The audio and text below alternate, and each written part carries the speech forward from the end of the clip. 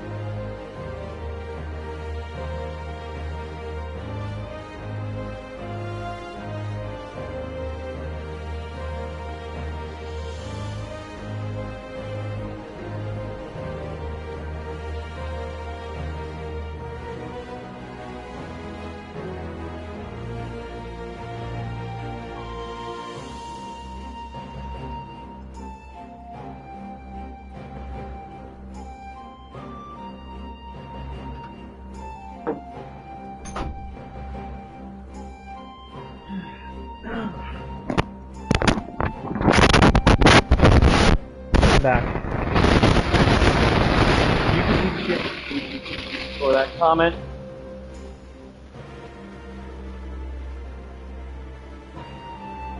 Maybe I shouldn't play Dark Knight, motherfucker.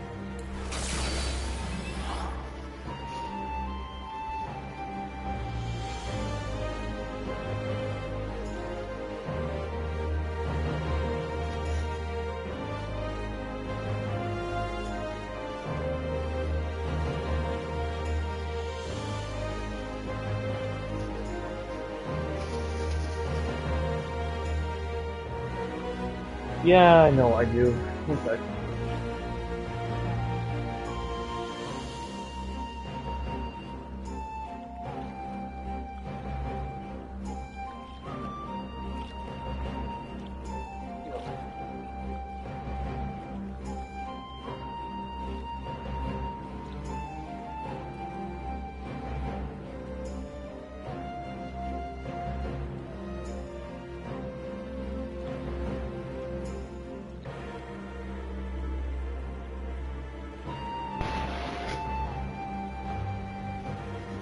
Can you hear me?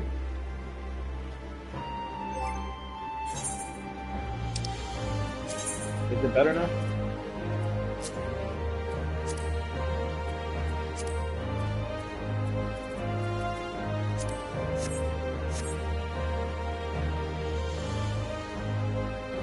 Sweet. Alright, let's continue.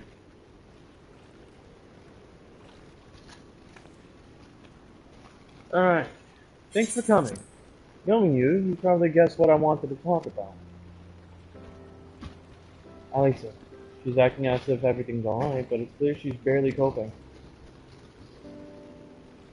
The Alisa I know is overbearing, willful, reckless, and that's fine. It's how she deals with you and me. She has to keep moving, she's afraid she'll fall apart. Not like me.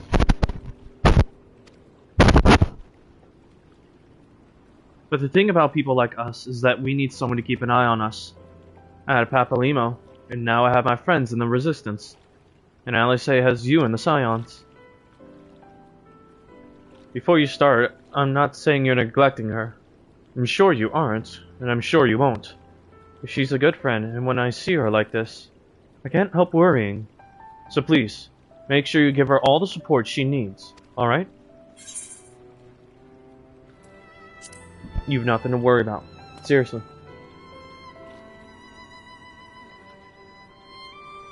Thank you, Mary, Luxarius. It goes without saying, but if there's anything I can do, you only need to ask. Well, I'd best be off. See you in Alamigo.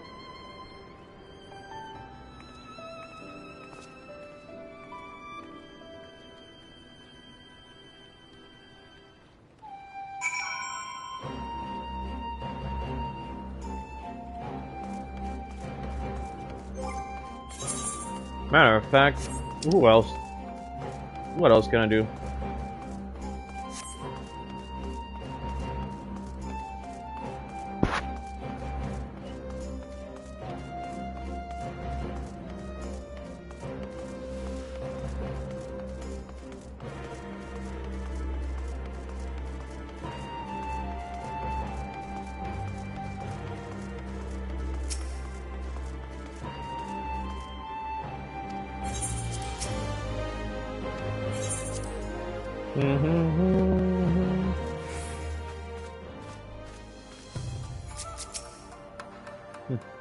I dare say I can guess the subject of your discussion with Lise. She too was never one for concealment. Fortunately for you, the individual in question seems none the wiser. Is everything alright with Lise? I won't ask for details. I know you'd tell me if it were important. Ah, there you are, my friend. Everyone has assembled, so let us begin.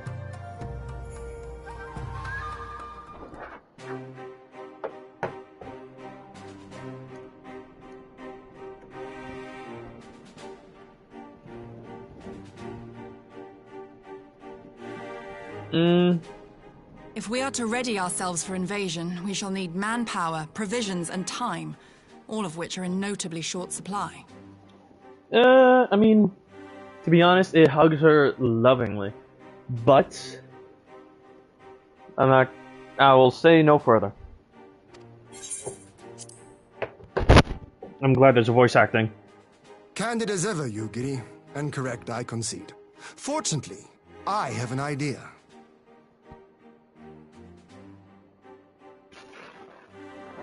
"'Tis plain no single nation can stand against the might of the Empire. And it was only with the aid of others that Dorma succeeded in winning her freedom. So, I mean to take a leaf out of our Eorzean friends' book and form an alliance of our own."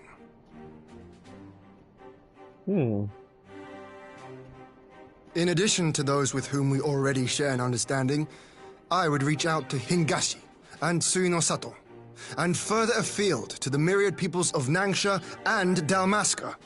Ooh, Dalmasca. I am under no illusion. Not all will answer the call. Yet disparate though we may be, we are united in our desire for freedom. If our neighbors could be made to see what is at stake, Ascian machinations and all, cooperation need not be so far-fetched a notion. It may even seem practical. Under the guidance of our former leader, Master Louis Soir, we once strove to unite the fractious city-states of Eorzea.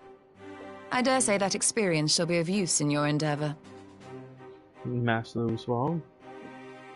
God, we should be glad of your wisdom. Hold on. Yes.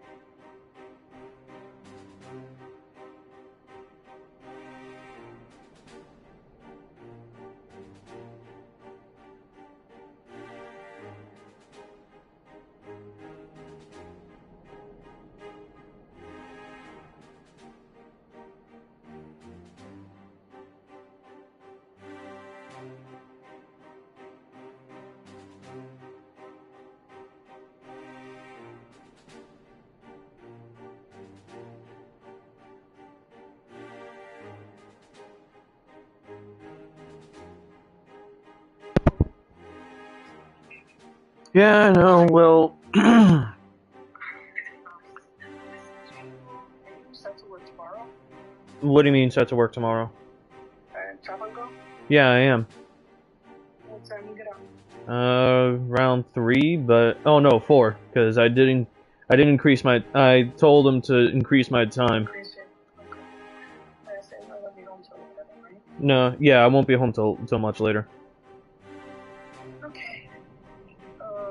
I don't know that I'll be able to bring everything in one shot.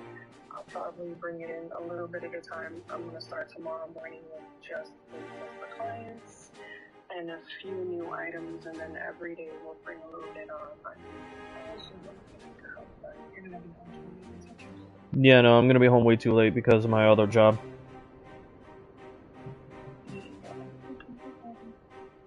How's Grandma doing? She's doing fine. For now.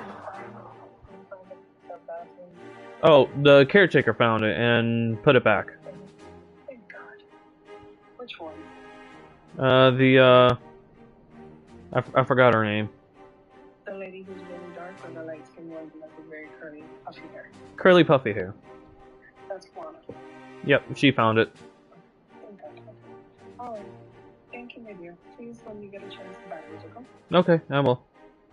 Love you, kiddo. Love you too, Mom. Bye. Bye. Okay, I'm back. Okay, that's cool. That's fine with me, Zuki. Alright. Moving forward. For the record, I would have been in favour of this plan even if it hadn't been my grandfather's, but I have to ask, how will we secure the time to carry it out? Not that anyone has forgotten, but the Garleans have airships. Lots and lots of airships. Should they catch wind of our plan, they could send an armada to overwhelm us before our alliance had even begun to take shape. Not if we deny them access to the skies.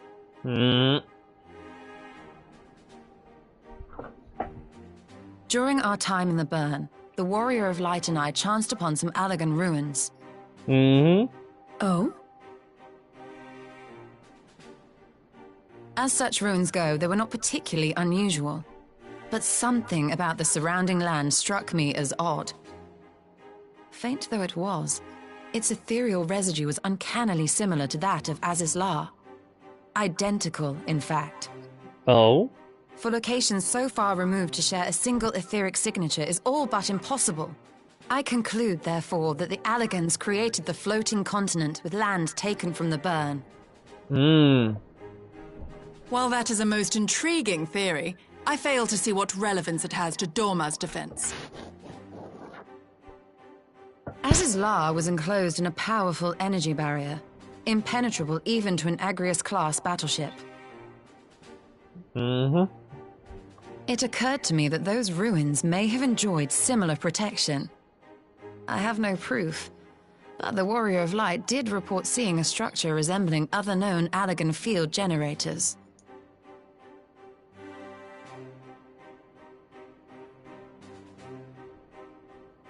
All right. But even if we could put up such an energy barrier, it surely wouldn't extend beyond the limits of the burn. So what's to stop the Garleans flying around it?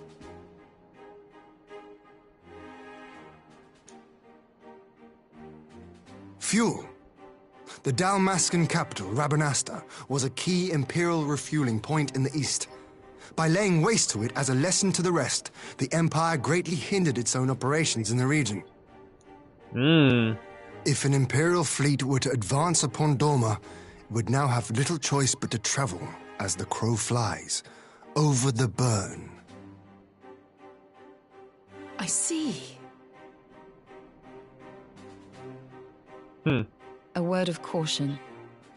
Even assuming the generator still functions, raising a barrier of such a scale will require a prodigious amount of energy. And few places are so bereft of suitable crystals as the burn.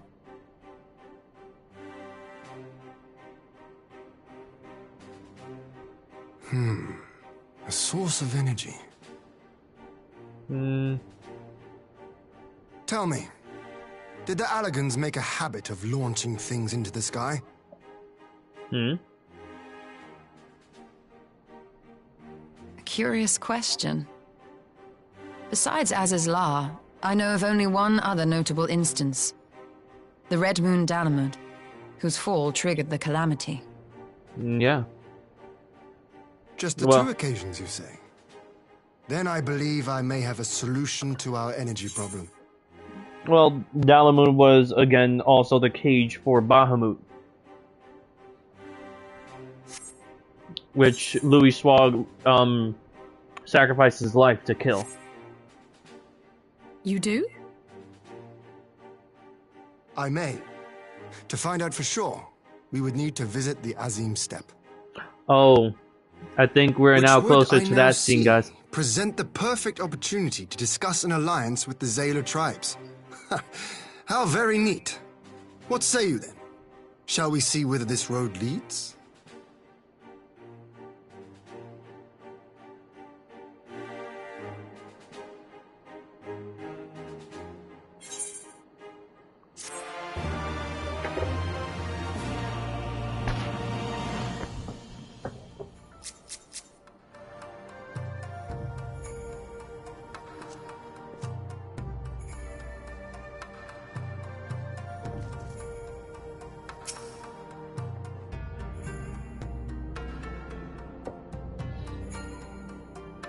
In the field of aetherology, the Alzian Steppe remains unbroken ground.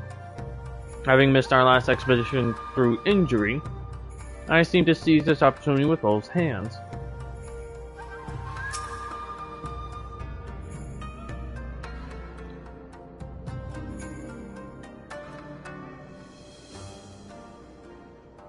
The reigning Ruby Princess is more receptive to the outside world than her predecessor. It is true, but what we offer is an invitation to war. Though I would plead our case, I fear we can expect little of Sui no Sato.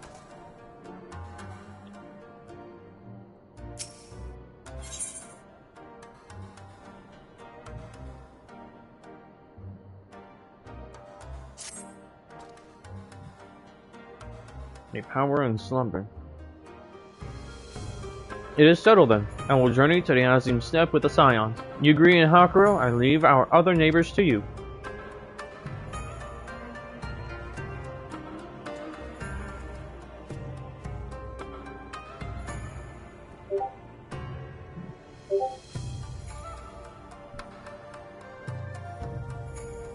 My apologies, but I won't be joining you. I am no etherologist, and what skills I do possess are unlikely to be of any great use to the mission. But more importantly, it seems to me that the ruins and the burn warrant attention. And so, while you are away securing an energy source, I will engage our friends at Garland Ironworks to undertake a complete overhaul of the field generators. We will need them in good working order if our plan is to succeed. Trust there are no objections?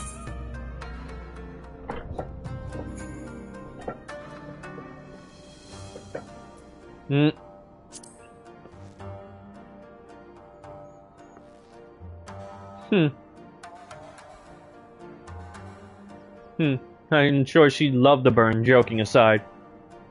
I was planning to enlist her help with organizing everything, but we'll still need a Scion on the ground. Don't worry, I'm sure you'll manage without me. Good luck.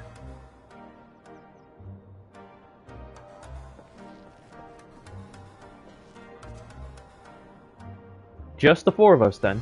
Very well. Shall we make first for a reunion?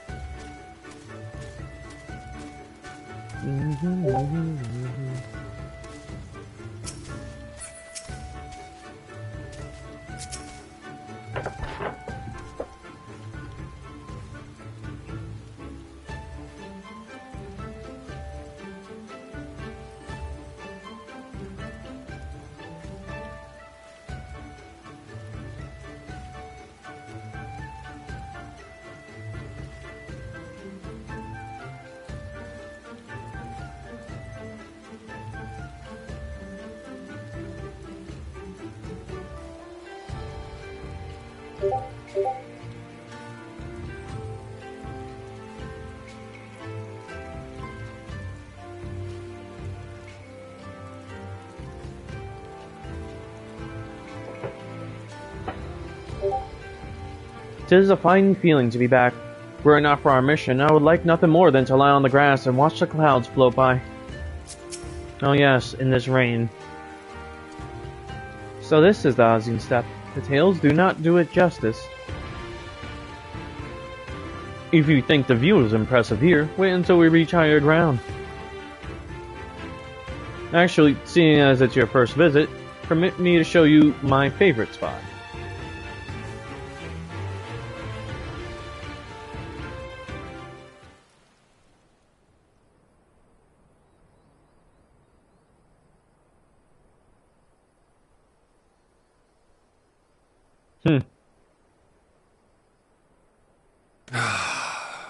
I will never tire of this vista. The endless fields, the boundless skies. 'Tis a sight to make a man forget his cares. That it is. But not his purpose, I trust. Well, she's blind, so she can't see it. She can only see the etheric signatures off of everything else. Might this be a fitting moment to tell us what we are doing here?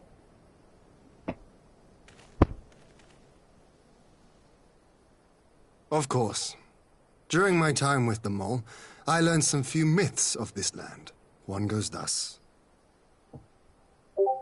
In the distant past, when all seemed doomed, a wayfaring soul came unto the steppe. Venturing into the northern crag, he received of Nama a sliver of her essence, a shard of the shining moon, and with it clove the tainted land from the earth.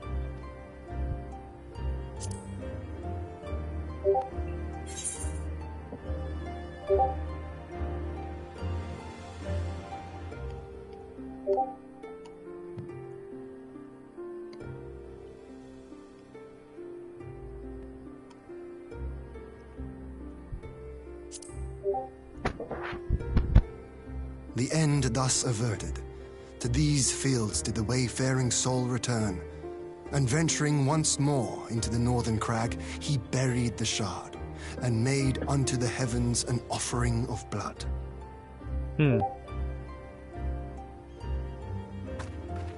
A tainted land cloven from the earth, and an offering of blood to the heavens. Azizlar and Dalamud. That was my thinking, yes.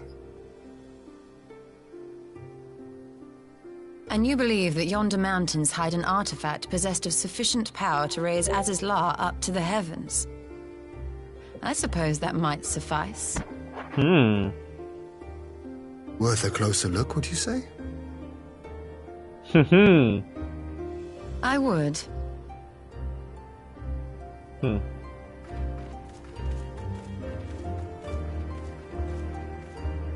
As a student of,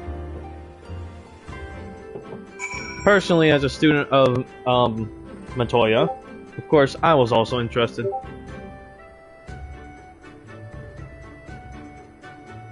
I have more control than you think, and not only that, but yes, she looked very stunningly beautiful. But, again, I'm still here trying to figure out the world. I'm more focused on that. Because, again, literally, even after the whole time, the whole thing, I'm currently doing the best.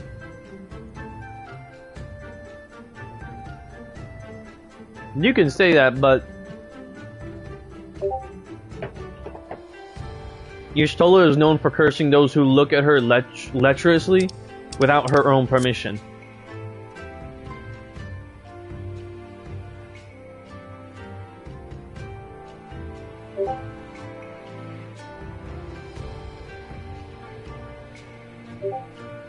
Okay, now would be a different story.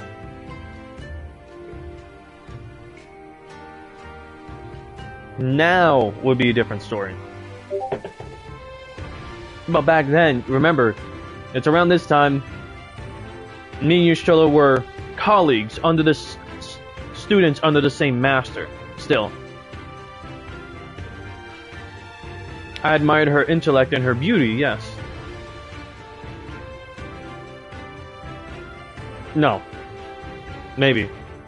But still, this is back then. Remember that. So this is before, apparently, that happened. Before any romantic involvement was included. But I did have an interest in her, and she knew it. That's all that's going to be said. From here we shall travel to Mal Ilo. There we may ask Serena about the particulars of the myth, and raise the matter of an alliance with the rulers of the steppe.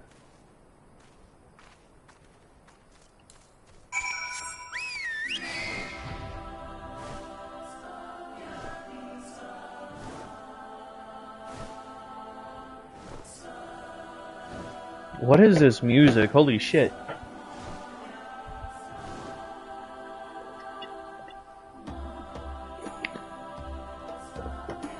This chorus slaps.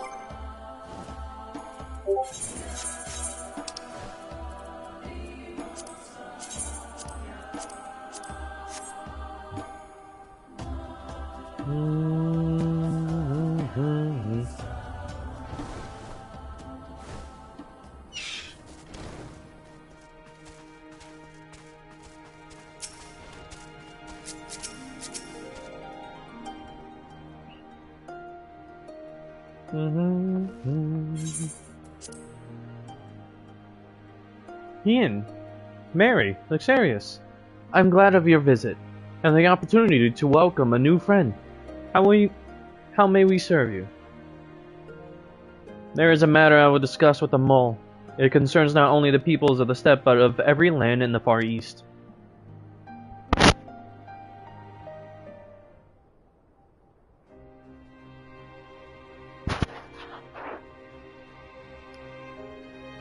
A shard of the shining moon left behind by a wayfaring soul. And you need this to protect our lands? I do. My friends and I wish to find the shard and ascertain the extent of its power. Will you tell me more of the place where it lies buried, this northern crag? If that is your wish. In the mountains to the north, there is a cavern called the House of the Crooked Coin. Inside this cavern are pillars of stone that legend holds to be the source of Nama's power. There, I believe, you will find what you seek. Ah yes, I know the place. 'Tis a brisk walk from here. And what are your thoughts on an alliance? Should the Empire return, our lands will be engulfed in a storm of conflict, whether we will it or no. If we do not stand together, we will fall apart. This, I believe, with all my heart. However,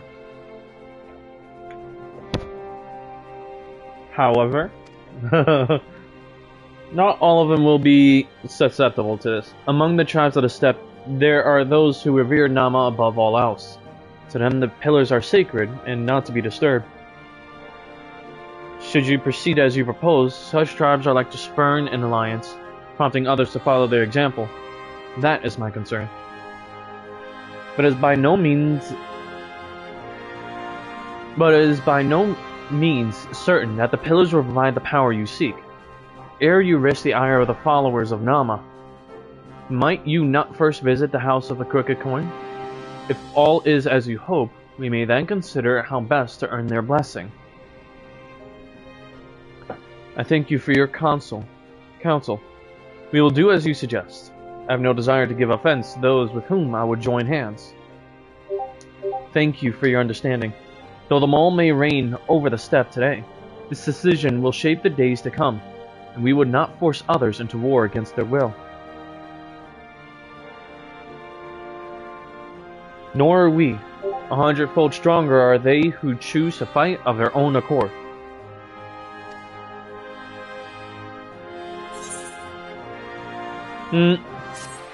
If I'm gonna be honest, I think you'll see her towards the end of Post-Stormblood, when we get close to the beginning of Shadowbringers.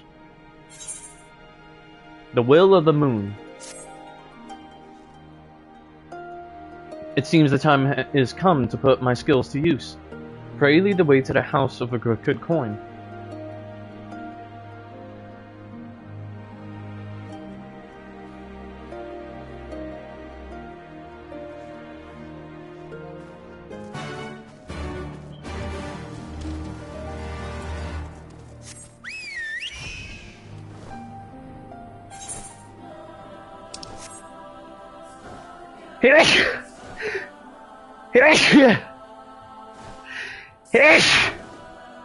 Fuck me.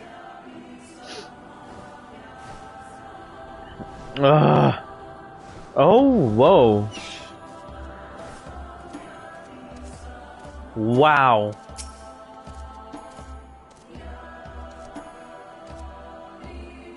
Well, it certainly looks powerful.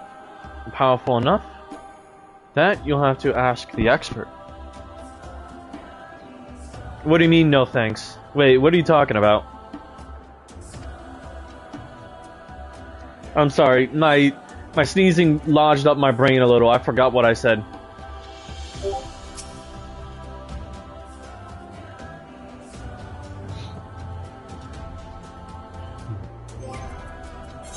I'm so serious. I'm so deadass. I'm sorry.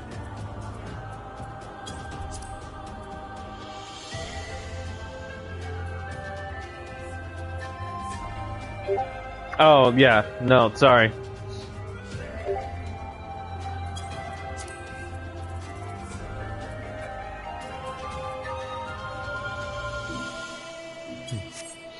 Okay.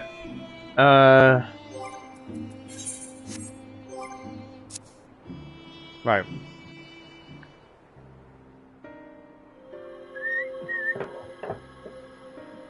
Ooh.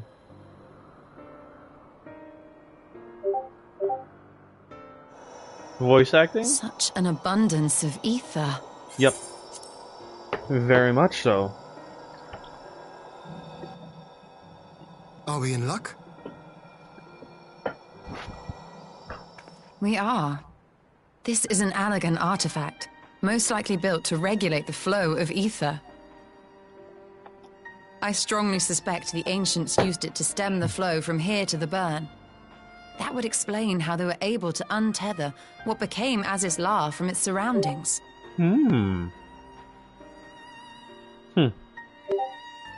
But were we to throw open the floodgates, the resultant deluge would surely be sufficient to raise our wall. And in restoring the flow, we may also restore life to the wasteland. Oh. But there's something else?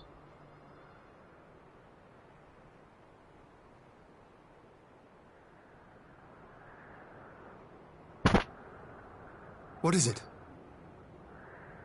While the device itself harbors a surfeit of ether, the opposite is true of the surrounding area. Wait, what are you cheering about, Zuki?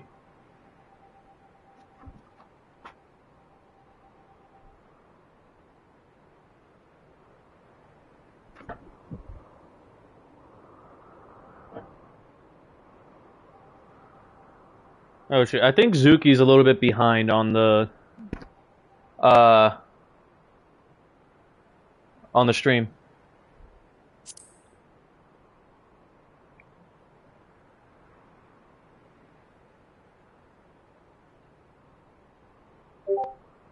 An effect of regulation, perhaps. A similar phenomenon seemed to be occurring in Doma.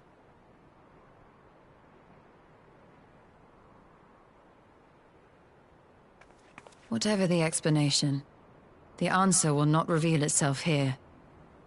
We have seen what we needed to see. Let us return to Mol Ilo.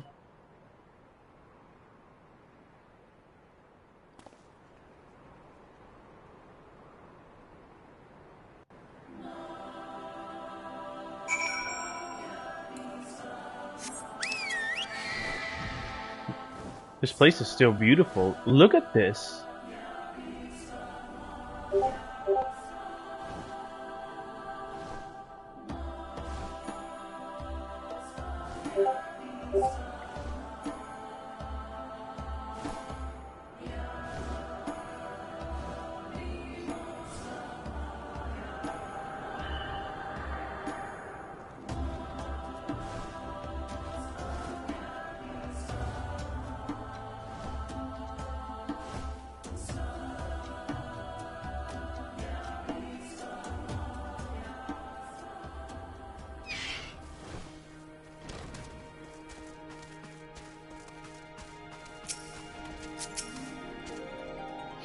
You found that. Ah, my gosh. Stupid freaking.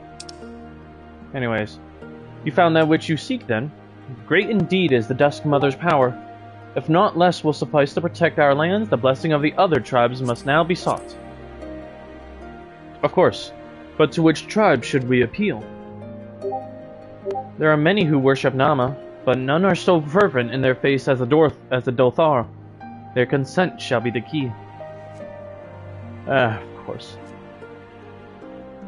The Dothar least spoke of them. A warlike tribe possessed of unique customs and beliefs. A sense of cooperation will not be easily won. Nay, but it will be well worth the effort. Dothar will feel nothing. Death least of all. And our alliance would be greatly strengthened by their presence. Let us go to the Dothar Ka and treat with our Hatun. Saru. Oh, look at that. We get to see Saru again.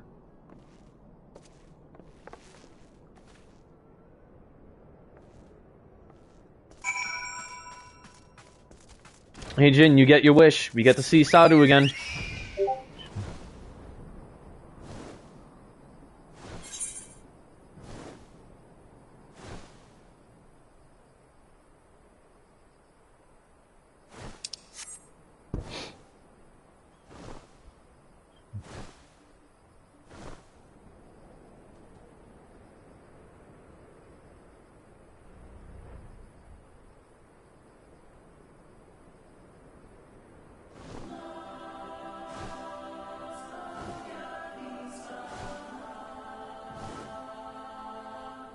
Okay, seriously, look at this place. It's beautiful. No, are these fingers? That's my question. Are these fingers? That would be amazing if they were.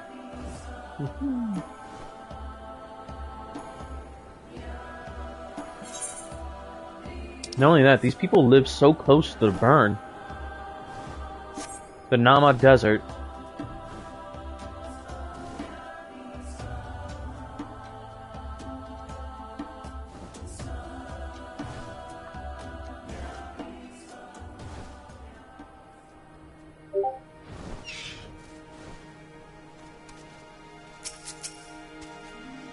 Oh yeah, not only that, you can imagine how awkward this will feel. You again? Other matters demand our time, Hagen. Unless it is battle you seek. So imagine how weird this will be for me, because if you forget... after the battle... I don't know if I mentioned this, but oh, actually, you know what? I'll say this in the Discord chat. Hold on, I'm gonna type it out real quick.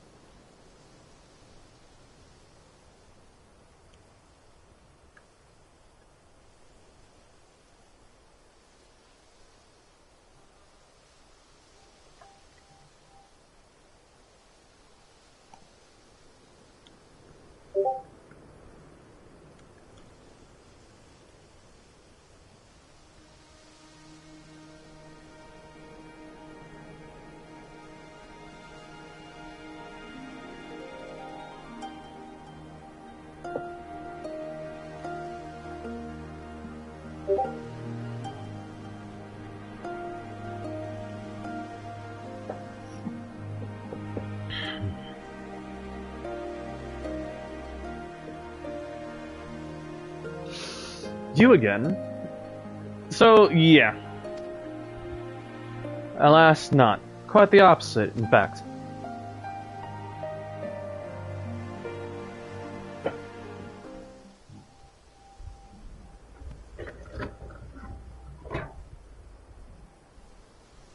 Talking, always talking. You say the pillars hold great power? Of course they do. They are the source of Nama's strength.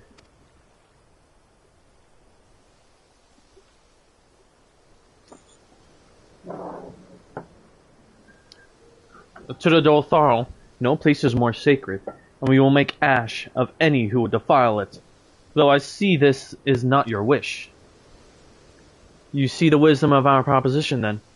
You will join hands with us. I said nothing of joining hands. You wish to wield Nama's power to defend these lands, and this I will allow. But for leaving the steppe to fight the men in iron, I would have something in return. Namely... Oh gosh. Namely, battle with you, Hagen. Nadam entered ere it began. I would face you again, alone, without distractions. Defeat me, prove yourself the stronger, and you shall have the Doltharl as your allies. Surely these are agreeable terms? Well, this is a not wholly unexpected turn of events, though I had assumed I would be the one required to fight. Unless the Hatun has made her choice. Alas, the Hatun has made her choice. Shall we dance?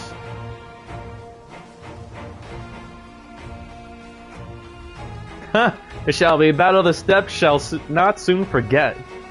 Ah, already my soul burns brighter. Prepare yourself, Hagen, and await me outside the car. I will gather my witnesses and join you anon.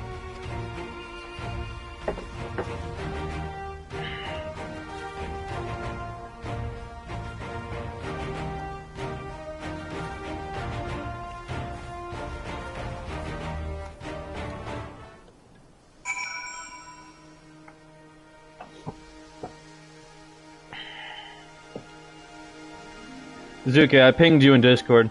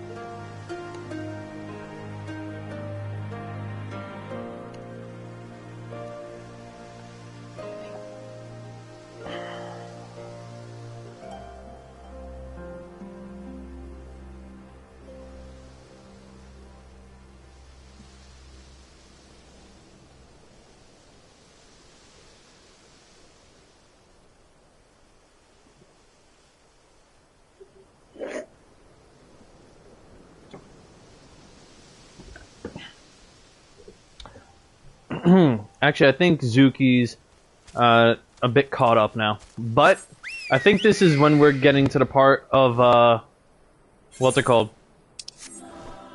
Of that battle. Of that cutscene with Magni.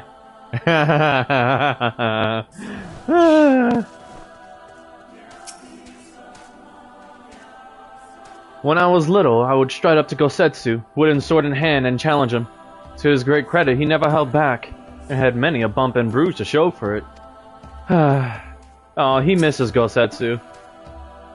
Try as I might, I fail to see the logic in this arrangement. I can but conclude there is none. Okay, so, seeing as how this is, back here, I think I should go for a DPS class. So, up to you guys. Out of the melee DPS listed on the left, over here, from Dragoon, Samurai, Reaper, and Viper, which one should I choose? Because I'm not trying to... because tank will take too long. I genuinely think tank will probably take a bit too long. Unless you guys still want me to try and play Dark Knight. It's up to you guys.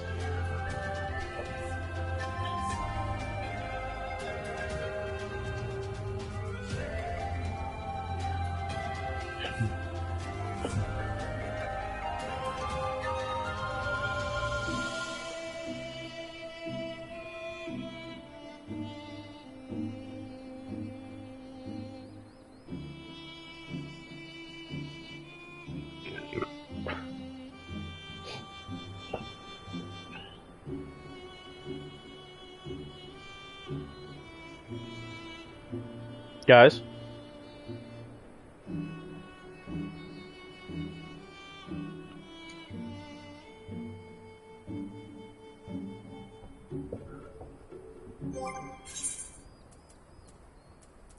Okay. Did nobody hear what I asked then? I asked what class I should be for this instance. This, well, duel against, Sadu. Should I stick to Dark Knight or should I switch to something else?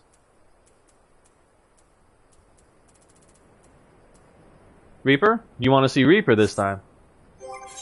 Alright, I think I have to...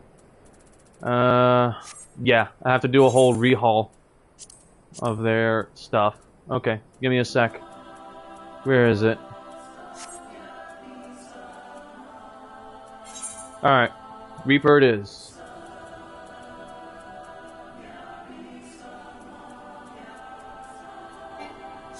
Okay. What do you mean insufficient? Okay. No, I have the right amount of space. What do you mean insufficient armory chest space? That is bullshit. What chest space?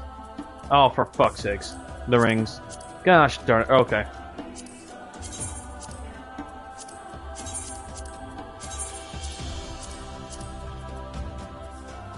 I'm checking my live chat. No, I see what you guys want. I know you guys want Reaper. It's just, it's being difficult. The fucking game itself. Alright.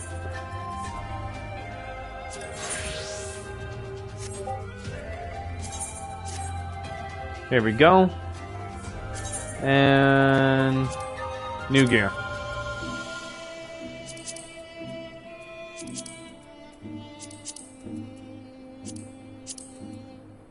Alrighty then. So, guys will have to bear with me for a sec. Oh, no, not yet, not yet. I haven't. I'm completely screwed right now. So, just give me a sec to change up my entire hotbar then, because this is not ideal.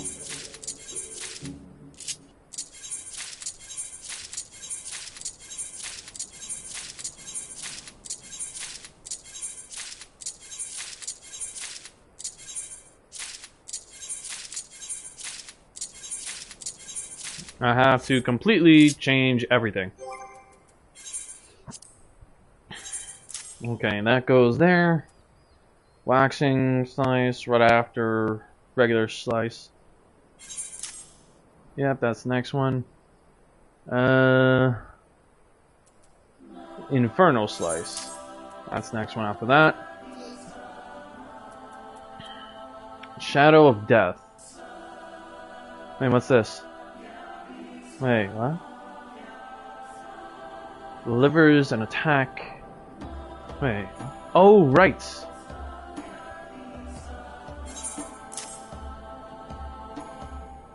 That's designed increasing damage you deal target by 10%. Right, I forgot about this.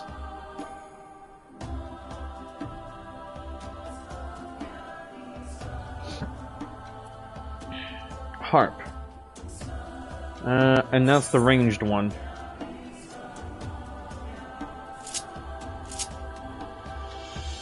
Technically, what I'm wearing is, not exactly what's shown, but you'll see it soon. Just give me a sec to figure things out. Okay. How's Ingress?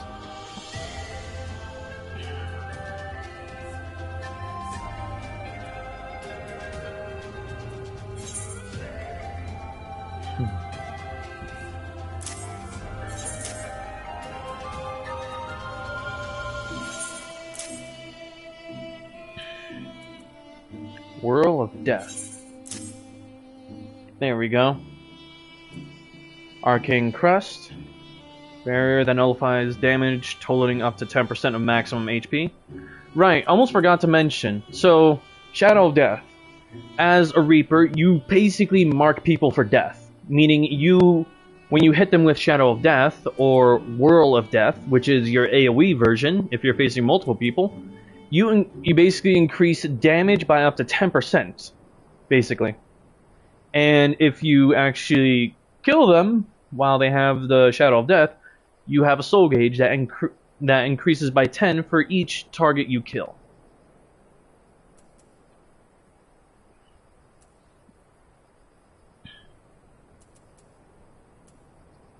Your whole combo just basically helps you, increase your soul gauge though. So, that's a plus. Arcane Crest. So, Arcane Crest grants Crest of Time Borrow to self. Basically, giving you a barrier around yourself that nullifies damage. But only lasts for like about 10 seconds, I believe? 5 seconds, sorry.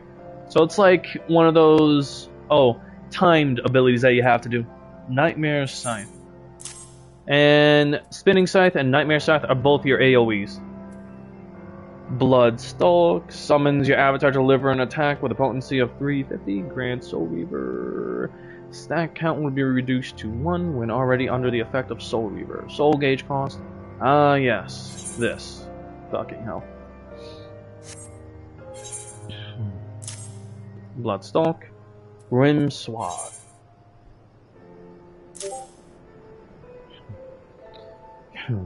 Soul Slice. Let's see. Right, this one.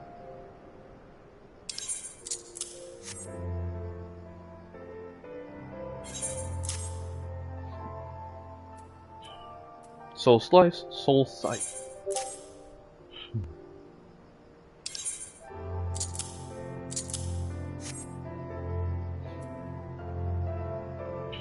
Gibbet, right. Target's flank. Gallows, target's rear. So, Gibbet and Gallows. They're basically your... how do I say this? If anything, I'll show you. And if anything, I'll have to just learn this stuff in time. Oh yes, and then you also have Arcane Circle, which is basically like your team your team ability, basically. What the? Okay, I don't know why it did that. And yes, technically this is typical armor wear for a Reaper. Sorry, getting distracted. But let's see, what was I doing? Right. Arcane Circle. And then Gluttony. Summons your avatar to deal unexpected damage to target and all enemies nearby with a potency of 520 for the first enemy and 25% less for all remaining enemies.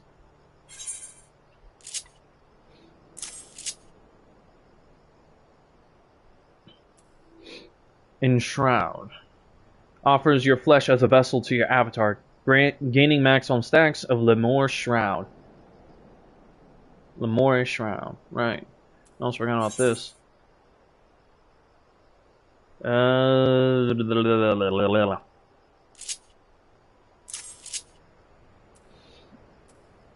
Right, I don't have all the rest of that.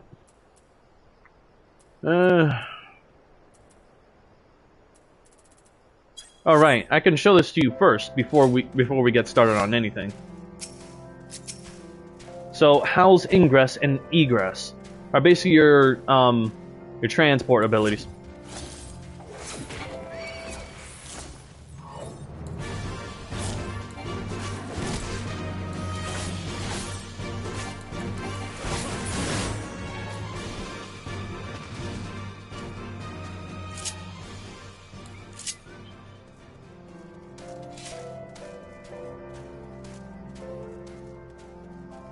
If anything, I will show you everything in battle.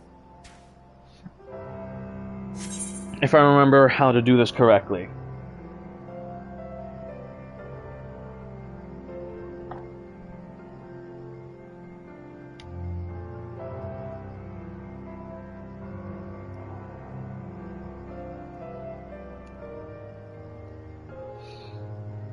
Alright. Let's do this. Hopefully this works out well.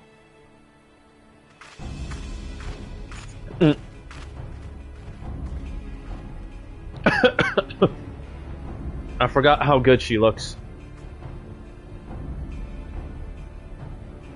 I was drinking something and she just waltzed up like that. This spot shall serve as well as any. I shall enjoy this harn. I choked on my soda.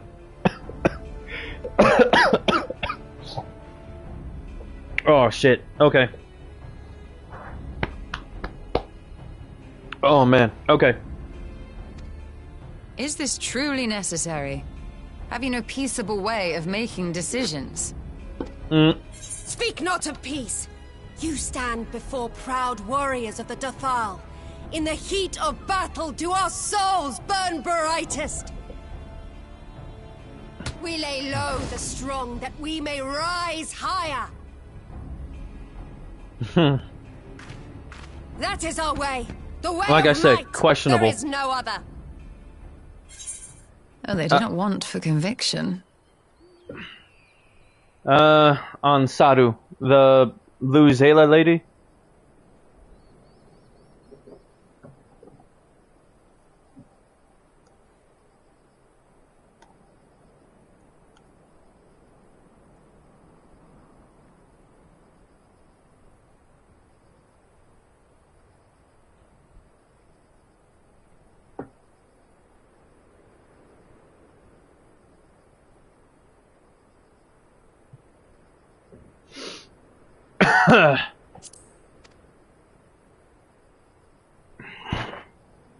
I'm gonna be honest. Indeed. It's what makes them such dangerous she's willful, enemies, and thing is and that such useful allies. That's the thing. She's willful and she's still trying. I don't know if I. That thing is that I don't know if I should say no or not, or keep saying no. Because she truly just wants a very powerful warrior, a new powerful warrior for her tribe. Time to fight.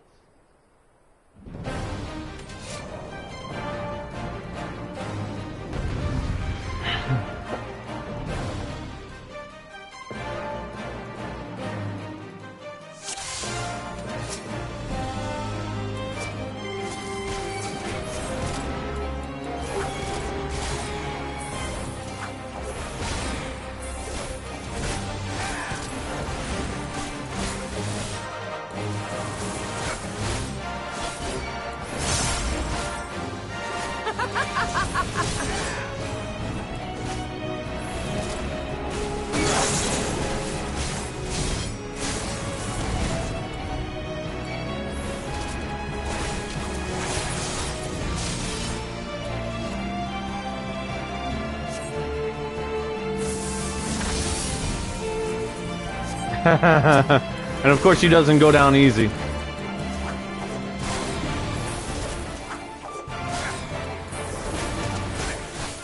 death do our souls sing.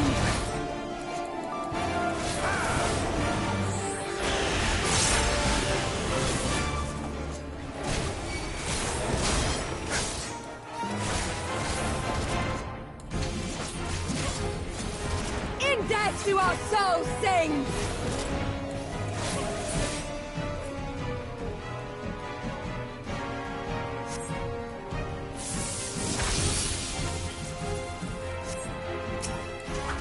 I have to take her down 2 more times now.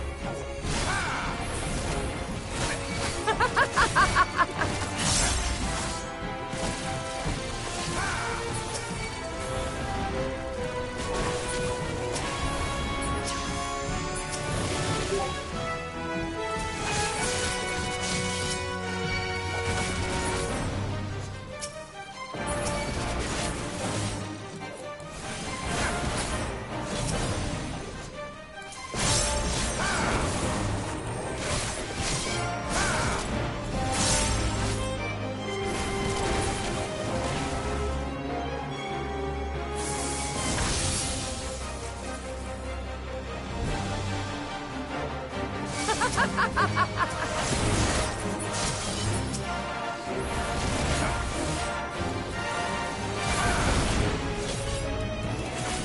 death do our souls sing!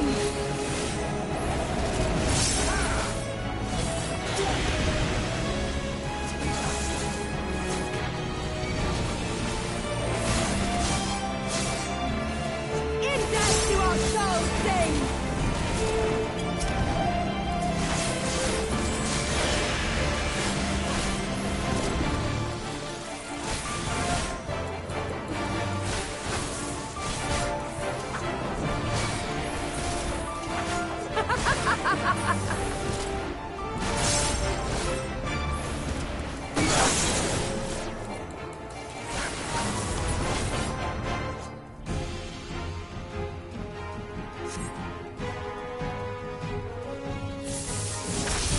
Oh boy.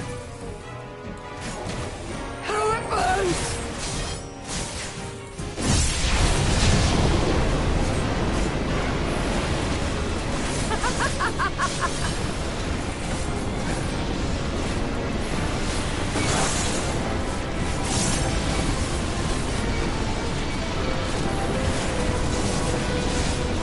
In death do our souls sing!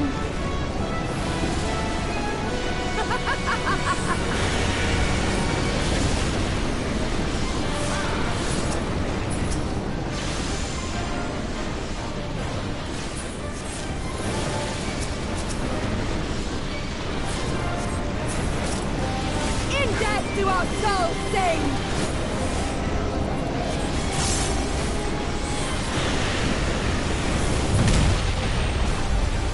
Okay.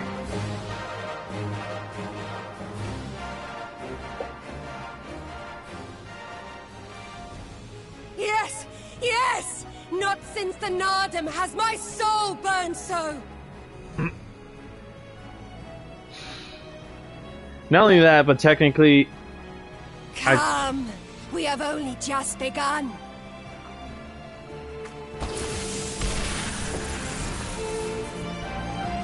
Enough! You were not granted leave to set the steppe ablaze. oh boy, here we go.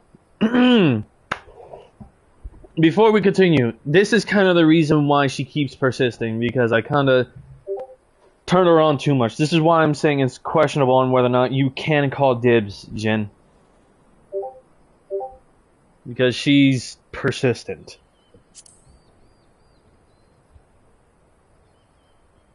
Well, well, the sun has come out to play. Yeah, so I'm Be gone, Moonstruck Oranir! I am busy! Fool of a Dothal! Have you forgotten the face of your master already? The sun will never set! From his seat on high, he reigns over all, now and forever. Technically, he's not the leader.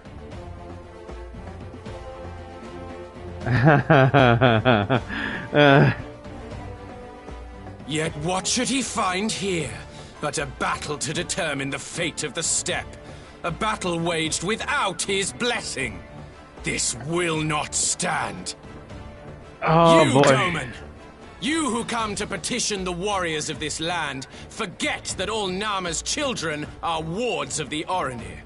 As first among my brothers, your petition is mine alone to judge.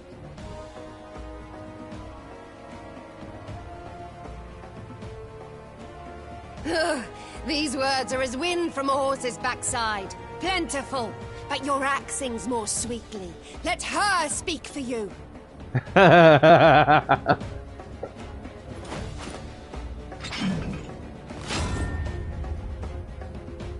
Insolent child.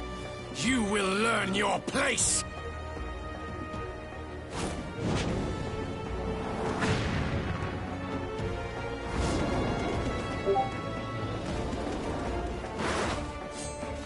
Forgive me, Brother Magni, but we have an arrangement with the Dothal.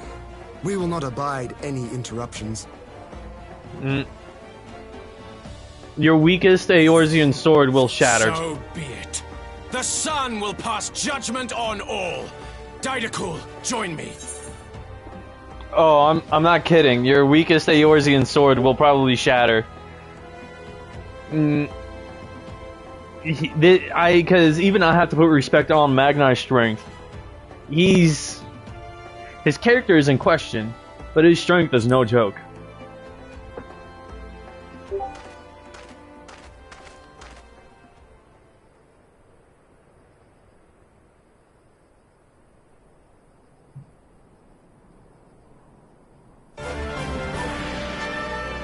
Oh boy, here we go.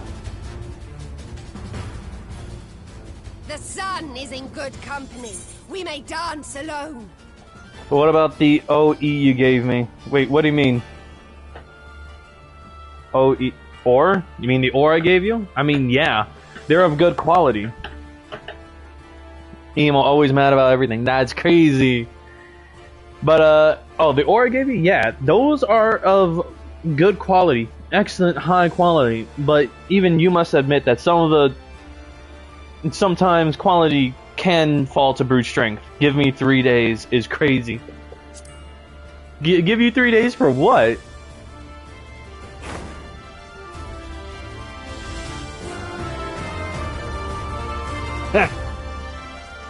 Beg not for mercy, for you will have none. Bear witness to the power and the glory of Azim!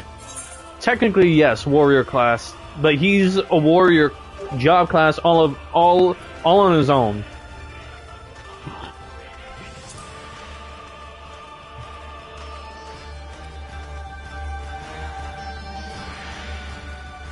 Constantly at each other's throats like rabid dogs. Gods, I'm turning into her.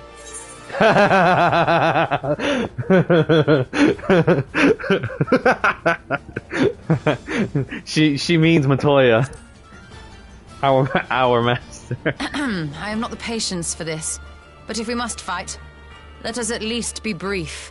Come. Oh, wait a minute. Oh, we're doing this as Y'shtola. I forgot.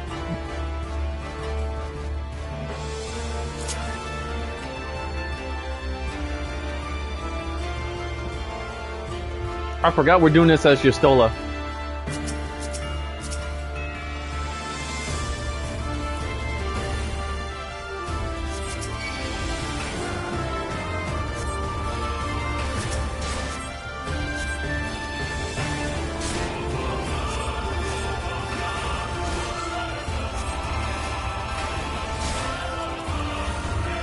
Do as you will.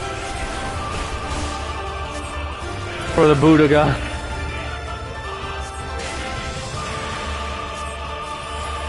Heal or die!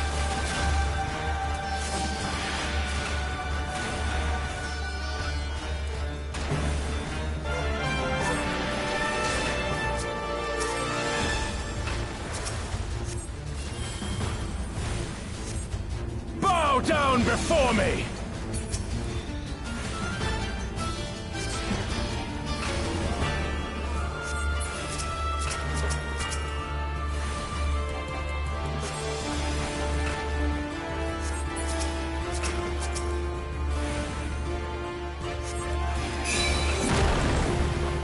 Heal or die!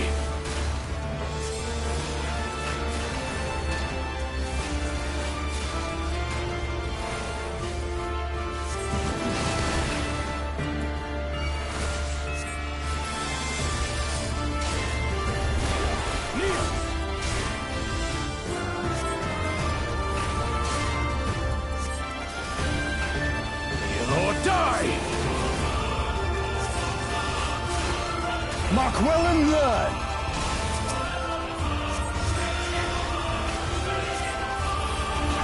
Concentrate!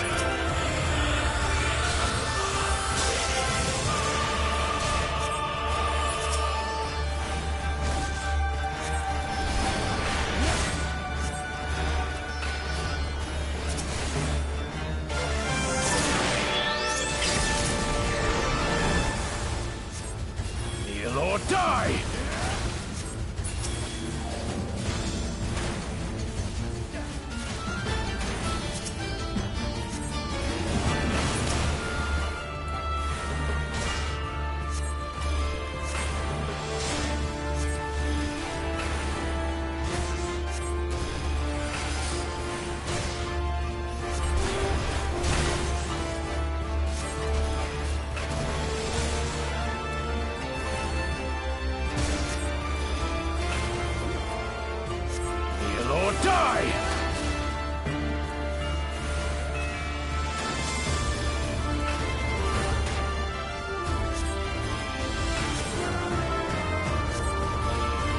down before me! Mark well and learn!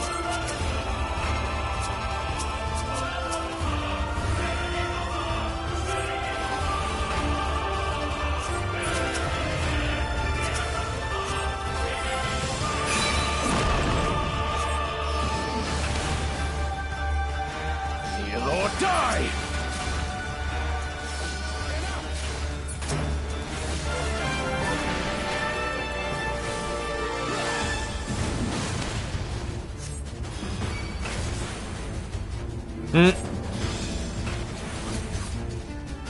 Bow down before me!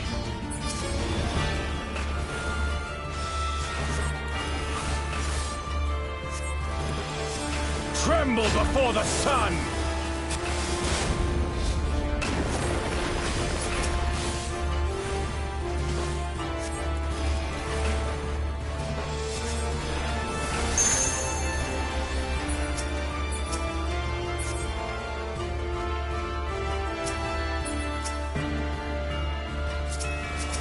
Let us be about it!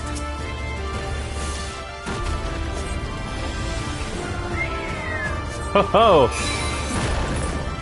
Oh, shoot. Oh yeah, he has an advanced version of Home Gang.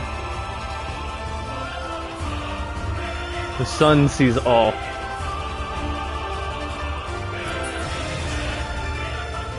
Active time event, let's go! And...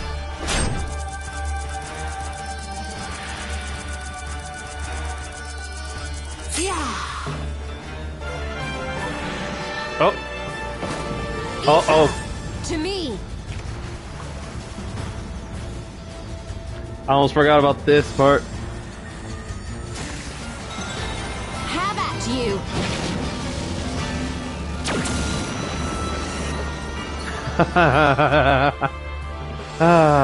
She was lovely with this. What grace is this?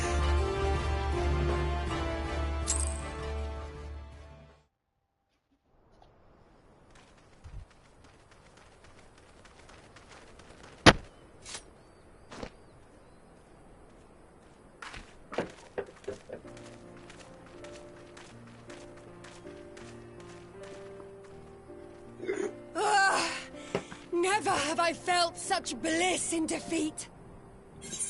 So, do you see now? Jin?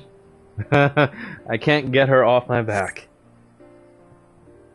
'Twas a battle to burn soul and flesh to ash. We Dothal will lend you our strength as promised. Narma's power is yours to wield.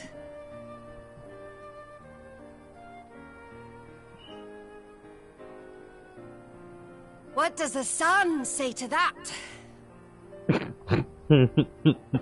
Oh my goodness, here we go. The sun is not driven by base motives such as yours. But they have been judged and found worthy.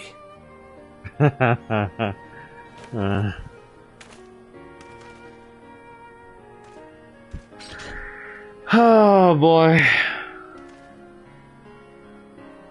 It is the way of the Oronir to accord recognition and respect to the strong. You have made sufficient proof of your strength. The sun shall answer your call. I will be honest though. If it came to fighting a primal and there was no primal influence, Magnite could actually survive a full fight with a primal. I kid you not. That's how powerful I have to give it to him. That's how strong he is. You have our thanks. We are glad to call you allies. He's like the one in a million. You? By what are you called? Oh, here we go. But yes, he could match a primal. And same goes for Saru. If a primal's influence was not involved, and they could act, she were to fight without, you know, the risk of being turned into a tempered, one of the primal thralls, then yes, technically Sadu and Magnite could defeat a primal. Oh, here we go, the infamous scene, guys. The infamous scene.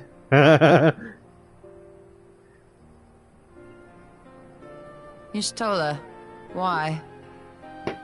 Notice how she looked to me first. Like, Are you my Nama?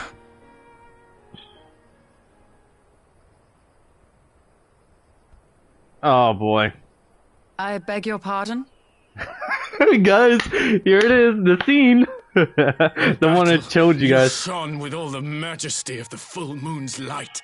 Your healing touch, the embodiment of the Dusk Mother's love.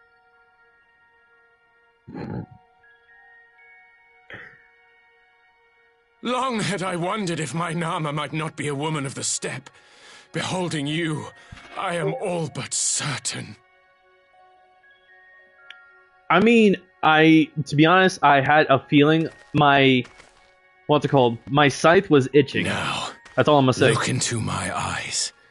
Could it be? Could you be?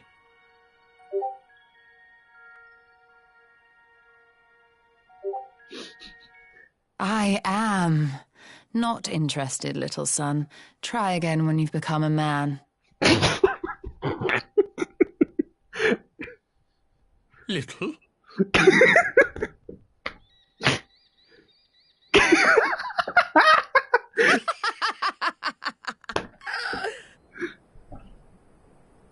Little son! Little son! So you see, I didn't have to feel murderous at all. Y'shtola handled it just fine.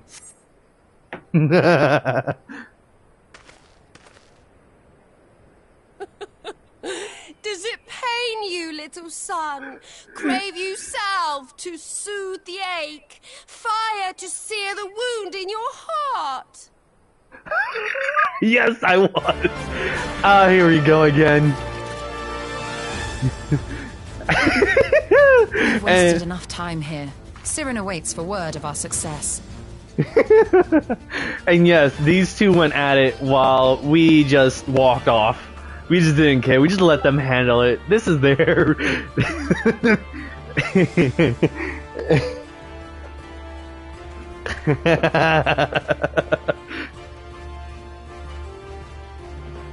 Yeah, this was no longer our issue to handle.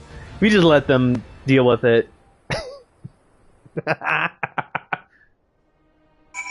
And yes, Y'shtola legit walked off without a care.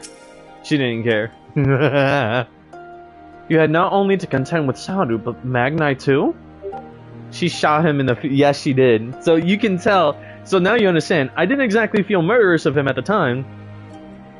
Yes, I didn't like him at the time. But he grew back on me because of his strength and his participation in defending the star in the final days. Oh yeah, I felt a bit of pity. But again, he tried reaching for what was not his. Technically, she wasn't mine either. We weren't not romantically involved yet. But, yeah. You had not only to contend with Sadu, but Magnite too? Such a fierce battle that must have been. Yet here you stand, triumphant, having passed such a test. They could not well deny you their allegiance. You absolutely cuddled her after you two dated. Yes, absolutely. The Mall will make no such demands. Weak though we are, we will gladly stand with you. The steppe is our home, and we will defend it with all our being. You have my heartfelt thanks. Of all the tribes of the steppe, there is none I would rather have at my side. God's willing, many more will rally to our cause. I shall send you word when we have answers from all the tribes. I cannot thank you enough, Sirena. None of this would have been possible without you. I'm gonna be honest, the way I see it, I think Hien and Sirena would make a good couple. That's my opinion. The call. We have the requisite consent. 'Tis time to put Nama's power to use. If the ether flows as planned, all that remains is to have the ironworks engineers do their work at the ruins. Come, let us return to the House of the Crooked Coin.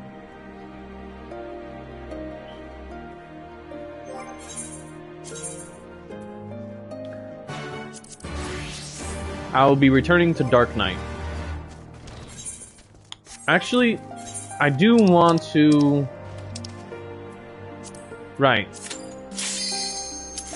Real quick, because I do want to handle this. Oh, well, that was quick. I still want to level up Dark Knight so I can unlock more abilities to showcase. Oh, this place. This piece of shit of a place.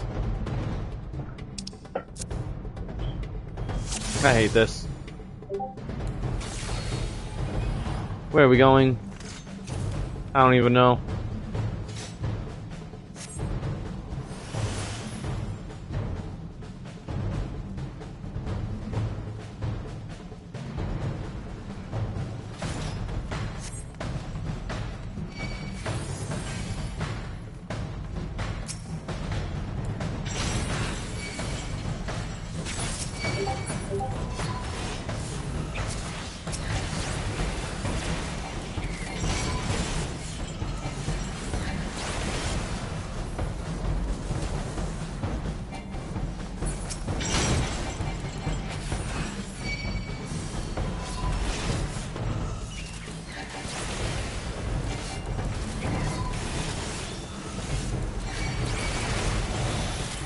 What?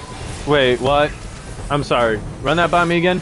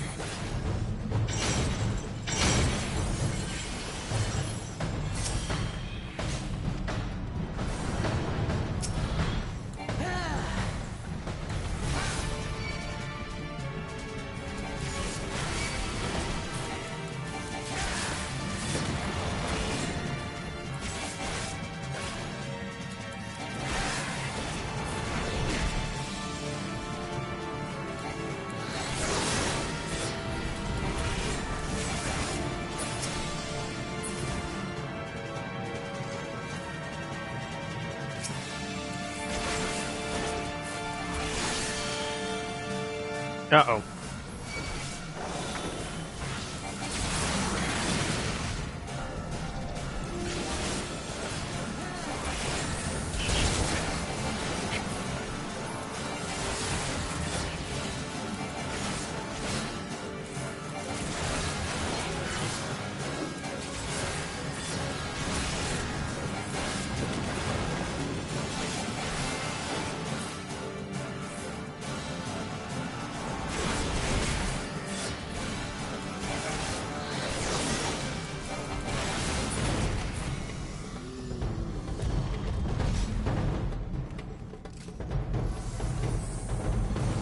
It's been a while since I did this dungeon, so this is new to me.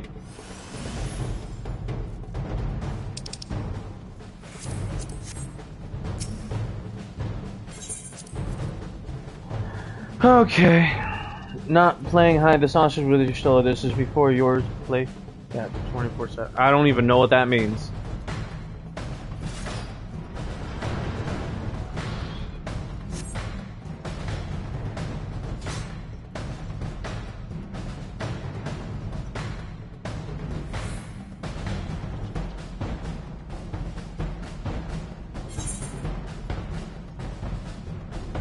What are these guys doing? Oh my gosh, no way.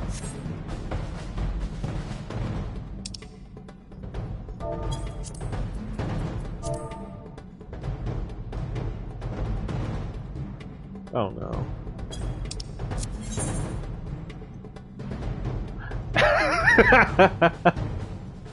Oh yeah, no. Yeah, this is technically before me and Yustola got physical. Oh no, so... nothing.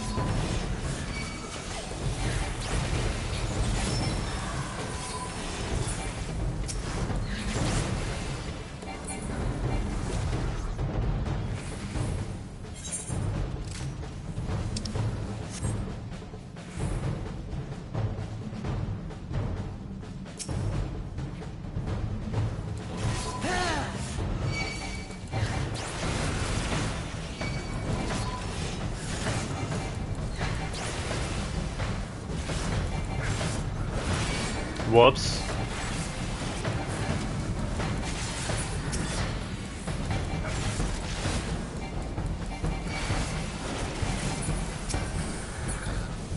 That is a big old whoopsie. I didn't know.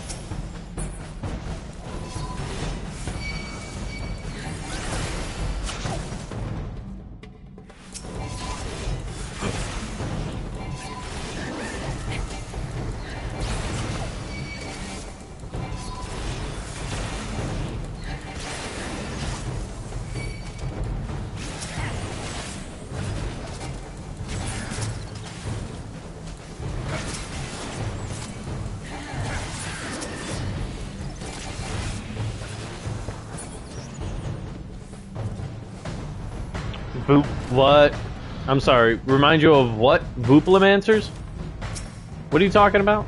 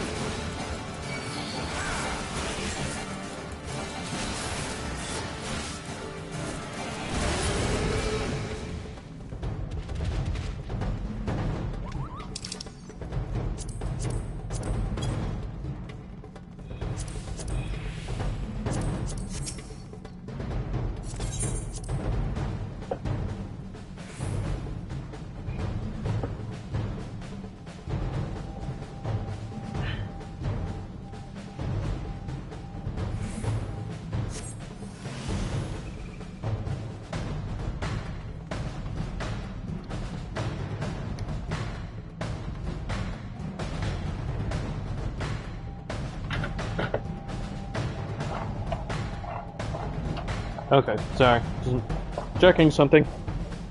One sec. Yeah, sorry, I was just checking something with my PlayStation. Oh. The wolf yolks? I don't know who you mean, but okay. Oh my gosh.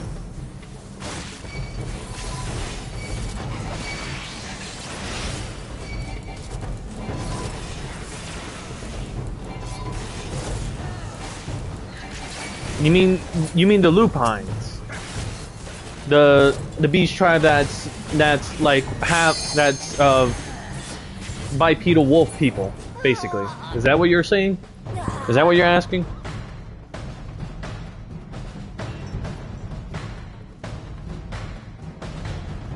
Oh no, right. I just remember what you were saying. Okay, never mind.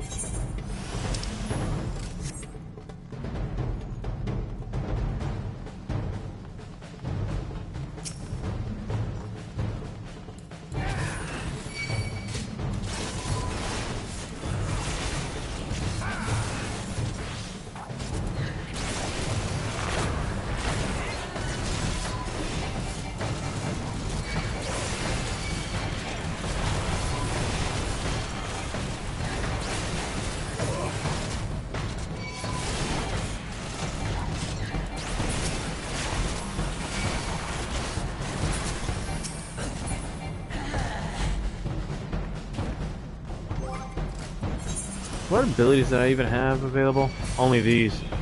Oh, that sucks.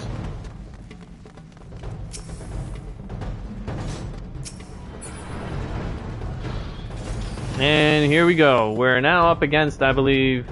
What was it?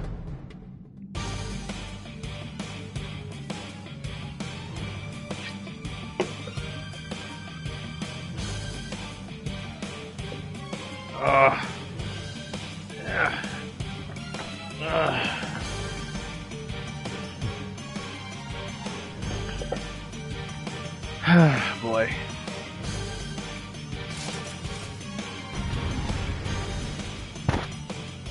Oh, okay.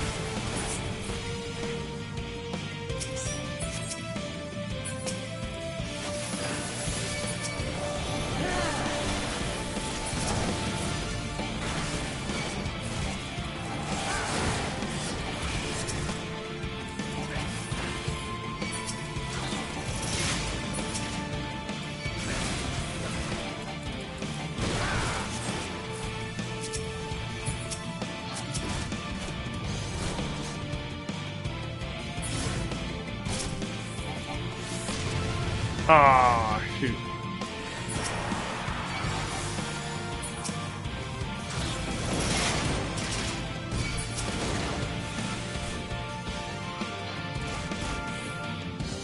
Uh-oh.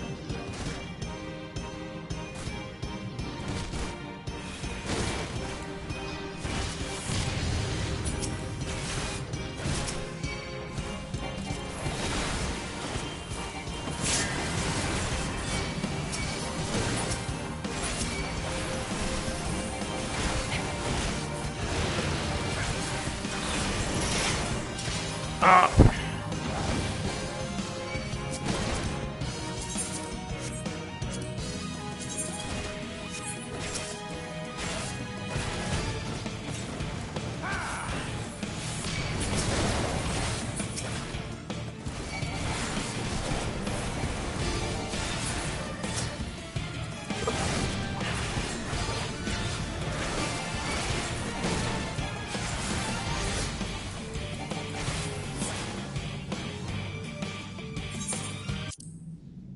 Yeah, we did it.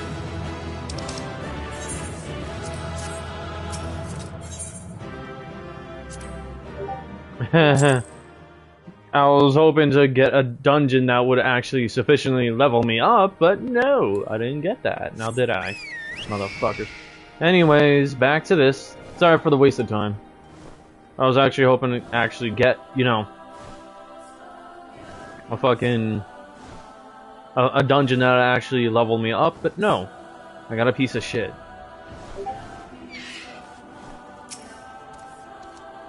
Here we go. I shall begin at once. You may wish to step back. And here we go. Another wonderful cutscene.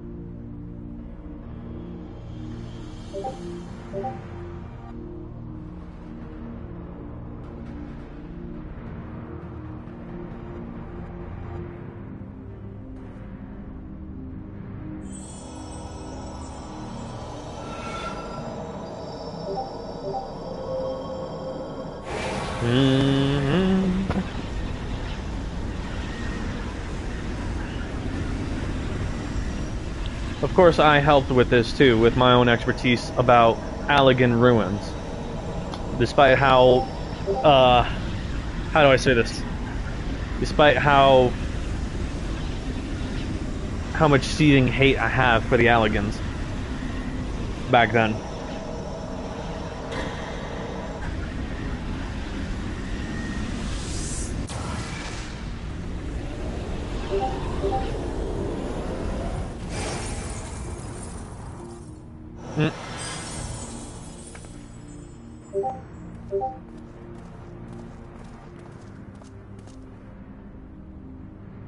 Did it work?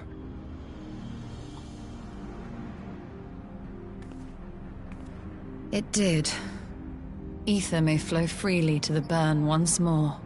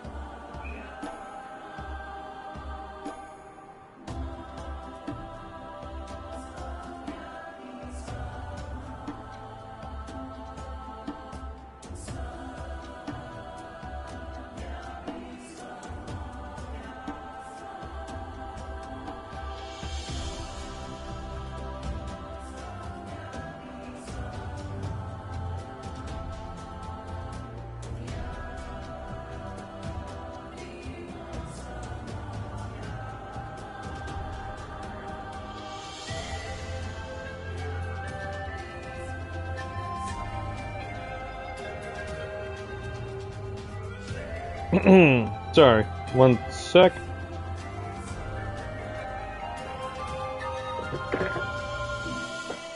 So what's next? She kinda did lock in. Alright. I do not pretend to understand what you did, Yashilla, but you did it. Thanks to you, and Lixarius and Mary, of course, we have taken a momentous step towards securing our defenses. Now, as much as I believe a rest is in order, we should probably make haste back to the Enclave. Agreed. The others may already have returned from their missions, and I would know how things stand. As would I. Without further ado, then.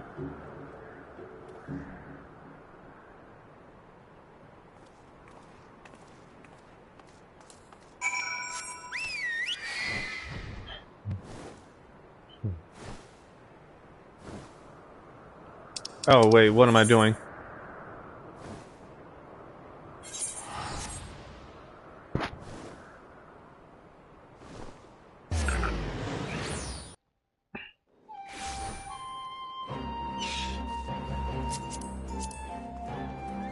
What the fuck are you dressed as?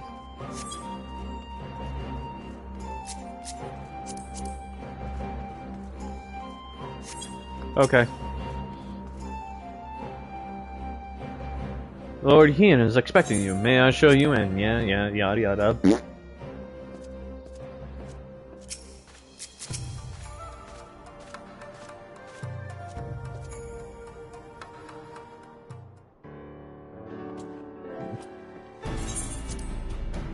Judging by your triumphant expressions, I take it all went well on the Azim Steppe. Indeed, we have secured a suitable source of energy for the barrier. Good. Tataru and I have commissioned Garland Ironworks to ensure that the field generators functioning as they should. A team of engineers stand ready to set out for the burn at a moment's notice. You need only say the word. I thank you for engaging their services on our behalf. The minutiae of the arrangement you may leave to me. Minutiae. I don't know what that means. I don't know what word that is. Which just leaves the small matter of our alliance. So, Yugiri and Hakuro, how fared you with our neighbors? My lord, all the factions we approached are in agreement that the Empire poses a threat, and many responded positively to talk of an alliance. From Hingashi to Sui no Sato, however, we received outright rejections. The former will not break its treaty with the Empire, and the latter will not involve itself in conflict. Just as we suspected, then. Well, there is naught to be done about it. We must focus on the rest. To each of the nations that were amenable to an alliance, I will personally send a missive. And once I have attended to that, I believe we will have done everything we can to fortify Doma's defenses. For the time being at least, all of which means I may leave for the meeting in Alamigo with a lighter heart. Yugiri, Hakuro, if you would be so kind as to hold the fort in my absence. Dun, dun, dun, dun. My friends, we could not have achieved so much in so little time without your help. For that, I give you my heartfelt thanks. Till the meeting, then. I took the liberty of asking Thancred to attend as well.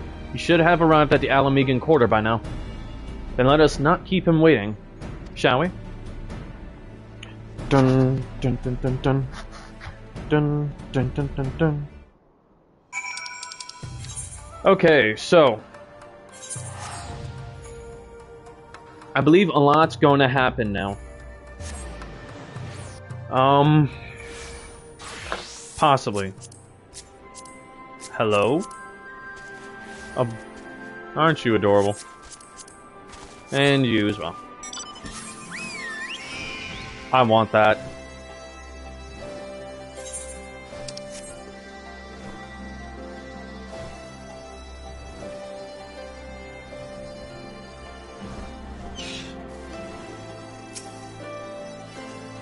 Y'shtola has told me all, and I duly told Orianger and Kryl. Kryl in particular was concerned about Alphino, but I assured her that everything that can be done is being done. She agreed to continue with her own tasks for the time being on the condition that I contact her the moment there is any development. So that leaves 4 of us to attend the council. Ehrenwald is here to assist with security, incidentally, though the poor lad seems altogether too distracted for the task. Another one missing Alphino, I expect. But it's almost time. As soon as you are ready, present yourself to the guardsmen at the palace entrance. I shan't be far behind. Okay, here we go. I'm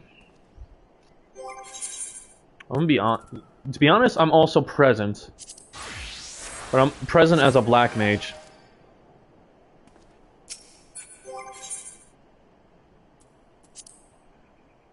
No. The Silence of the Seventh Dawn. Well, Alliance leaders of our... Right. Upon proceeding to the Royal Palace, several cutscenes will play in sequence. It is recommended... Yep. So, yeah. It is around this time that I am also present. But I've also switched to Black Mage because I was focusing on that around this time.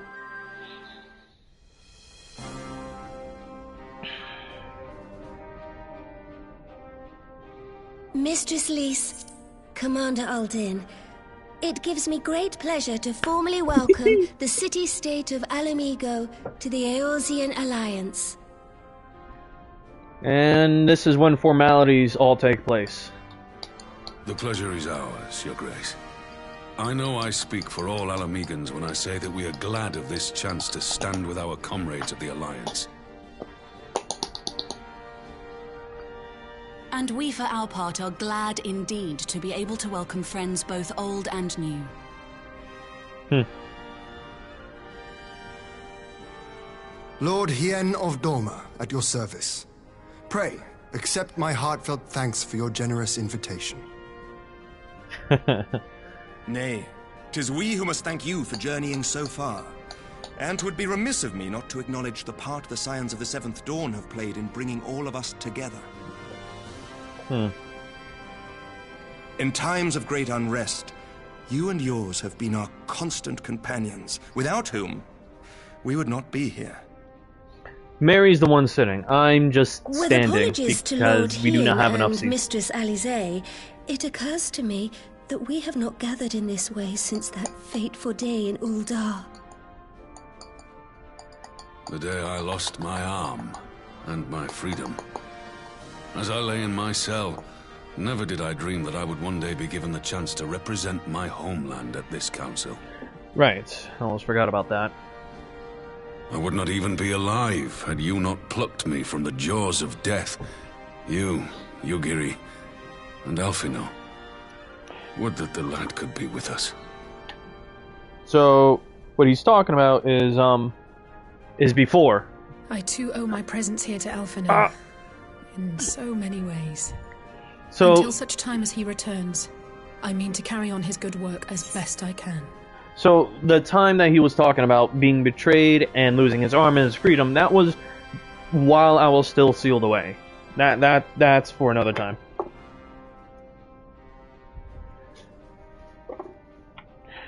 Sorry, hold on. I'm also doing a few things while this is happening.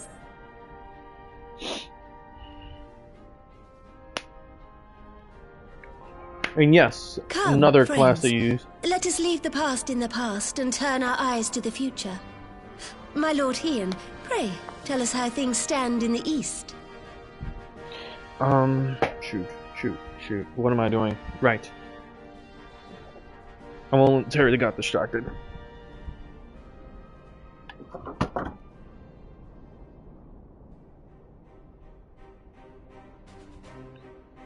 Having heard the rumors of dissent in Garlemald, I dared to dream of a peaceable solution.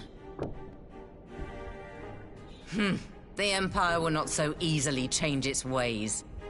No, they will not. If the Garleans have a mind to take back Doma and Alamigo, we'll be hard-pressed to stop them, even with the might of 6 nations.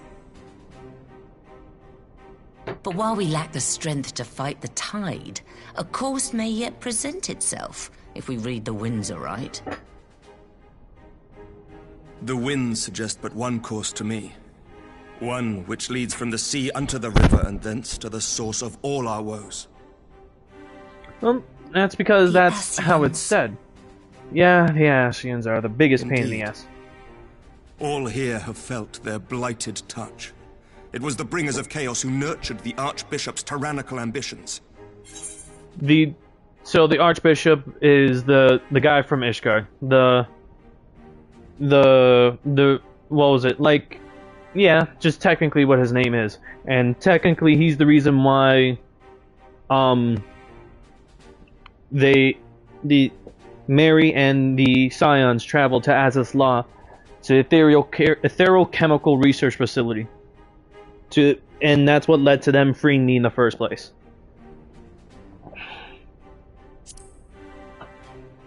They who bestowed upon him the secrets of summoning, as they have so many others before and since.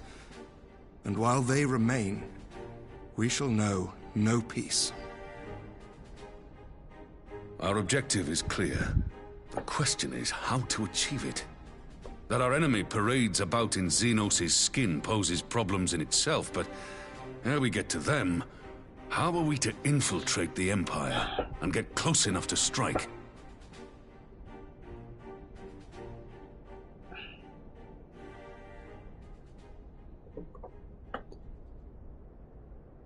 While I see the wisdom in targeting the Ascians, an assassination attempt on Garlean soil would do little to aid our cause, even were it to succeed. It's time we used our enemy's preferred tactic. Subterfuge. You have an idea? Speak your mind, Master Thancred. None here know the enemy better than the Scions, and you mayhap best of all. Well, because apparently whatever it is you propose, we will give it fair hearing. On that you have my word.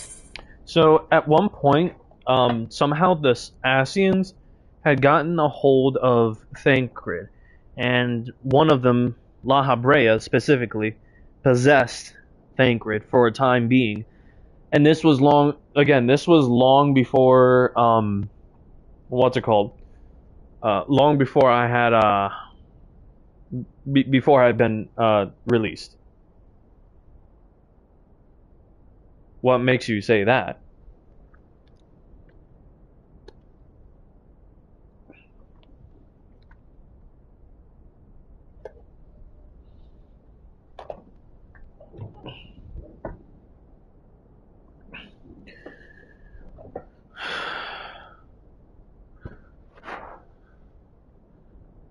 But as I was saying, yeah. So Thancred would know most of all, because, again, he was possessed by La Habrea, one of the Convocation of 13. Well, not one of the ones that fully reincarnated. Okay, yeah, I like her. She's fun to be around. Very well, Admiral. My proposal is thus. We dispatch the shinobi to Imperial territory. There, they sow the rumor that the Crown Prince perished in the battle for Alamigo, and that the man parading around is in fact a corpse inhabited by a servant of darkness. Huh.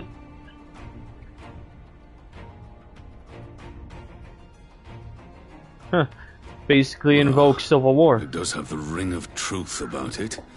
And were the Garleans to learn that their future ruler is a puppet, the Empire would be shaken to the core. But, at the risk of sounding stupid, would they actually believe such an unlikely story? I didn't. Ordinarily not.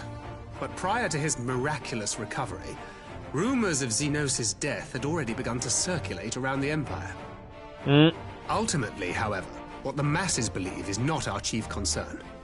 Our true objective is to create an opening for rival factions within Garlemald to exploit. Just as a war of succession erupted in the wake of Emperor Solus's death. A war which raged until but recently, plunging the Imperial House into disarray as nephew and uncle grappled for the throne. It is no coincidence that one of Varus's first acts as Emperor was to name Xenos heir apparent. Family feuds being so tiresome when armies are involved. Not all welcomed his choice of successor, however. There is no shortage of individuals who aspire to the throne, who would jump at any chance to seize power. The news that Xenos is not only dead, but a puppet to diabolical forces, would be too enticing to ignore. He's not wrong. The Empire would not be quick to recover from a second war of succession. I am no stranger to infiltrating Imperial territory. With a team of operatives gathered from among the Alliance's finest, the plan should have a reasonable chance of success. Dorma already has shinobi in place throughout the provinces. We stand ready to act, and act we must. What say you all?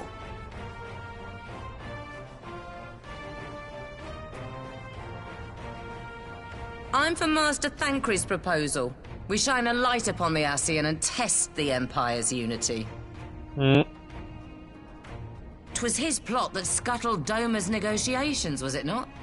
Why then, if we can eliminate him, there may yet be a chance for peace. Let us wage this war of subterfuge, that we may one day lay down our arms. Gods know we never will while the Ascians remain.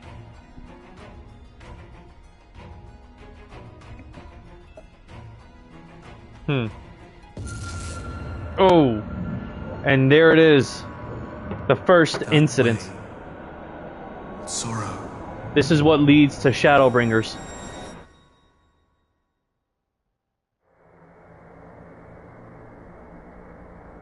And here we go.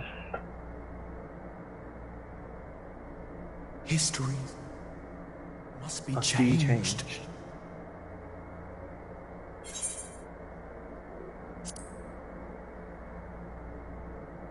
This is what's happening with Mary. Looms a calamity. No. Ahead looms light. What? Expunging all form and life. Wait, I'm sorry. Where are you getting that from? Twin dooms only you can forestall. Only you. What's the matter?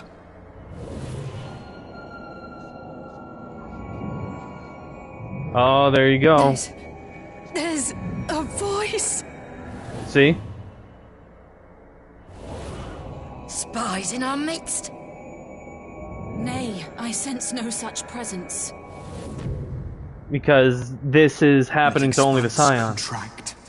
Eon become instant. Time travel. Throw wide the gates that we may pass. Time travel and space travel. Someone's trying to summon us. The Scions.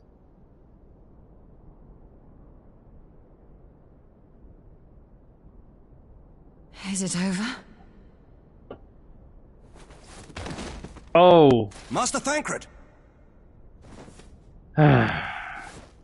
He was the first one to go. 12 for Fend. Bear him to a private chamber. Have every healer make ready. Right. Swiftly! So it was as of this moment that one by one the Scions will start falling into a deep slumber. Master Thancred remains in slumber. Though his vital signs appear stable, he's unresponsive.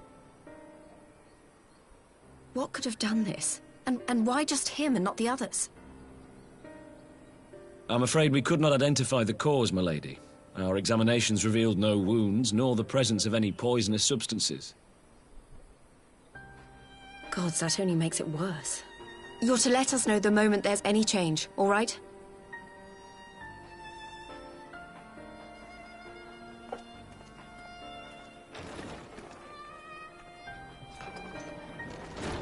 Thank you for coming.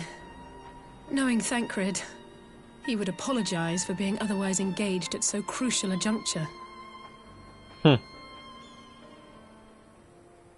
In gifting us a course of action, Thancred sowed the seed of all that is to follow. We have but to nurture it as best we can. To him, I would say, rest easy, that he may wake to enjoy the fruits of our labors. Now, the matter of the mysterious voice must not be forgotten. Will you tell me exactly what happened? Alize and I heard a voice in the moments before Thancred collapsed. It was accompanied by a severe headache, as if something were clutching at our minds.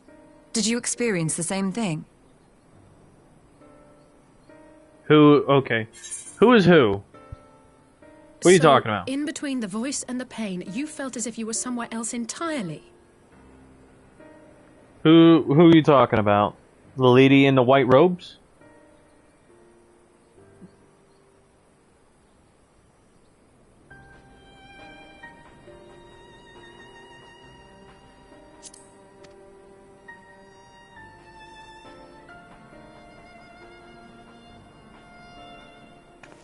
Her? Your testimony confirms my suspicion. That which you experienced was... Yes, County Senna. Your soul being plucked from your flesh. Called. See? That which you experienced was, I believe, your soul being plucked from your flesh. So he, like I said, he was called to somewhere else. And Connie Senna is the leader of Gridania. She's a Pajali. One of the very few rare instances of a species that are blessed with even more heightened senses to listening to the elements. Hence, all Pajali are gifted with a suffice amount of ether as well as a gift for listening to the elements. And so they all end up, what's it called? You really want to try your luck with all the leaders of the states?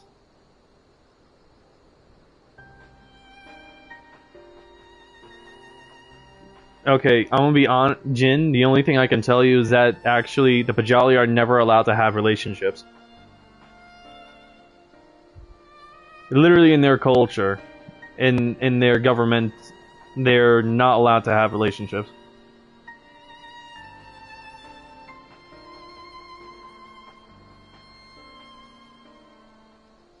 That's their customs.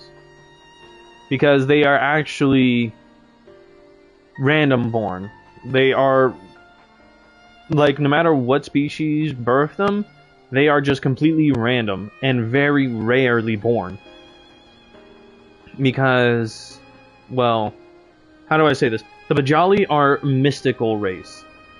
There are few of them. There are only 3 of them in existence right now. Her and 2 younger ones who are technically also white mages as well, just like her. And they are the ones who helped me and Mary learn how to be white mages.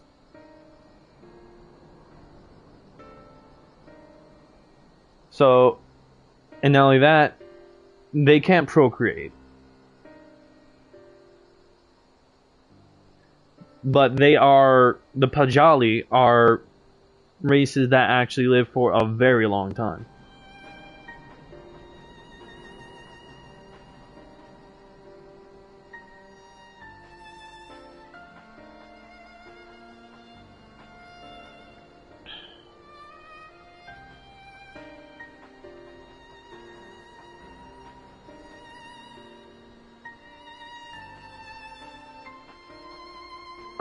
So behind her hair ornaments, the ones next to her ears, those horns are real.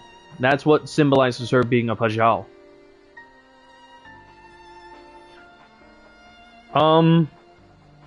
They still have the sexual organ. What do you mean? Okay, internal. You mean? They still have the organs, but they cannot have children.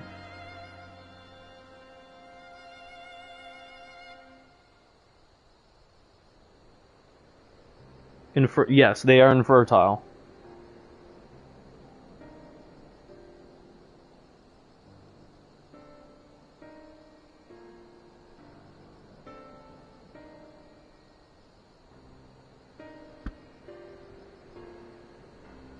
Okay, why do you ask though, Jin?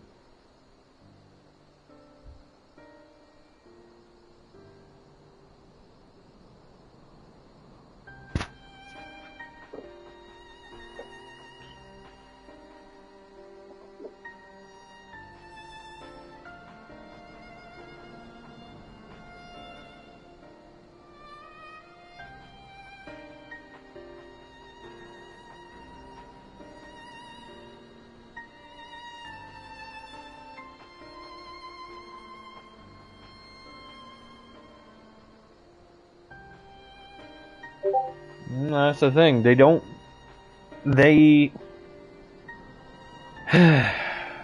That's just how they are. Not only that, they don't truly feel lonely.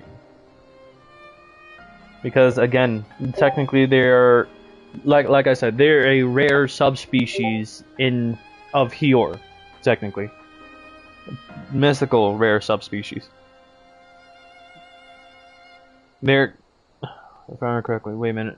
They hold a significance in Gridanian culture. They are considered holy figures. So, yeah, no, they can't, because of them being considered holy figures. It's kind of impossible to try and get into a relationship with one of them. Here, the wiki explains it. Pajal are horned, youthful beings born rarely in the Black Shroud. They are not a naturally occurring species, but rather are born from Hyorin parents and gifted the power from birth by the elementals of the Twelveswood. Certain Hyorin bloodlines are known to consistently, if rarely, produce Pajali children. Pajal are distinguished from Hyors by their thin horns and are naturally gifted in conjuring. They can communicate more directly with the elementals that granted them their status, and are naturally gifted with vast amounts of ether that can cause issues if not properly trained. Pajal's aging slows to a crawl at some point in their youth, mostly retaining the appearance of a young adult from that point forward. The age their bodies stop growing varies from Pajal to Pajal, with some perpetually appearing as preteen, such as E. Sumayan and Aap Pesi, while others, such as the elder Seedseer Khan E. Sena, appear to be in their early 20s, visibly older than her younger siblings, but significantly more youthful than an ordinary Hyor of her age. Pajal have been known to live over 200 years before succumbing to old age, still retaining most of their youthful appearances. So, yeah. Pajal, as for the culture, Pajal regularly hold positions of power and respect in Gridania's governing body. The Seedseer Council, due to their ability to communicate easily with the elementals that govern the Shroud, and provide protection for the peoples of Gridania. The position of Elder Seedseer was created for the first Pajal and is taken by Pajal in modern times. The elementals sanction Pajal to practice white magic, with the intention of keeping the art alive and not letting it be misused. Pajal are also regularly members of the Conjurers Guild, the elementals allowing them to teach conjury to others. Practitioners are allowed to use a portion of the elemental's power under the Pajal's guidance. When a child is born and confirmed to be a Pajal, they are regularly taken to the Conjurers Guild and made to live at Stillglade Fane, where they take a new name given to them by the elementals. Many Gridanians take pride having a Pajali child born into their family, with many families trusting implicitly in the Conjurers of the Fane. There have been cases of families and parents unwilling or reticent to give up their children, though by Gridanian law the Conjurers can take them away against their parents' wishes. Pajal are regularly referred to with respect as sisters or brothers of the Twelveswood, as part of the indoctrination and training at the Stillglade Fane. Right, so, if I remember correctly... Oh, that was a lie. I am sorry. There are 4 Pajal. 2 male, 2 female. I completely forgot. That is my bad. But yeah. They are not... How do I say this? They are not naturally born. They can't be born with the intention to be bred to be born. They are randomized among Hyorin parents. So, yeah. Even if 2 Pajali were to try and come together to try and make a child, they'd more often than not just have a regular Hyorin child. Anyways, sorry about that. Let's continue. Cold.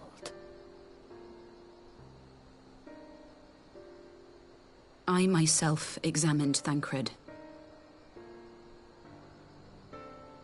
Reach out as I may, I could not sense in him the spark of life that is his soul.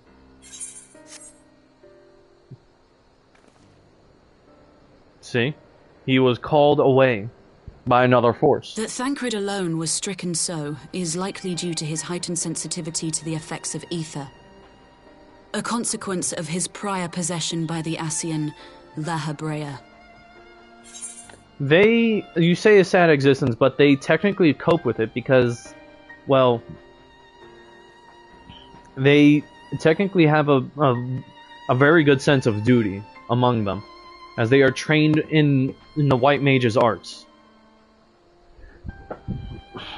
So, if anything, they take pride in what they do, without even so much as thinking it's a sad existence. To us, we may see it that way, but to them, they're proud of it.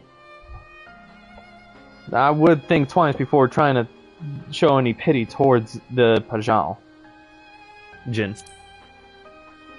The owner of the voice, whoever it may be, reached out to you, called your souls, and in so doing, caused you and yours such pain. But if that's true, where exactly are we being called to? I know not. Yet one thing is plain. Whoever waits for you on the other side is possessed of a power unlike any I have ever known.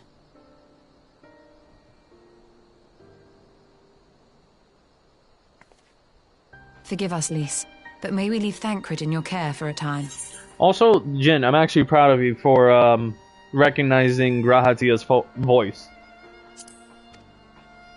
As if you had to ask. I may not be a scion anymore, but I'm no less a friend. Don't worry. I'll see to it that Thancred's well looked after. Just focus on solving this mystery, all right? Thank you, Lys. As the Elder Seedseer says, 'tis no ordinary individual we are dealing with. Nor can we discount the possibility of Ascian involvement. Whoever or whatever is behind this, the sooner we find out, the better.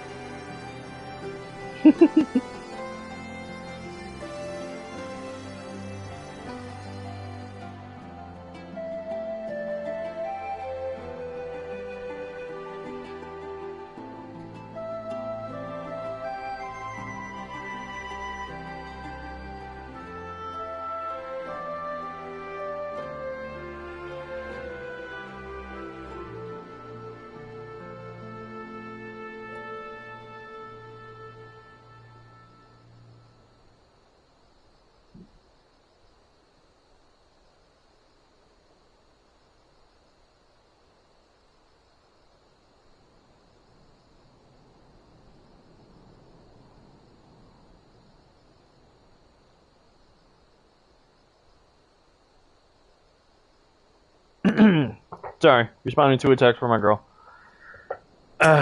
Yeah, I'm still here. My girl had went to a baby shower, and she sent me pictures and a video. I just tried to call Orianger on his link pearl. He didn't respond, but I dare to hope that he possesses some knowledge we do not. Ah, Orianger. Something happened during the meeting. Thancred's collapsed, and a disembodied voice suddenly started. What? But that's... We should talk about this in person. Alright, we'll meet you there.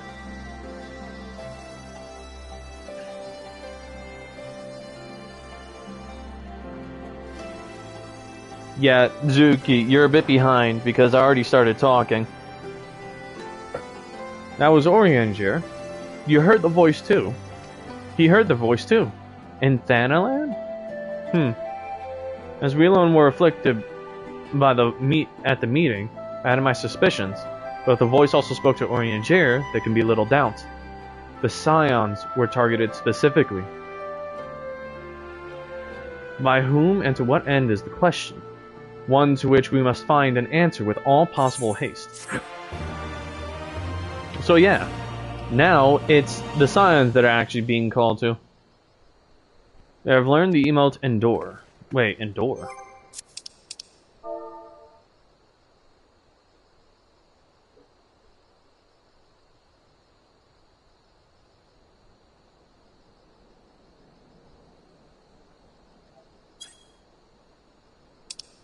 Oi? Oh wow, it is an expression.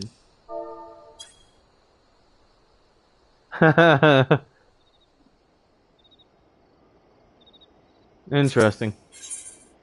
Prelude in Violet. Orianger agreed to meet us at the Rising Stones. If any others heard the voice, we'll find out soon enough. And we're going back to the Rising Stones. Good luck. I should get back to the meeting with the Elder Seedseer, but if there's anything I can do, anything at all, you must let me know, alright? Promise me.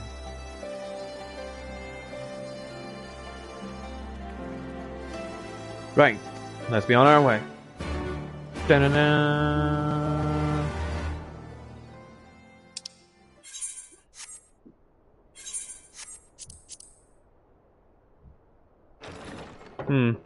Zuki, I hope you're here. I think this might be when we see... Philomene? Orianger! God, it's good to see you. Would that our meeting were under happier circumstances. I judged the voice sufficient cause for concern even before you sent word of its effect on our comrade.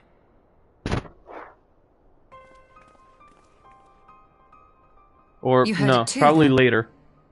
Right before we begin Shadowbringers. Aye. And all but certainly at the selfsame instant. Alas, pained as I was, I could make little sense of what few words did then reach mine ears.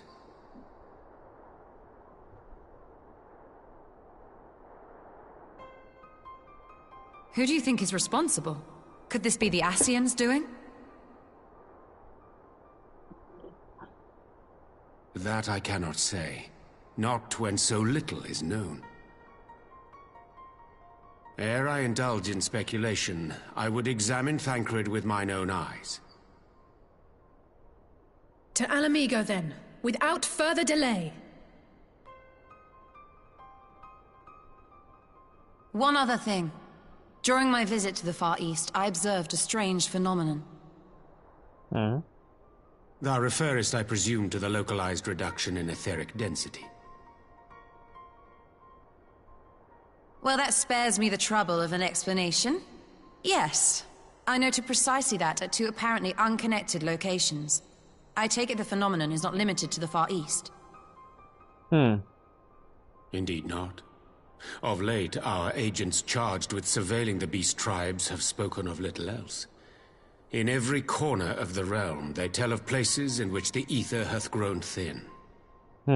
Naturally, my suspicions first turned to primal activity, but the areas thus affected betray no evidence of summoning.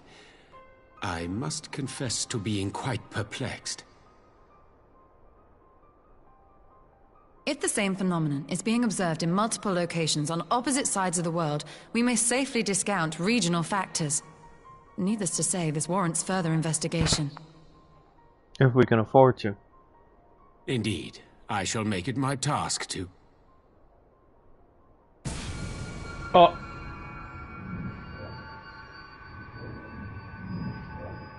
The voice. It calleth to me once more. Uh-oh.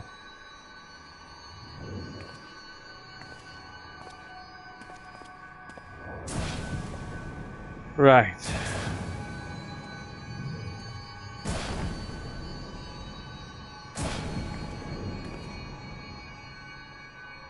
I hear it too.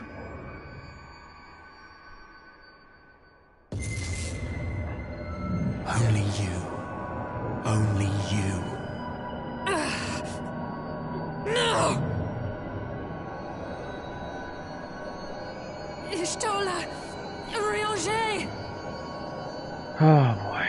Throw wide the gates.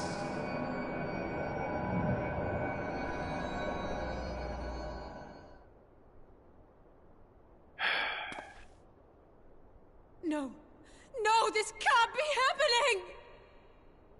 And the next victim was these two. Y'shtola! Urianger! Open your eyes!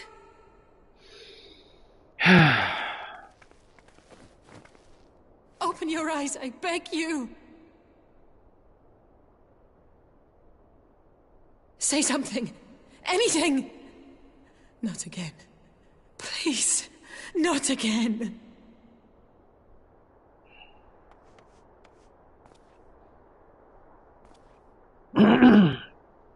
I was worried, but there was nothing I could do. Remember, I have limited knowledge of the ether and what's happening.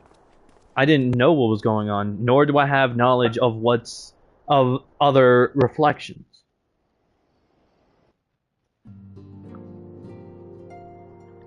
I think you remember, like, this is me nerfed back then. This is before I know as much as I do now. I was obviously concerned, but there was nothing I could do.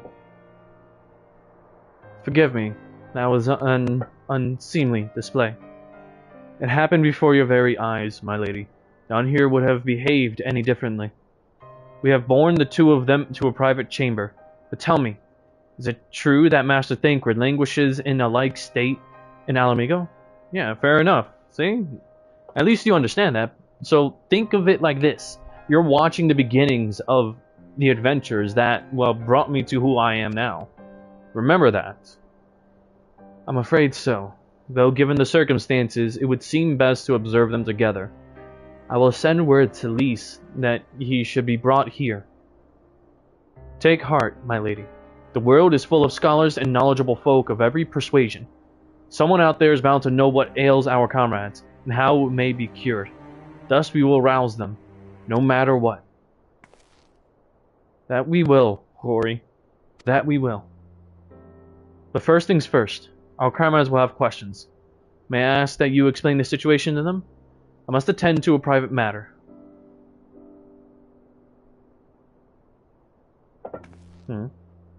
Oh, I promised I'd visit someone in Limsa Lominsa. He's been waiting at Maelstrom Command for a while now. You know, you should come along too. I think he'd be glad to see you. Who, per se?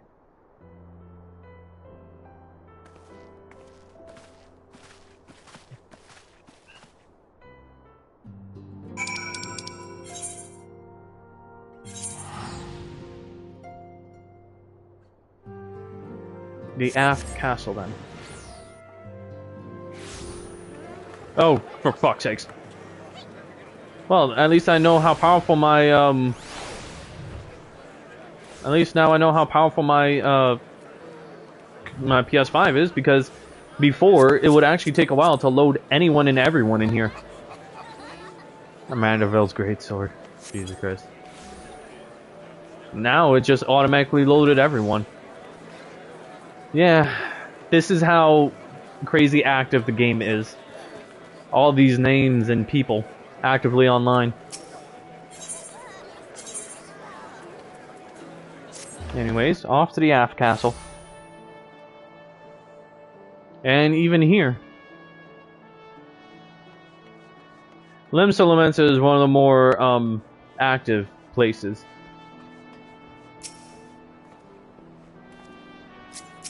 Storm Private? With Mistress Alice, are you? She usually visits alone. Still, it'd make a welcome change for the little one. Little one? As you've probably guessed, it's Gabu we've come to see. The private here will bring him out to... Oh... Shit. Oh, shit. Okay, this one needs a little bit of, the context. So, in one of Mary's adventures, and I find this out recently. Basically, yeah, this is me before the time skip.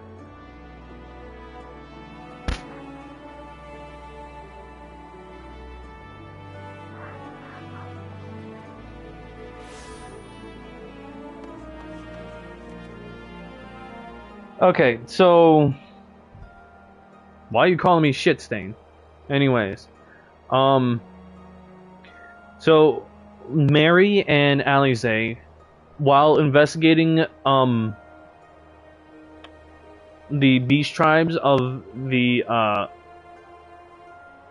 don't know, Goblet is the right one. Well, the beast tribes that summon Titan. So technically they so this was long before I came into the picture, before I was summoned. Well, not so unsealed. They had befriended a member of a child member of a beast tribe who wasn't tempered by the Primal's influence, by Titan's influence. So thing is that a lot happened, and the parents of that child ended up being taken to the chamber where Titan used to be at, where Mary had originally defeated it. And, well,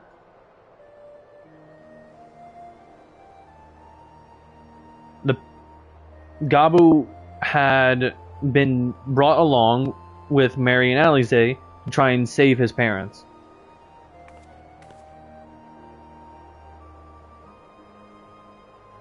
What followed after was the leader of the Tempered tribe to sacrifice the souls of both of his parents to re-summon Titan all over again.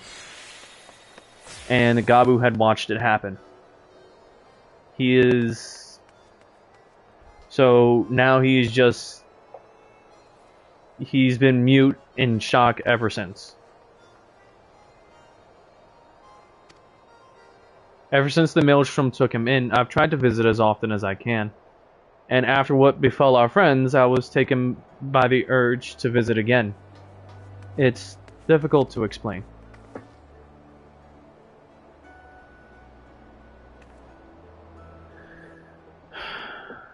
Well, there's nothing I can really do about it.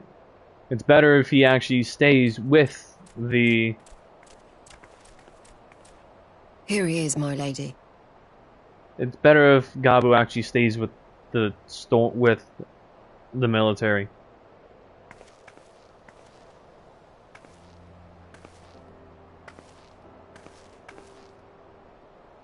Gabu, it's been too long.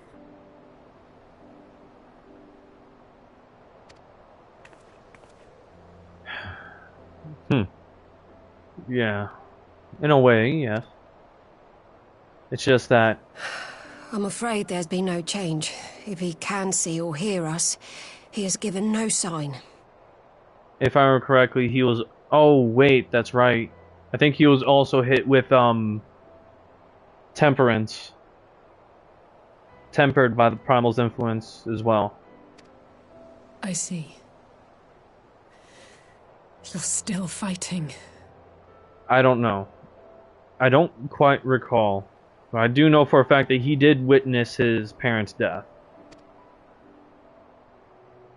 I'm proud of you.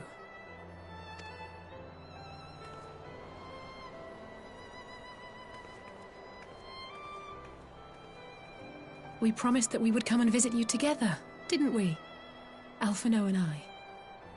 I'm sorry that we haven't managed that yet. Meaning that I found that if... no. Not that he's blind. It's that his soul is technically fighting the Primal's influence. Because, what's it called? The Primal's influence had affected him. So... when the Primal's influence affected him, it was only for a very brief moment. So it wasn't exactly something that took full change to make him a thrall. But now he's just fighting it. I think.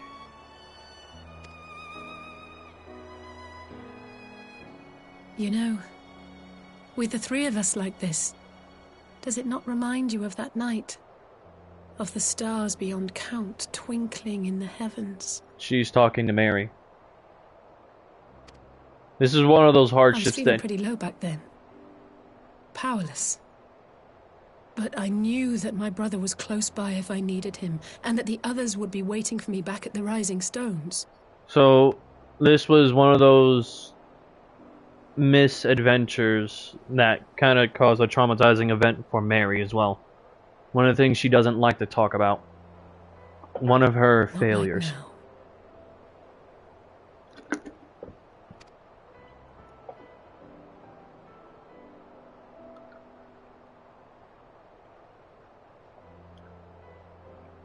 I've seen my share of trouble since coming to Eorzea. Been reminded again and again of my limitations, of how little I can change about this world. And I've come to know the sorrow of parting all too well.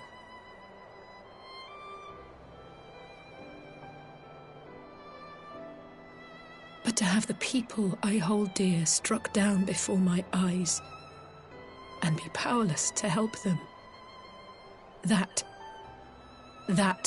I cannot bear.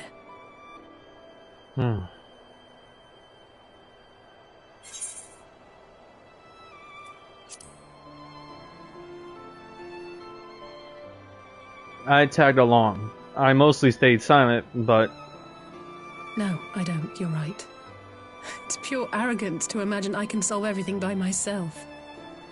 You'd think I'd have learned that by now. Thank you. I don't know what I'd do without you.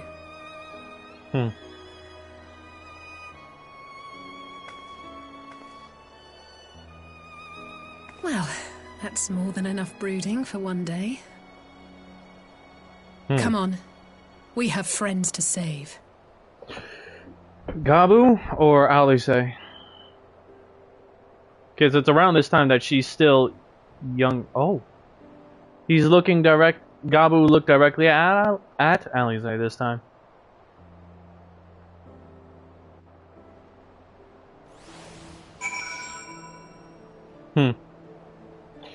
That they are.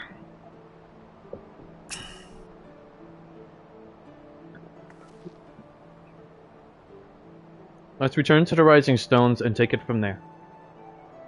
Thanks again for agreeing to come. It meant a lot to me.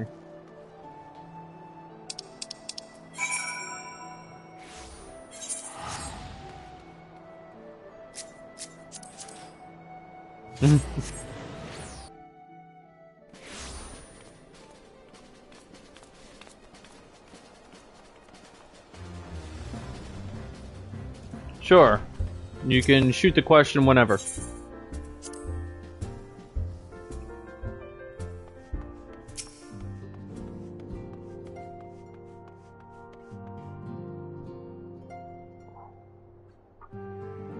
I did some thinking on the way back, and I think Hori is right.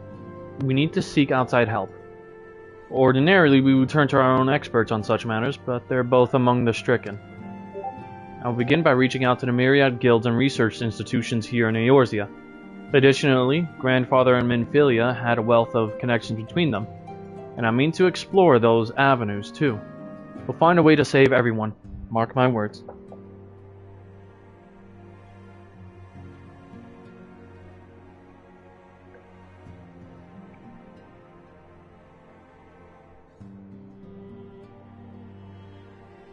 Oh.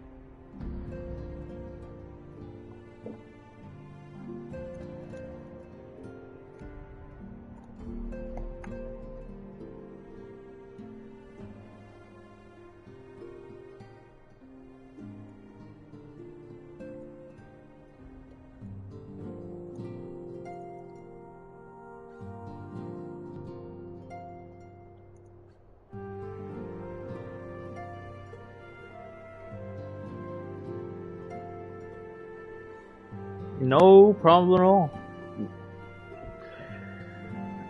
Okay. Much and more has happened in recent days. Some of it for the good, some not so.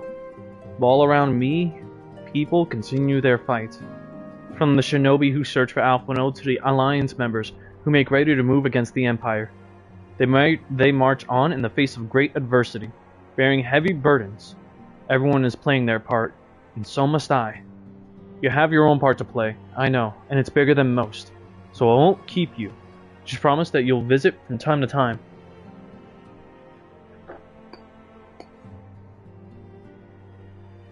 Oh nah. Oh nah. Hold up. I'm not...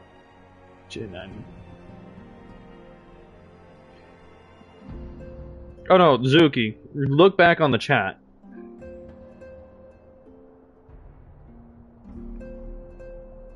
Look back in Discord real quick.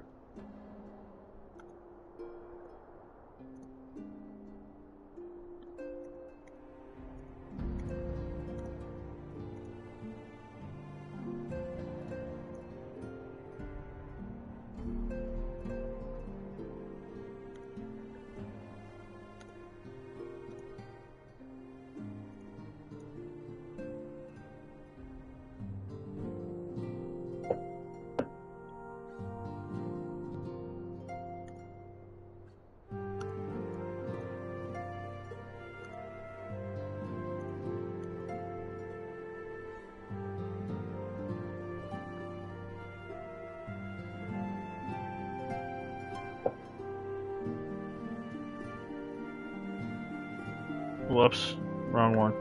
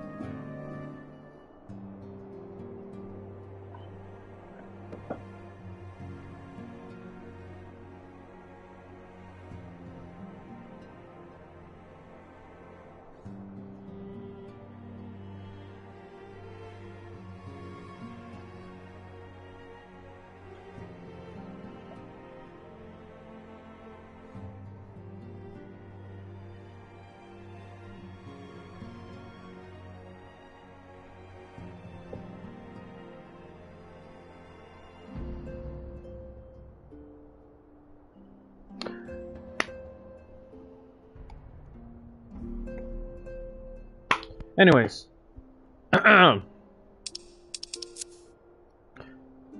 Right, and I promise I'll have good time to share with you when you do. Right, here we go. Now then, another cutscene? Yeah, another cutscene. Meanwhile, in the Imperial Palace. Oh, shoot, right. So, I think we might get a look at something else that's gonna happen. At more.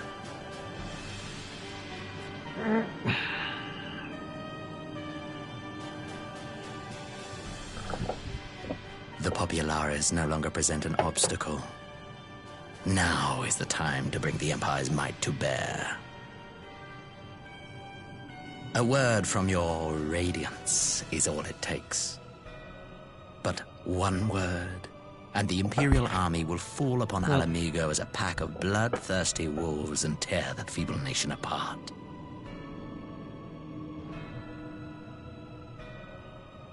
That's still not Xenos. That's an Ascian in control. Have you no words for me? Despite the lengths I go to, an emissary playing the part of a fool.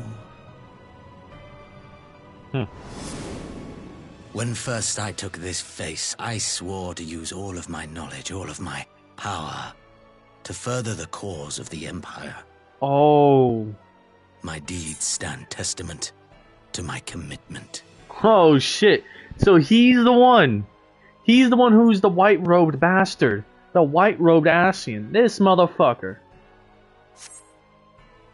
And with this adamant flesh at my disposal, I could destroy the Icon Slayer as easily as one might swat a fly.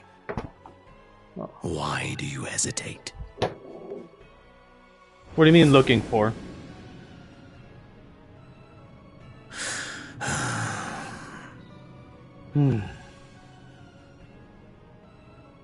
Our enemy is resourceful. Though victory is certain now, it will not remain so indefinitely. Deliberate if you must, but be quick about it. We'll speak again when you have unburdened yourself of doubt. Until then, I take my leave. Father.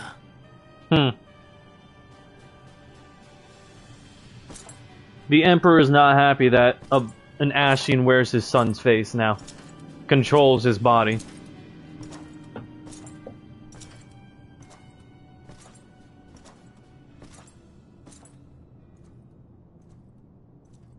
I should be the one to sigh. Oh, and everyone's favorite bastard. I played my part to perfection. I had earned my rest, and then, thanks to La Habrea's crowning act of idiocy, our favorite emissary sees fit to summon me back. Elidibus was ever a warrior. A most tiresome trait, would you not agree?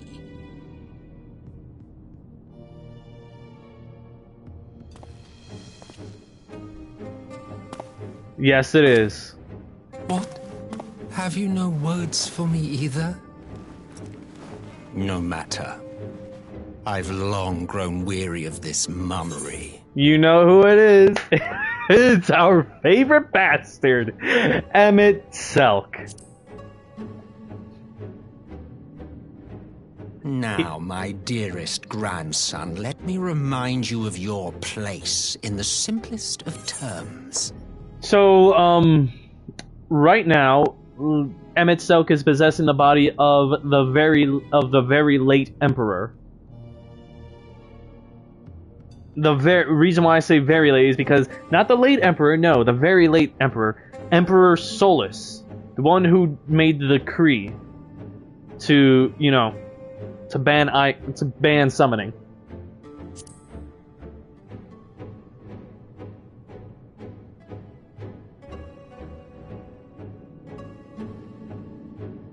You do not make judgments, you administer them. Swiftly and to the letter. Naught else is your concern.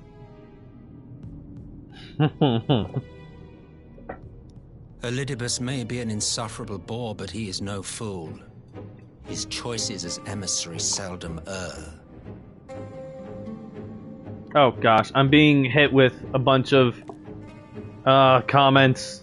If aught threatens Previous the comments. balance twixt light and dark, it falls to you to remove it. Be it by your own hands or by your armies, you have ample means at your disposal.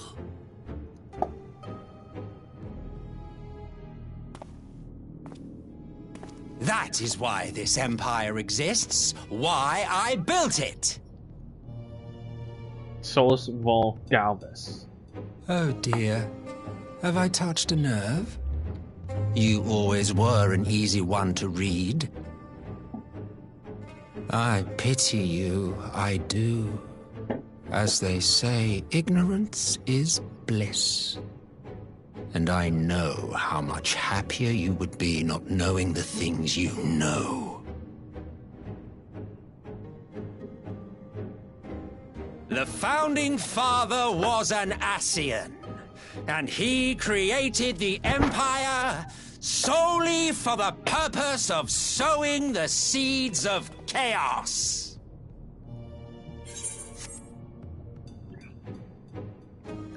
Don't take it personally. I merely do my duty. Huh. To bring about a calamity requires no small amount of power, and there is no surer way to obtain such power than by collecting powerful pawns.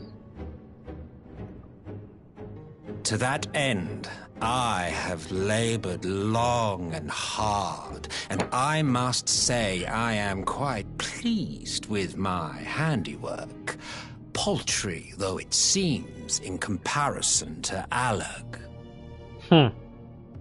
Bastards.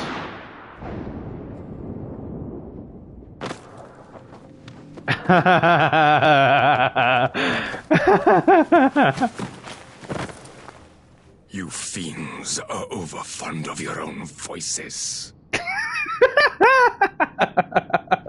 He's tired of their shit. Mark me, Ascian. Man is the master of his own destiny.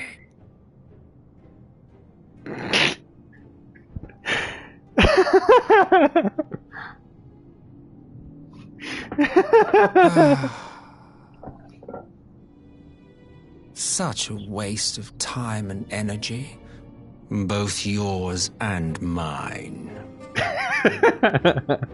He doesn't give a shit.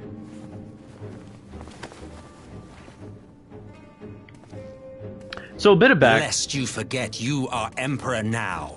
If you wish to spout drivel about man's destiny, save it for the masses. It will serve to give them a sense of purpose, and you pliant pieces for the game. So the reason how he was able to just return so quickly is because he switched to another cloned body of Solus. I'm so serious. They have multiple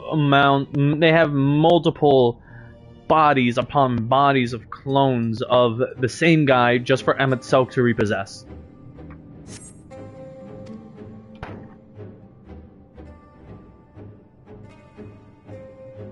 Oh, do stop sulking, boy. You, of all people, should understand. Ours is a struggle to restore both mankind and the world to their rightful state. Viewed thus, our goals are one and the same.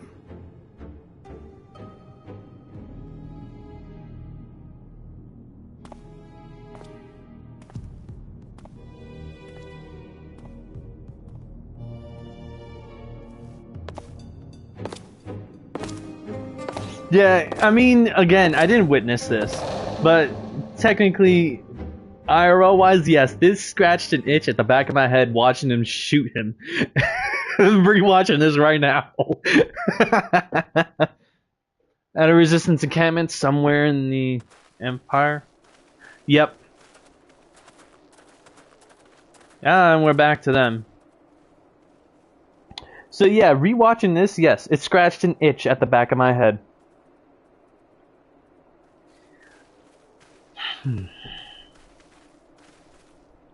The question remains, what in the world?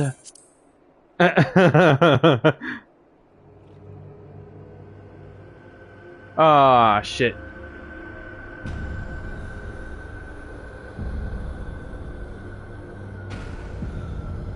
Oh, shit.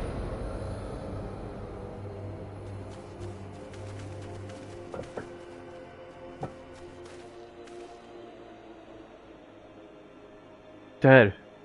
All dead, yet I see no wounds nor any evidence of battle.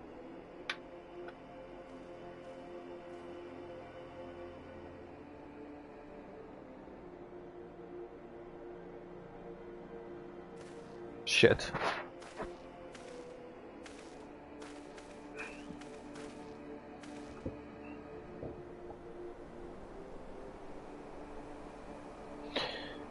During that, I got a really pleasant feeling of comfort from the... That's crazy.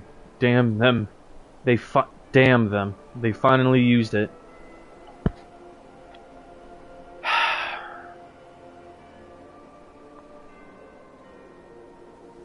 Right, and this was one of the things that I made sure became completely decommissioned and completely destroyed off the face of the earth, as well as the very idea of it.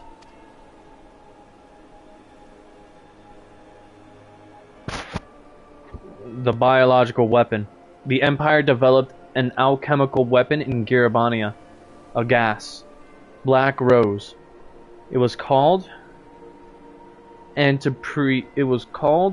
Black Rose. It was called, and to breathe it is to breathe your last. And they did this, and that did this. I thought the project abandoned and its vile fruit destroyed. But naught else could have wrought such an atrocity.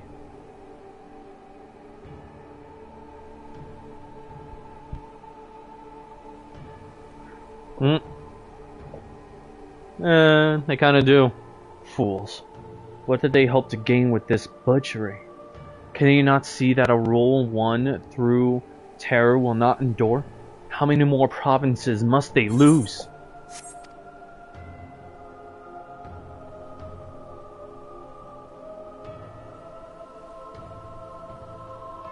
I almost accidentally skipped it. Nay, wait. This is not the work of men, but monsters. The Ascians. It cannot be a coincidence that their trail led us here. Their objective was never to rule, but to sow strife and discord.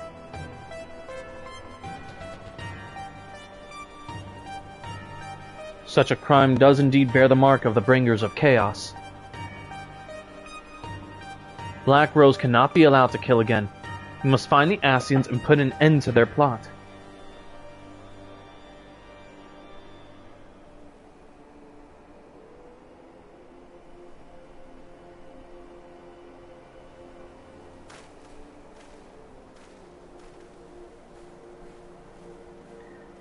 Well, not much else can be done for the resistance fighters. Now it's just so few people left.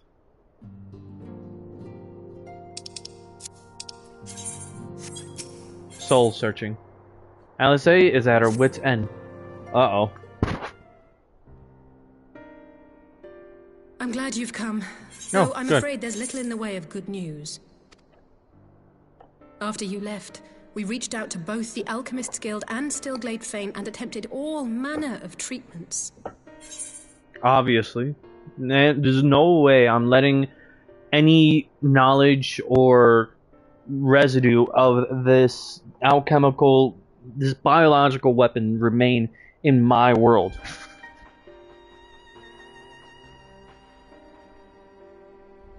Is like legit, as soon as I got word of it, when I returned from the first, When I returned from the events of Shadowbringers, I made sure there was nothing left.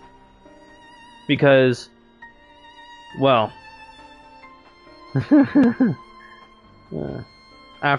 let me just say that during Endwalker, after we had gone to Garlemald, I definitely made sure that there was nothing left of any trace of it. Especially after the final days. Because I'm like, okay, we're at peace. I'm going straight into your records. No. There were people involved, yes. And everyone involved was either silenced with persuasion or forcibly, because I had no other choice. And I made sure the records were destroyed. Any database, Magitech, or otherwise. On paper, in Magitech database, all done. I was not suffering this bullshit.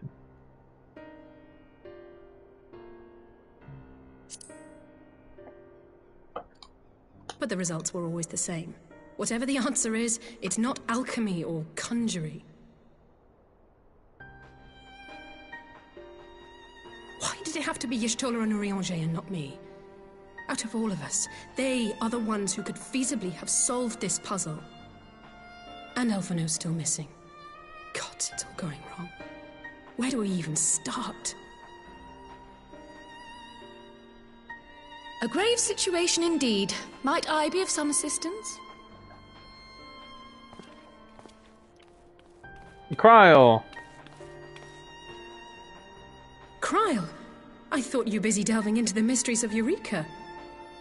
Alright, Eureka. When word reached me of the plight of our friends, I could not well stay away. As a fellow scion, not to mention your erstwhile obviously, mentor, I'm gonna do a play. This is one of those times you should feel free to call on me. Did you forget that I said... personal circumstances.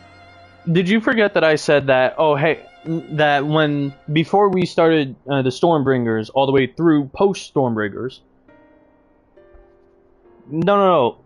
Because Post-Shadowbringers has a lot of story behind it.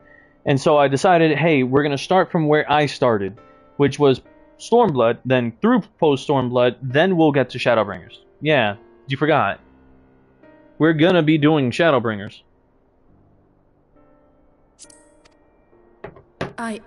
Yes, I should have thought of that. Thank you for coming, Cryle. We would welcome your insight. And I should be happy to provide it. Now, what's this I hear about Alphino heading into Imperial territory? That boy always did have some funny ideas. Do you remember the speech he gave when he was accepted to this? Ah, shit. That was my bad. My life's goal is naught less than the salvation of this star. Okay, hold on. Wait a minute. That boy always did have some funny ideas. Do you remember the speech he gave when he was accepted to the Studium? Ah, shit. That was by accident. Stupid controls. Okay, that's my bad. That's on me. Fucking hell.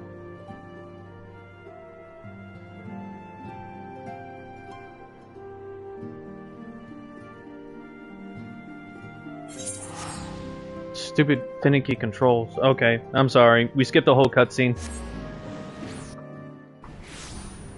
I got distracted because Zuki was saying someone drained their soul, I would guess. I'm like, what? Drain what? What?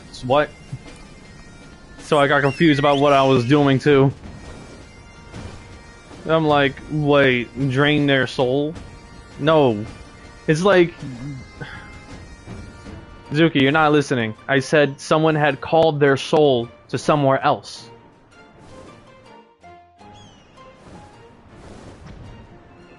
I legit said this more than a few times. Draining would mean that their souls were absorbed into someone else, effectively killing them.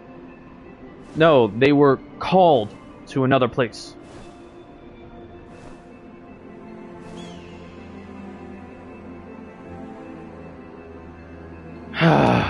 God damn it. missed a bunch of fucking... Okay.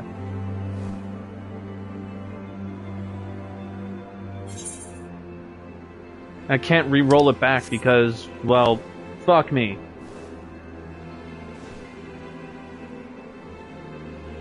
And that would literally have to be redoing the entirety of everything that led up from Post-Stormblood to here. And that's a lot to cover. Alright, just gonna have to roll with it.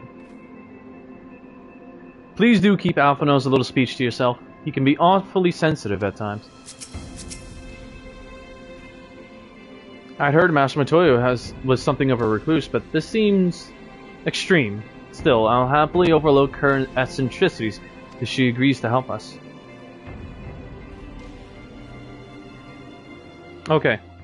So, from what I think, they... because they were running out of options, they decided to come to the next best expert in aetherology, our Master Matoya. Me and Y'shtola's Master, Matoya. Come to disturb my peace again, have you? I hide myself away in a cave, and still you people insist on pestering me with your problems. Hello to you too, Matoya. Good to see you again. Still an old bitch? Oh, I mistook you for young what's-his-name, but I see now you're the sister. Weren't you supposed to be the lively one? I've seen happier faces at a rain-sodden burial. Well, I'm sorry to dash your expectations, but the situation isn't exactly conducive to gaiety. Ha! That's more like it. Stoller used to spit and hiss like a wildcat too. Better for a young thing like you to be filled with fire and leave the doom and gloom to your elders. Now, what exactly does this tragic situation of yours have to do with me? If I may, Master Matoya, we have need of your crystal eye once more.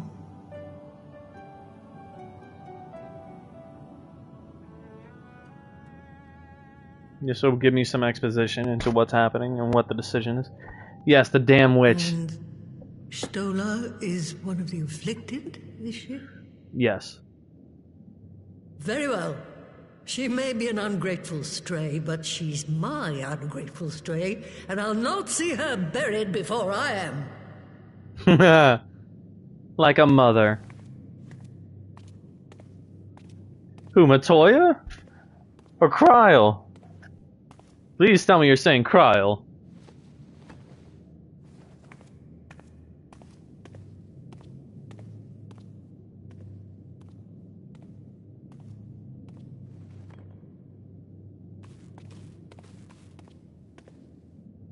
Right.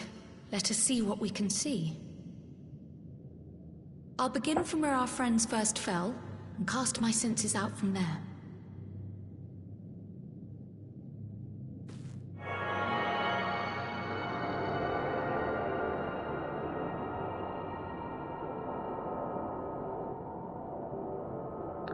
So the crystal eye is kind of a way of looking through the ethereal currents to search everywhere to gain sight into wherever someone may be. Except what is it? Did you find them? They cannot be found. They can only be found if they're still within the same universe. This doesn't make sense. How is it even possible? How is what possible? Kryl, what did you see? The threads, they just ended. And no, I didn't lose track of them. I followed them as far as they went. It's as if they were cut off. Could the ether have dissipated if it had? Oh gods! No. Their bodies are just husks. It's like the Broodmother's daughter all over again. The snake people, remember? The leader of them? That one's daughter. No, this is different. The Kalyana girl was already dead, body and soul, when Lakshmi effected her resurrection. Aye, let's not jump to conclusions. If their physical forms yet breathe, and show no signs of wasting, then it follows that their souls must still be intact somewhere. Precisely. But where? That's the question, isn't it, girl? Death has not taken them to the ethereal sea, yet there are no tracks left for us to follow.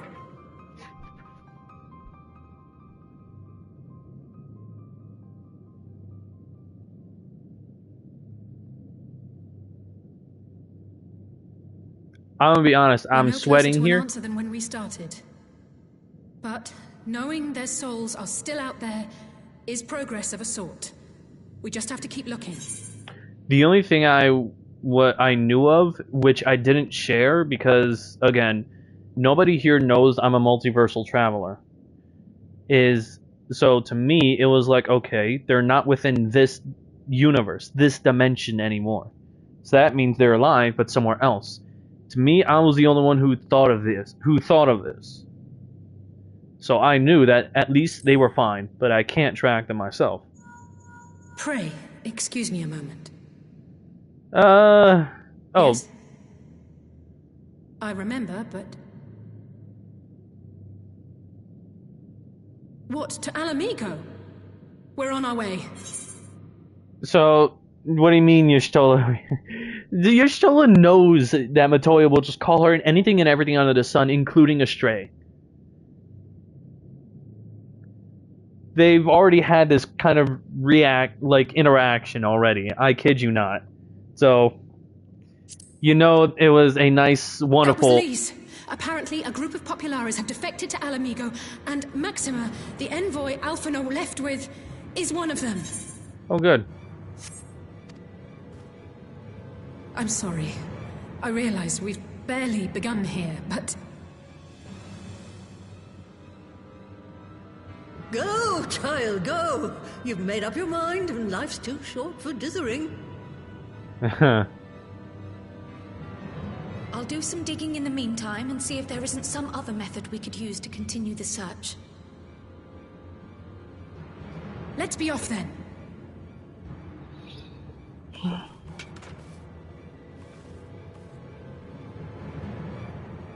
Oh, not again. The enchantment barely seems to take these days. I chalk it up to old age, but I rather doubt it's that simple. No. Ether is being drained every now and then. There's a lack of it.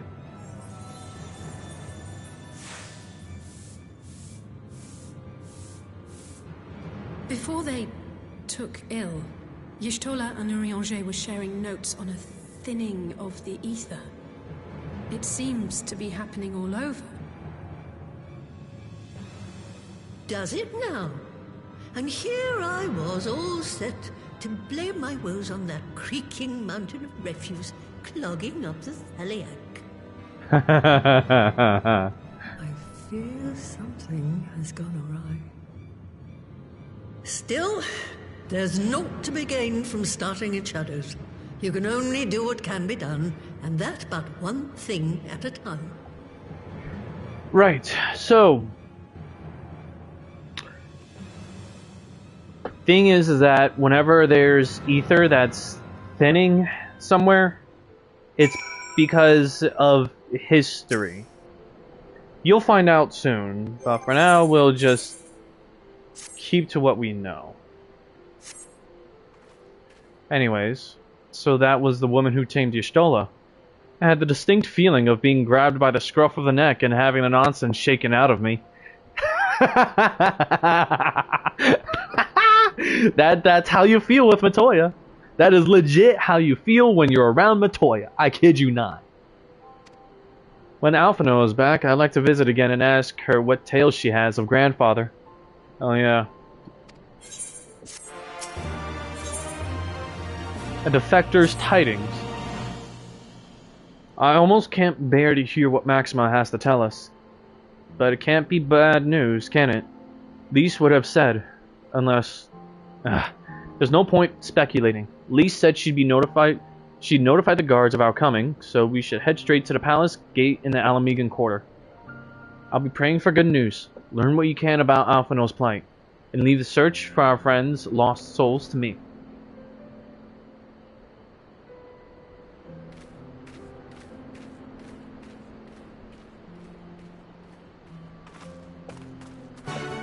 So I'm gonna be honest, I forgot that there's technically not much battle I can do as Black Mage, and what's gonna come next is not something I can readily do with Black Mage. So for the time being, I'm gonna be a Dragoon. For the time being, for now, because this is what I'm familiar with. Also because a few choice events are gonna happen, and I'd rather be comfortable because. I kid you not, some of these will actually become difficult.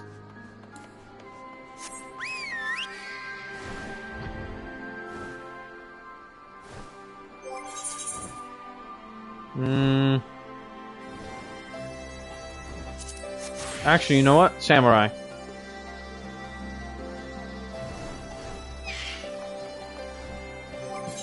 No. Samurai? No. I don't know.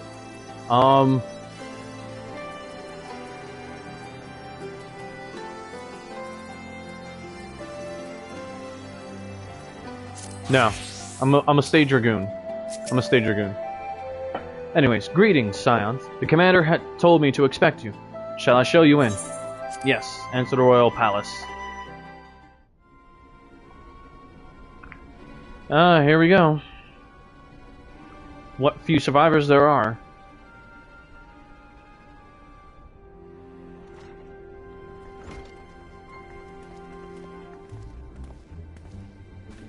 I'm sorry to drag you halfway across the realm, but when Maxima mentioned Alphino, I thought you'd want to hear the news in person.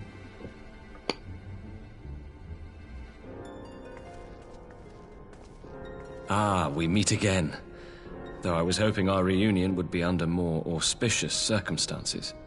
What happened to my brother? Where is Alphino? Never fear, my lady.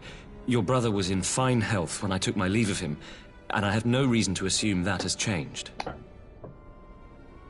You assume? That's not a good answer for her. I shall endeavor to explain events. Our troubles began not long after we departed Doma. While crossing the burn, we were fired upon by the Emperor's personal guard and forced to make an emergency landing. As we stumbled from the wreckage, our attackers fell upon us again, and we would have perished there and then were it not for the intercession of a third party, a band of mercenaries whose leader claimed to pursue a vendetta against the Ascians. This shadow hunter, as he styled himself, then escorted us out of the wastes to relative safety. Upon arriving back in civilization, I gathered my Populares colleagues and prepared to flee the Empire. Master Alphino, however, declined the invitation to join us, preferring to continue his investigation into the Ascian threat.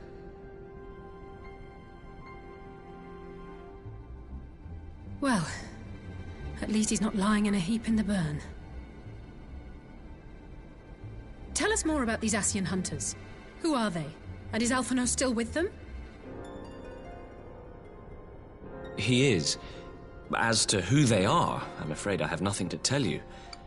Beyond the fact that they root out and destroy Ascians, they were unwilling to divulge anything which might serve to identify them. They would not even reveal their next destination. But Master Alphino asked to accompany them all the same. Since parting company with your brother, we've been engaged in a game of cat and mouse with the Emperor's Guard.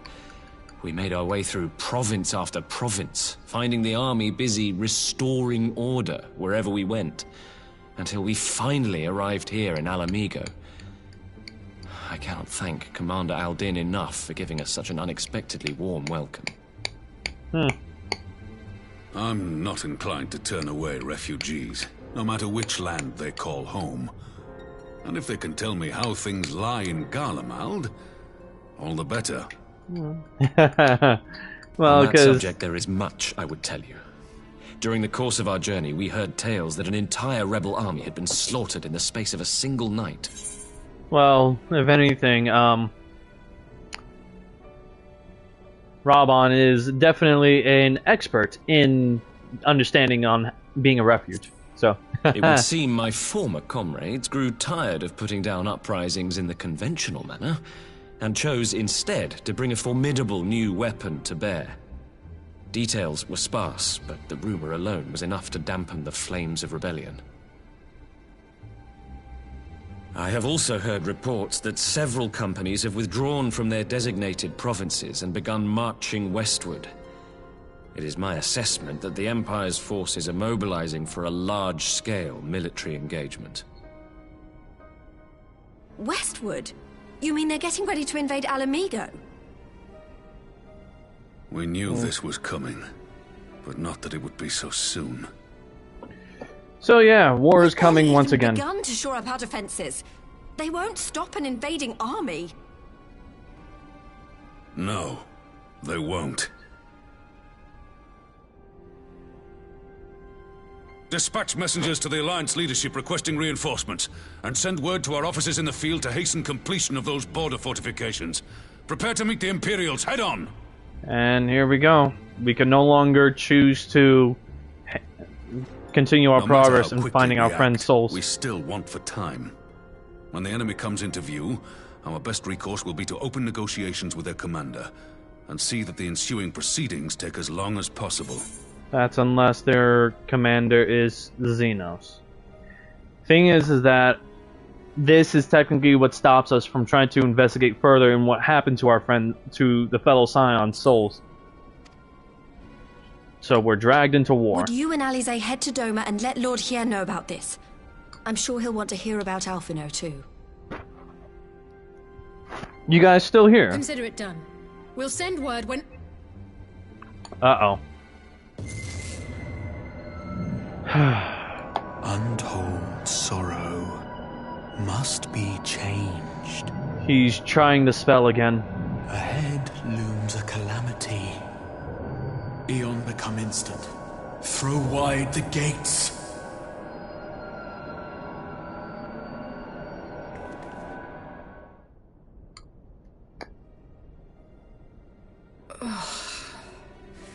You heard it too. Well, at least we're both still standing. Oh, thank the gods. I thought we'd lost you for a moment there. Why does this keep happening? I wish I knew. Nothing we've tried has brought us any closer to an answer. We'll keep working on it. But first, we need to go and see Lord Hien.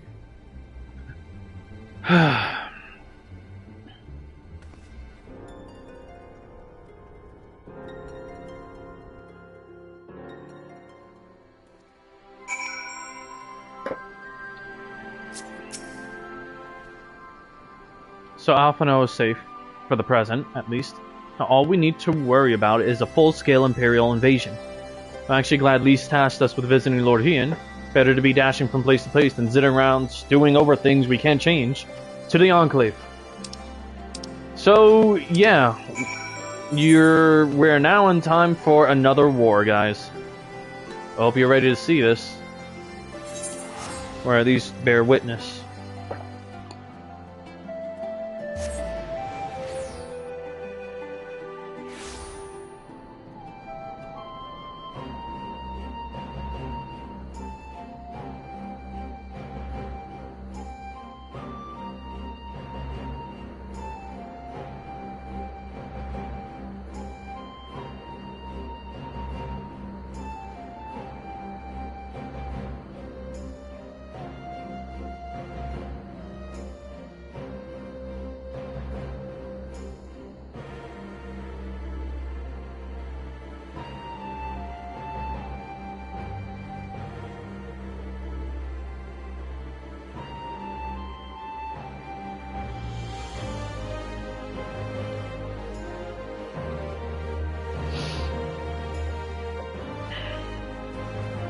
Sorry, looking at something else.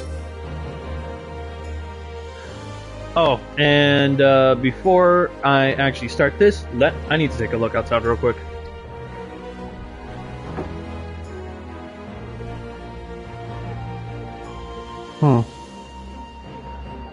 Okay. Never mind. It was... Okay, so apparently it was snowing earlier, but it's not snowing anymore.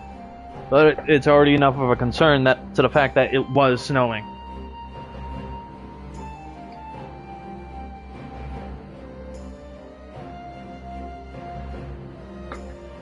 Anyways, continuing on. I see we have tidings for Lord Ian. May I show you in?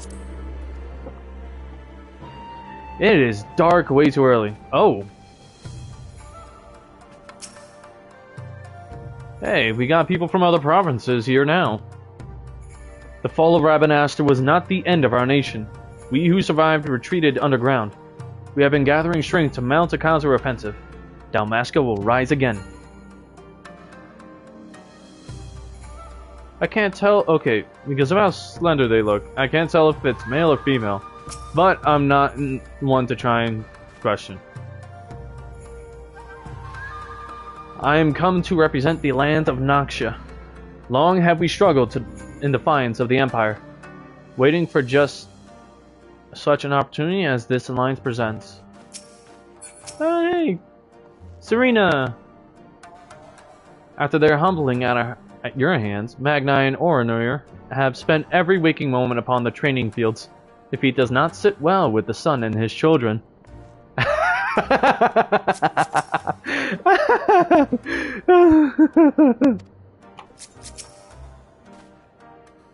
The Imperials have enjoyed the freedom of the Ruby Sea for long enough. 'Tis time they paid their dues. Hey, the Blue Kojin emissary. We of the Blue Kojin will not submit to the Empire's tyranny. If only our red brethren would awaken to their folly. To be honest, I genuinely believe the red Kojin to just be tempered. Honestly. Greetings, my friends. I was just discussing future endeavors with the members of our newly formed alliance. The Kojin and the Confederacy already know, and it was your own strength of arms that won us the cooperation of the steppe tribes.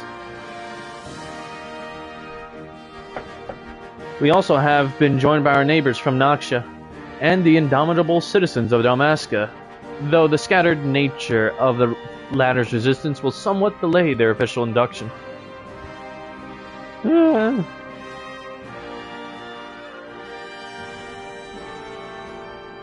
These proud peoples have united under a single purpose, to stand against the tyranny of the Garlean Empire.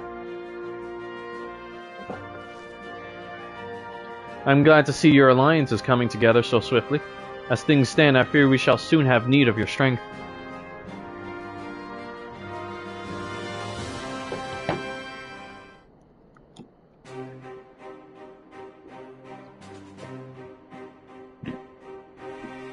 And thank you for bringing me news of Alphinaud. His fate is never far from my thoughts, not only because he is our emissary. As for this sudden deployment of Imperial forces, I agree that Alamigo would be wise to shore up its borders with all haste. Every report we receive from our shinobi indicates a massing of troops in the western provinces. It seems all but certain that the Empire is poised to bring its fist down upon Eorzea. Yugiri, oh boy. And I would help deflect that blow, but I cannot risk sending reinforcements just yet. We will remain vulnerable to airborne assault until our wall in the Burns is in place. The all-important Allegan energy barrier. The energy barrier, yes. I thought to call it something more auspicious, a name drawn from the four lords of legend, perhaps. Sirius Aegis, or some such. Well, just a thought. The Ironworks engineers report that they have finished calibrating the generators and are ready to proceed to the testing stage. Have you time to attend the first test? You've seen the field which protected Aziz's law firsthand, and I will be interested to hear how you think ours compares. Why not? Let's go take a look. I will come too, if you don't mind. Though I am no Y'shtola, I may be able to offer some insight. Of course, time being of the essence, it would be best if we made directly for the burn. You agree? I will leave you and Hakuro to bring the War Council to a close. Understood. Your mounts are saddled and ready, my lord. Wear the storms.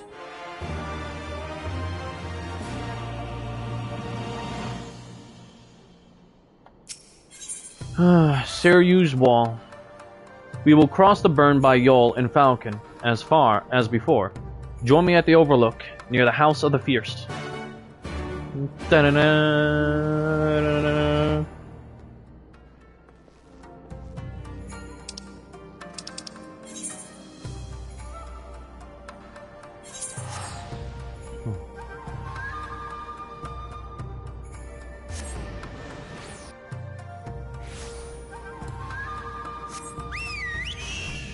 Yes, I did that on purpose, just to be cheeky.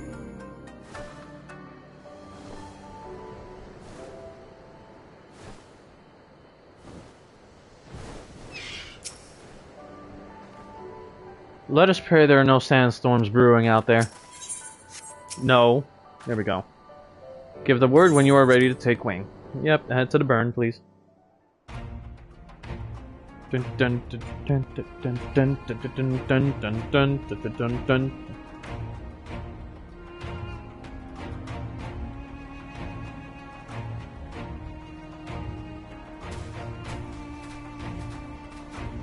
Hey. It seems the engineers have matters well in hand. Oh, whoops. I thought I said it to Otto. No, I didn't. Should the barrier work as we intend, Doma will be free to reinforce her allies in Alamigo without fear of weakening her own borders. That's crazy. You're jealous of us, but the snow doesn't stick. Honored friends, the time has come to put your hard work to the test. Start the generator.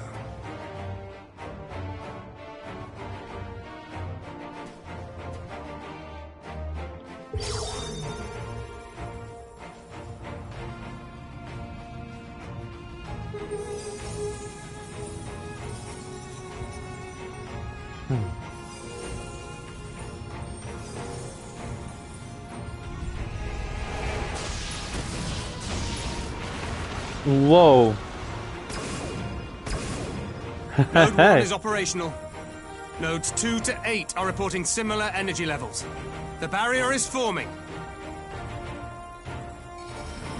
This is a grand undertaking. 1,000 yards. 2,000. 3,000. Expansion remains smooth. No fluctuations detected.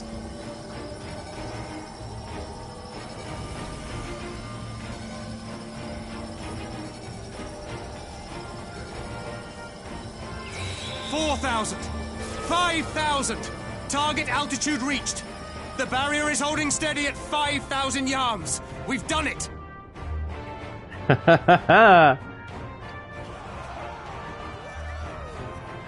Leave it to the ironworks to do the impossible.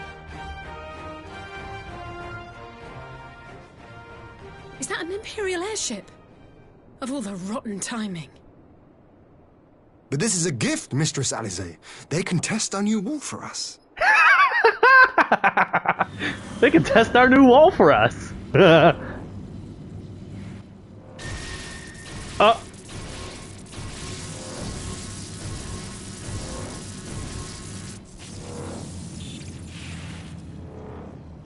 Seems solid enough, though I was hoping for a fireball. I can't lie. That is so true. I was hoping for a fireball too.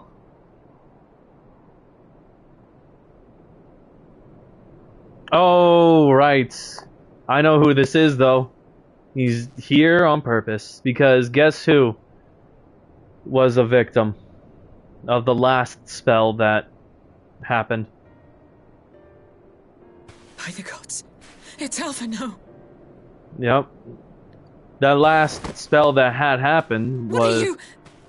Let me go! He has my brother! Lower the barrier!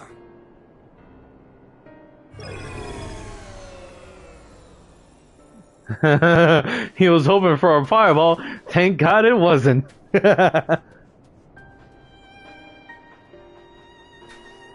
Now he's...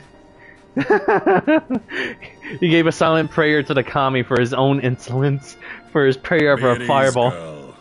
The lad is not dead, merely locked in slumber. Huh. No, not him too. He was the... If it wasn't Alice or Mary or me that got affected by the spell, it was Alphino. When you know, the spell last hit. We could identify no cause and found no remedy. Thus I sought to return him to Doma, and into the arms of Lord Hien himself, it would seem. It is a day for fated reunions. Huh. Would you not agree, adventurer? Or should I address you as the Warrior of Light? Talking to Mary.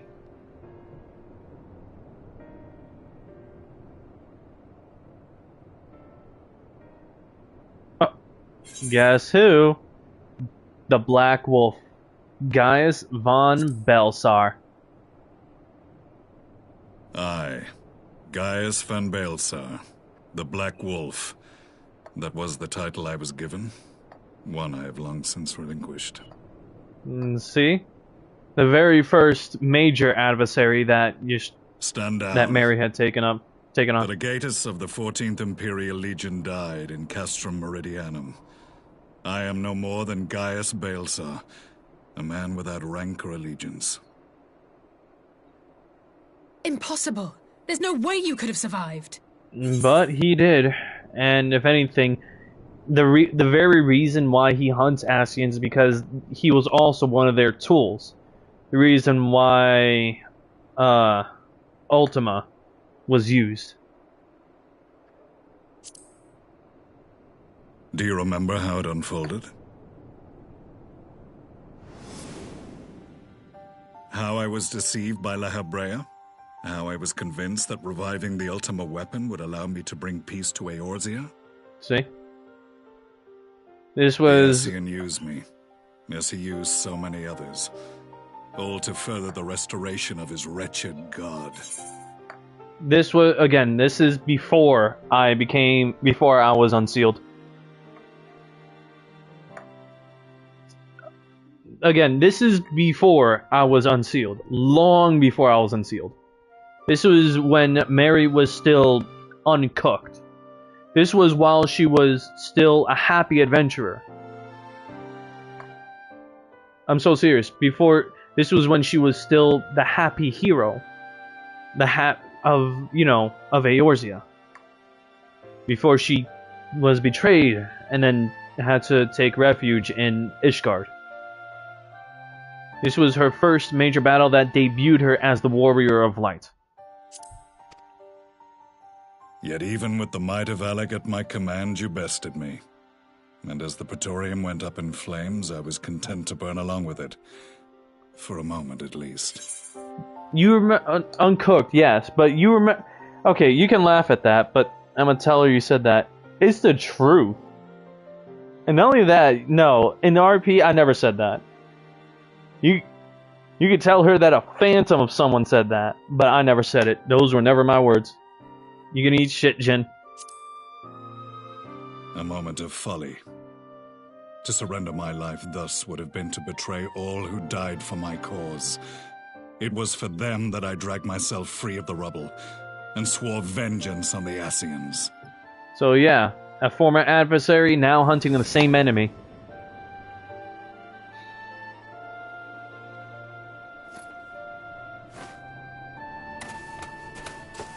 The Black Wolf has shed his pelt, never to return to Garlemald or her legions. I live now only to exact revenge.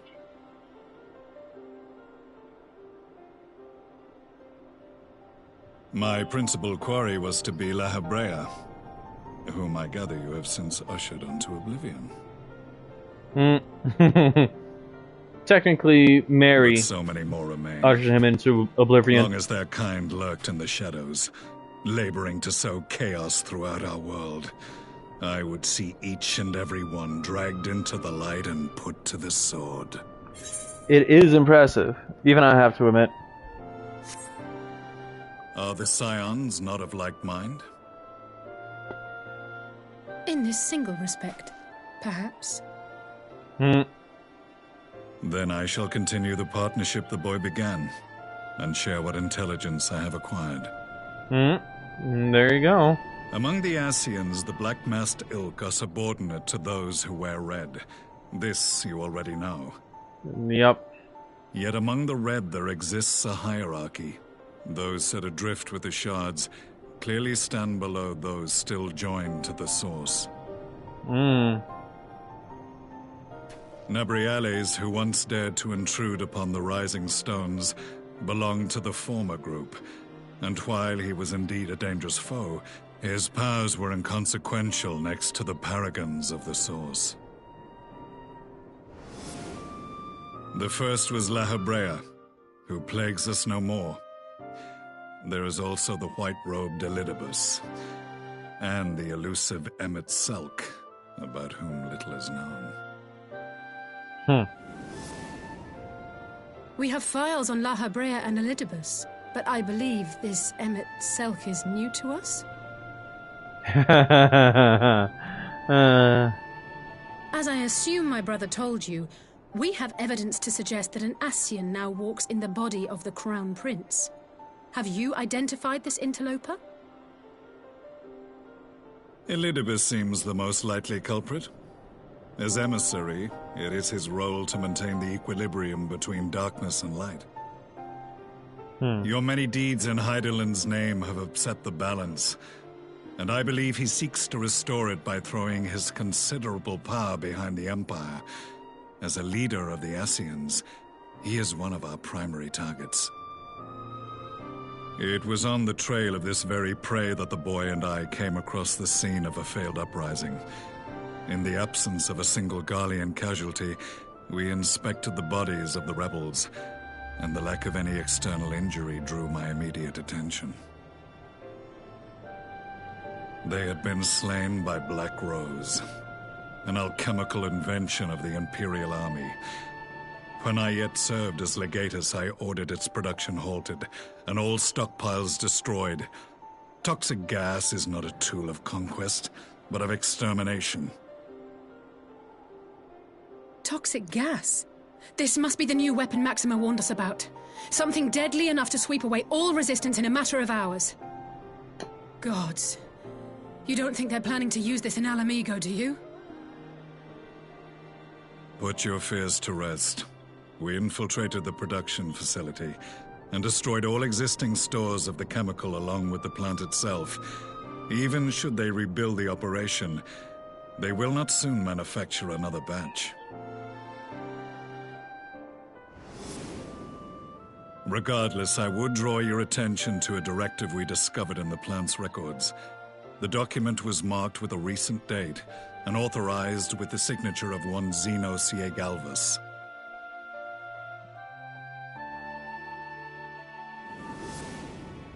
A dead man signing the death warrant for thousands. 'Tis bad comedy. That is very bad comedy. But the tale does not end there. Within that same facility was a chamber filled with devices of elegant design. Cloning technology, we realized. And what should we find in each and every incubator? But a young Emperor Solus. Precisely what I told you guys.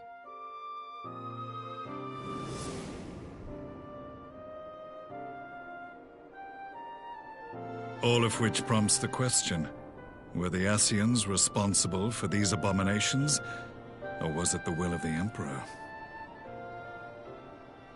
I must know which hand guides the Empire.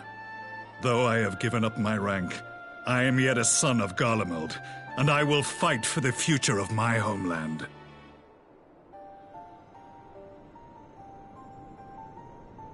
It is time I return to the hunting of shadows. We should focus on our common foe. To reopen old quarrels now would serve no purpose. You saved my brother's life, so I'm willing to let sleeping dogs lie. But in truth, it's not my decision to make.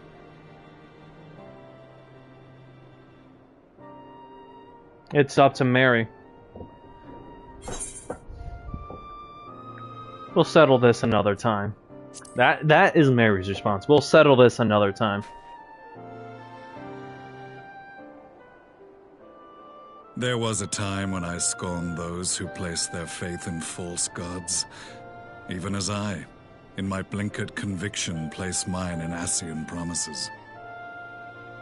Unlike yours, my strength of will and my restraint was found wanting. We shall meet again, warrior of light.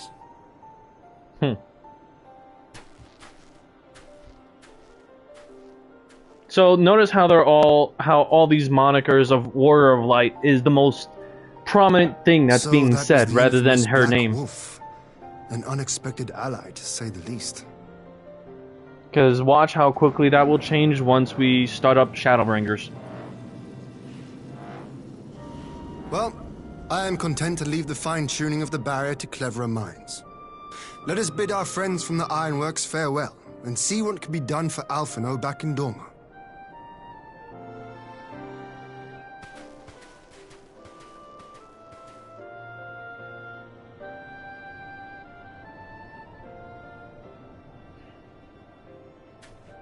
Now this is also what starts the most disappointing part.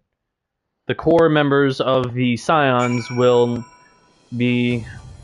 It's only only Alice is now the sole surviving, well, sole current member of the Scions here in the Source with us. Alphino is safely ensconced in a private chamber. The finest healer is examining him as we speak.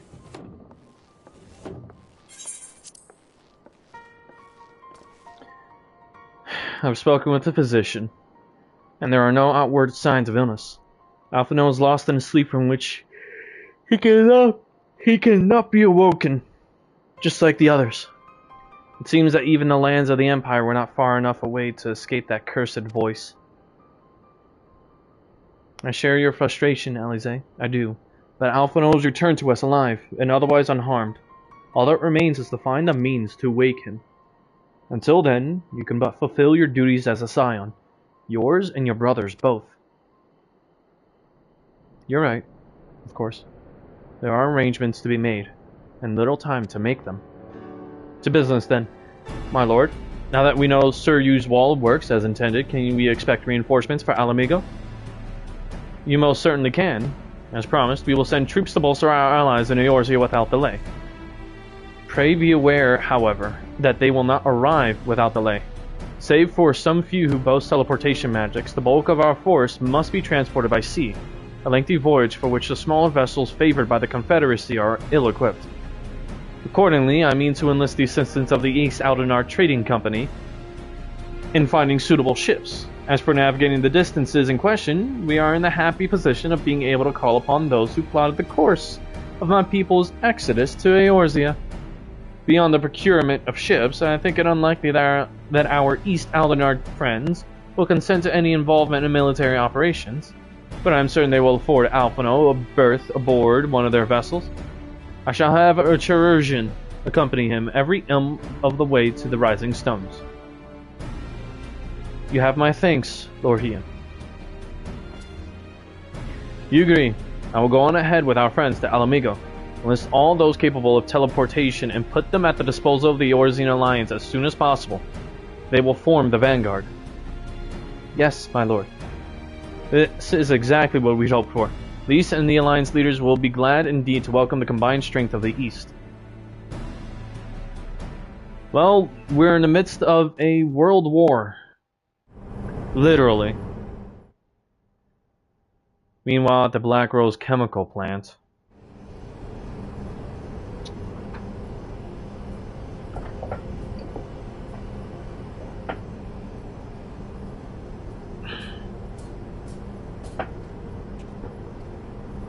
our supplies of Black Rose have been ruined, but the new plant is already under construction. We should have the first batch ready in time for the offensive, Your Radiance.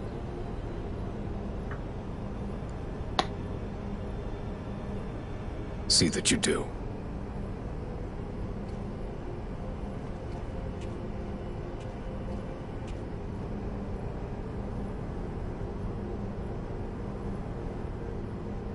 Ah, yes, the infamous Black Rose. If I recall correctly, Gaius did not much care for the invention. I'm at Selk. A ruthless and indiscriminate weapon indeed, this airborne poison. It seems you are capable of making decisions worthy of your bloodline. With no gift for sorcery, we Garleans must look to Magitech to even the odds. If it spares the needless deaths of our soldiers and serves the cause of this empire, there is no method I would not employ. How very noble of you. Truly, though, I must commend you for embracing your role as Emperor. You play the part of the determined ruler well. Sometimes even I catch myself believing.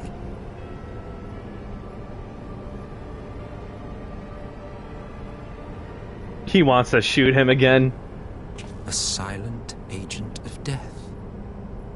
Now that I think on it, Black Rose may well possess the perfect aspect. Slowly but surely, the deluge of light has worked upon the ether here in the source, and the gas should be most susceptible to its influence. Well, I shall leave you to your own devices. Go forth and bloody the land with your grand and glorious war.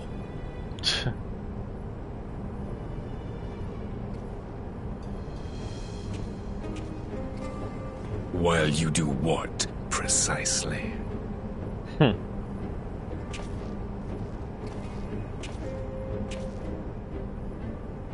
Need you ask? I will be doing what all Ascians do. I am well aware that your kind exists only to usher in the next calamity.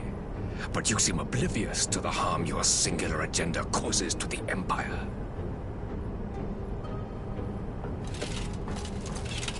You cannot have forgotten the events which followed your mortal demise. Ooh.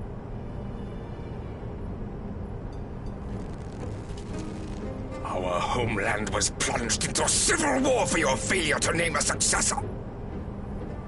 The edifice you so carefully constructed was but a hair's breadth from collapse.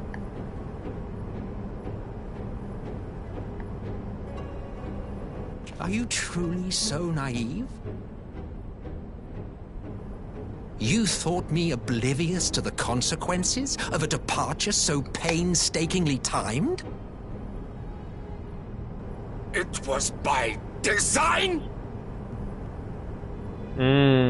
Well, of course it was. Though I will admit the resulting panic exceeded even my wildest expectations. But how can you be surprised? Throwing the world into disarray was the very purpose for which this nation was, as you say, so carefully constructed. You asking if I'm tired, or...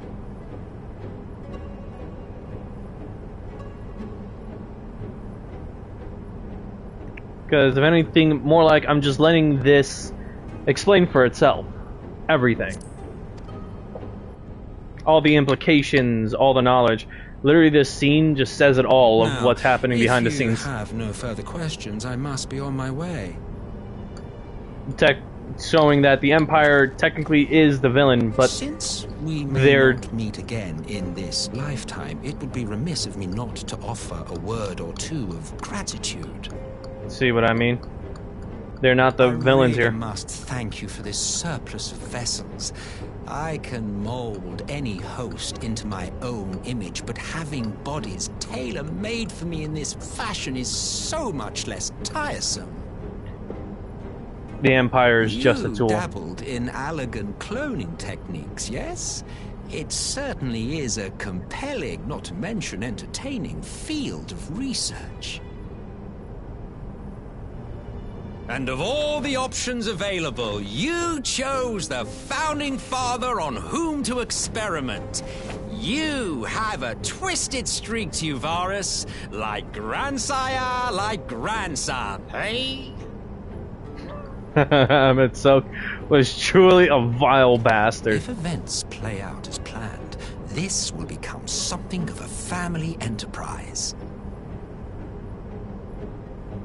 You will be the capstone of this world, I the anchor and shard, and together we will give the lie to this star's fraudulent existence.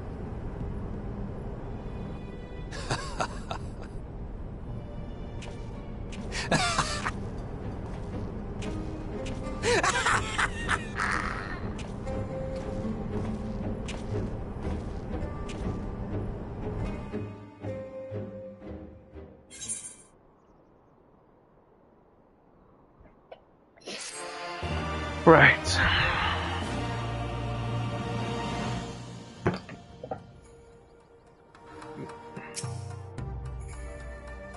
Parley on the front lines. We must leave now to convene with Eorzea's leaders, and it may be some time before I return to Doma. Hakuro, I leave you in command. My lord. I shall assemble an advance party with all haste, and join you in Alamigo forthwith. I've just received word from Lys. The Alliance has established a base camp near Alamigo's northeastern border. Once we've arrived in the locks, we are to report to a resistance officer stationed in Porta Praetoria, who will point us in the right direction. Let's not keep them waiting.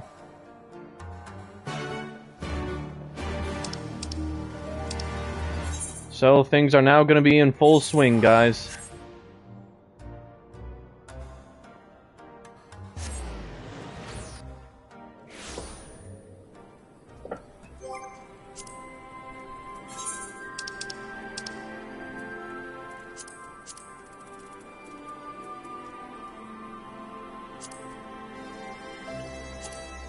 Yep. We're going to be getting to something called the Gimlet Dark very soon.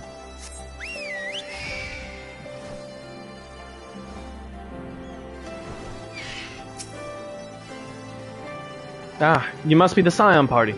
I was told to look out for. If you'll follow me, I'll take you directly to the Alliance headquarters.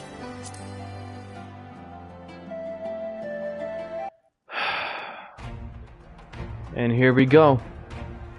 War.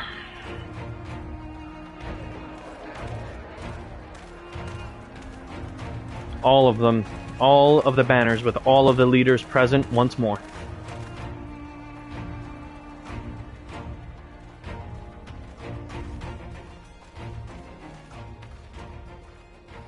Welcome back, you two. Greetings, Lord Hien. Glad you could join us. Glad to be here. I would have come sooner, while our own defense is not in question, but I am pleased to report that our soldiers are assembling for deployment to Alamigo as we speak. We're grateful for your support. Thanks to the efforts of our allies, it won't be long before we've established defensive positions on this front as well.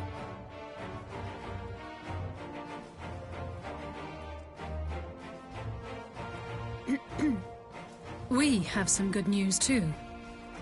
Alphino has come back to us. As for the bad news...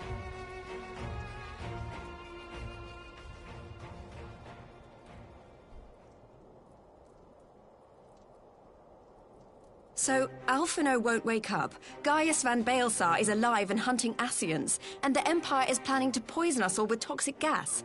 Does that sound about right? Ordinarily, any one of those things would have left me in shock. But the way things have been lately, it's all starting to seem pretty normal. Getting back to your report, are we sure this Black Rose is the weapon Maxima was talking about? It fits the description. And it seems we have Alphino to thank for sparing us an early demonstration of its effectiveness. I have a feeling this won't be the last time his bravery in the Empire will serve us here in Eorzea. The threat of an unknown weapon has had us all on edge. But now that we know what we're dealing with, we can take steps to defend against it. As for Gaius, I'm not sure what to think. Am I happy he's alive? Not in the slightest. Am I happy he's hunting Ascians? Aye, I'd have to say I am. Oh, speaking of Garleans you didn't expect to see, we have a tale of our own, as it happens. When we sent envoys to the Imperial Army to request talks, they returned with the message that Varys Zos Galvus would be attending.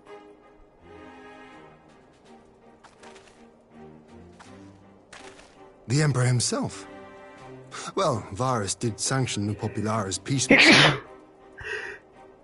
But knowing that an Ashen walks in his son's skin, I do not see how we can trust him or anyone from that nest of vipers. The Alliance would proceed with negotiations regardless, if only to give ourselves more time to prepare. We do, however, require your cooperation. Right. Yes. So, as a condition for the talks to go forward, the Empire has requested that a member of the Scions be present. There'll be a representative from each Alliance nation, of course, but I'm afraid we have to ask that you come along too. Right. Because all other Scions are currently... God, Lise. You know how much I hate politics. But then, what choice do I have? Alphino and the others aren't going to do it. Very well. I shall attend as the Scion's representative. This can only go bad. In case you're wondering why I didn't ask you, the Empire also requested the presence of Eorzea's champion. Yeah, well, there you go. So, to be honest, the one thing I will say is that in canon currently, well, for my continuity, I'm also a member of the Scions, and since Alice is less inclined for politics, I volunteered because, well, I still do have some knowledge in that regard from the multiple times I've brokered deals throughout the multiverse during my variant hunt. Not before, during my variant hunt. So, yeah. So, Mary will be there, and I will be there as representative for the Scions. We don't know what Varys means to bring to the table, or why he wants you there, but having you close at hand will make all the difference. The meeting will take place on the border. Anticipating an early assault, we mean to position the bulk of our forces nearby. The Alliance leaders should already be on their way. Once you're ready, we can head out and join them. So, despite the fact that I myself was involved instead of Alice, didn't change the way things are originally supposed to go anyways. Although it made it more bearable, things were just bound to go the way they were.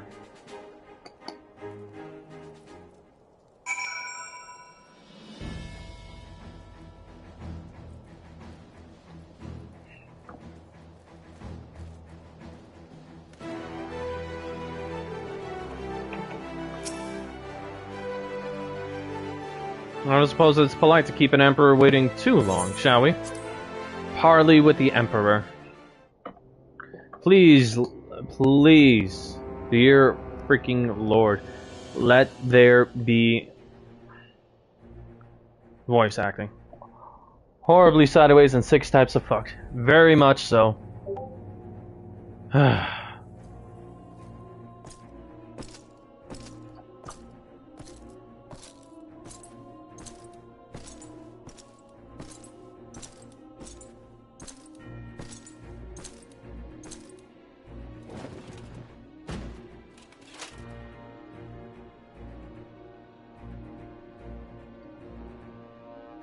Esteemed representatives of the Eorzean Alliance, on behalf of the Garlean Empire, I thank you for inviting me here today.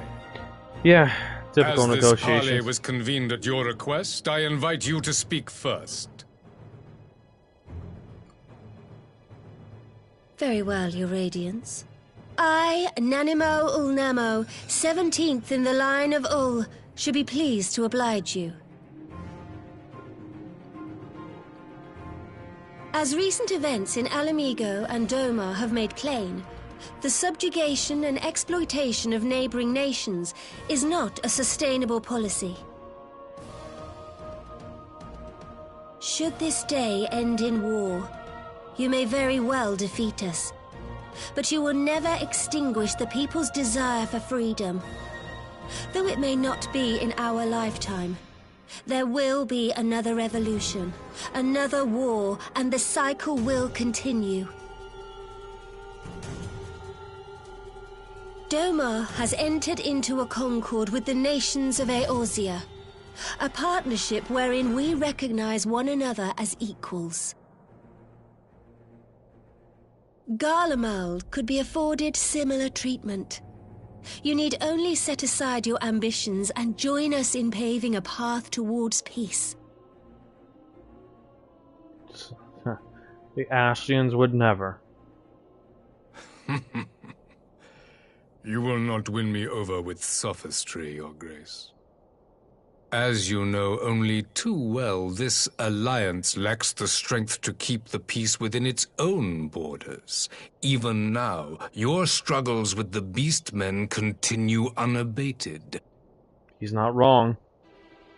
He's entirely not wrong. You sow this fertile soil with the seeds of your differences and reap naught but discord and chaos for your trouble. Eorzea must be united under one leader, one purpose. I would offer you both and bring an end to your strife. With all due respect, Your Radiance, the only thing that you offered the people of Alamigo was fear and hopelessness. The citizens of Dorma can also attest to the meager arms of Imperial rule. There is no purpose to be found in a life of oppression, each day more uncertain than the last. Half of all population of every Beastman tribe are assholes. Only because each half are tempered and the other half are not. Of each tribe. Well, of each species of tribe. Because remember, the Beastmen are divided into two separate people. The non-tempered and the tempered. The non-tempered are the ones considered allies and are amenable to, peaceful talks. Understanding. Meanwhile, the ones that are tempered are the ones that are troublesome, and we can do nothing about them.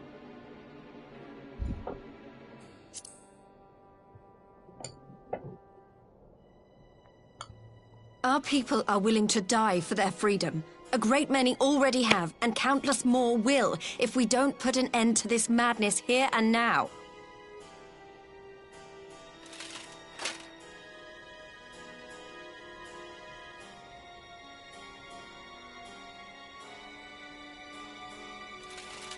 We brought order and stability to your lives.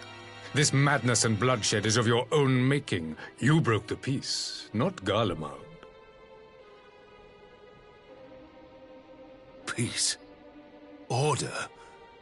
You kill our peoples, despoil our lands, take everything that is ours. And what? You expect us to lick the boot that grinds our faces into the dirt? Thing is that even now the Empire himself is technically controlled. He was only a puppet. You guys can say what you think and feel. To me, looking back on this, I understand precisely what happened. I expect you to despite my costs, to recognize the countless lives have been lost on both sides in pursuit of a greater good, and to not squander all we have achieved in a fit of petulance. Because remember, all those scenes that showed everything behind the scenes that grew our understanding, I did not know them. None of us knew them. Me, I was still looking out from the inside, but even then, I could understand that, yes, Ascians were controlling the Empire, but to what extent? That much I didn't know, and that much was still put into question. So, if anything, for me, my own opinion was that, yes, Garlemald was a tool, but how much of a tool was it? And how much of it was truly this kind of tyrannical way? And to be honest, the Emperor didn't help with my own investigations, into my own insights. Considering he was still vehemently like this, but he did show expressions of not wanting to actually do this. But still did it anyways. And still spoke like this.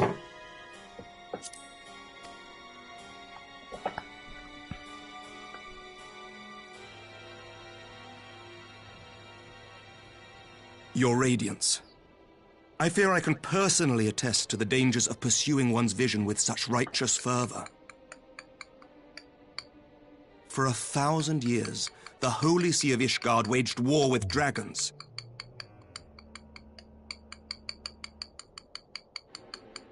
A 1,000 years of sacrifice, of sorrow and hate, in which we bathed in the blood of friend and foe alike. Had it gone on any longer, we may well have drowned. Yet we have chosen to raise ourselves out of this bloody spiral, and have since made peace with our former enemy. So I understand. No doubt the dragons were more receptive to your overtures in the wake of their leader's demise.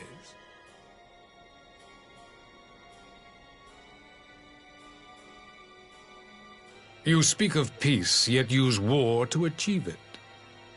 Your father would not have bothered to obscure his intent with honeyed words. He understood that strength is all that matters in the end.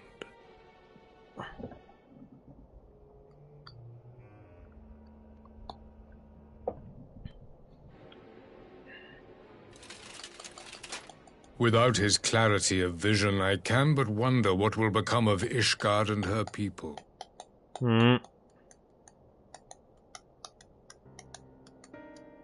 There was a time when Garlemald, too, lacked a leader of conviction. Weak and unable to wield magic, we were at the mercy of the strong, from whom we sought refuge in the bitter cold of the north.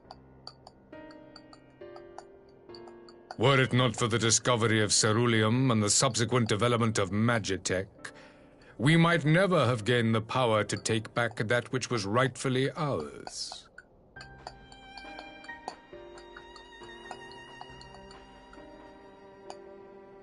You speak as if your people were the first to have been driven from their homes. Limsa Lominsa was built by wayward souls in search of a place to call their own. On the shores of Vilbrand we found it, and from those humble beginnings did we grow and flourish. And all without robbing our neighbors of their liberty. But you have to admit, he's doing a good job of dismantling each of their arguments. So saith the pirate. Am I to believe that you simply asked the kobolds to yield up their lands and that they were happy to oblige you? That you did not drive them out like rats in the hold of one of the many ships seized by your privateers? He's not wrong about that. Technically, Limsa Lominsa was formed by literally forcing the beast tribes out from where Limsa Lominsa was built. They were driven out by force.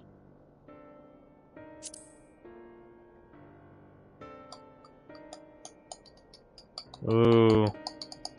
I will concede that after centuries of exile, reclamation may be mistaken for invasion. Nevertheless, it is not. And those who till stolen soil have no right to object when cast out in turn. Well, if anything, you're comparing yourself to a dead emperor.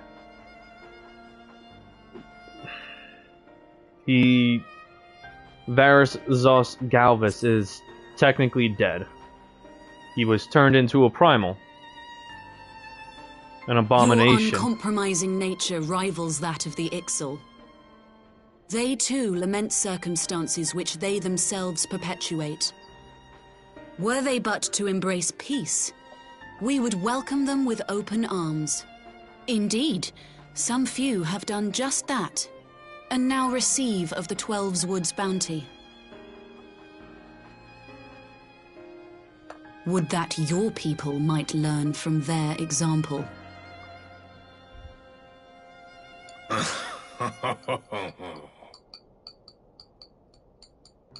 You dare compare us to the Birdmen?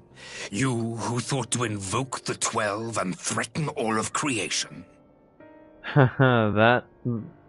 Gridanians did do that. I came here in the hope of finding some speck of common ground, but I see now these discussions will accomplish nothing. Despite what you people may believe, I am not wont to choose the sword over the olive branch. 'Tis but a pity men are loath to accept one without first being shown the other.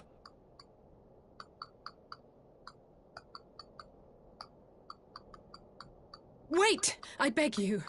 This meeting was supposed to be a chance to find a way forward together, not to bemoan the missteps which brought us here. Please. If you truly consider violence a last resort, there must be a way we can come to an agreement. For me, though, those are Alize's words. Mine were a bit more calm.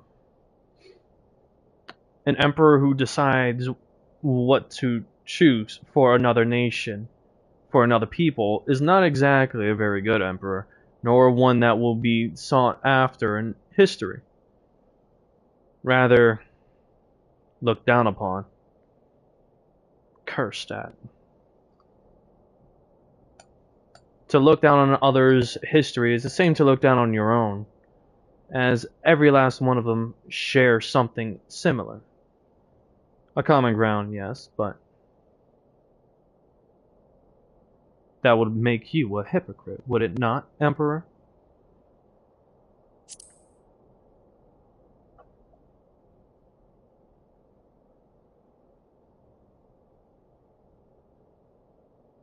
As Mistress Alize says, we did not come here to bicker over the past, but to discuss how we might strive towards a brighter future.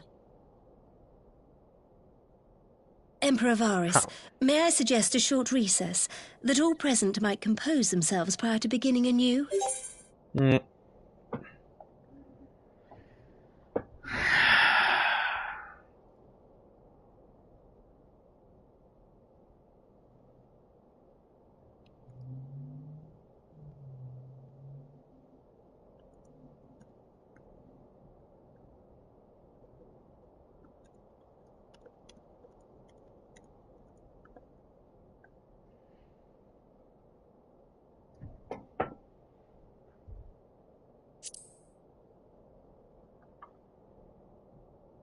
Nanamu had addressed me as Master Xander. Very well. I pray this intermission will suffice to move these talks in a more constructive direction.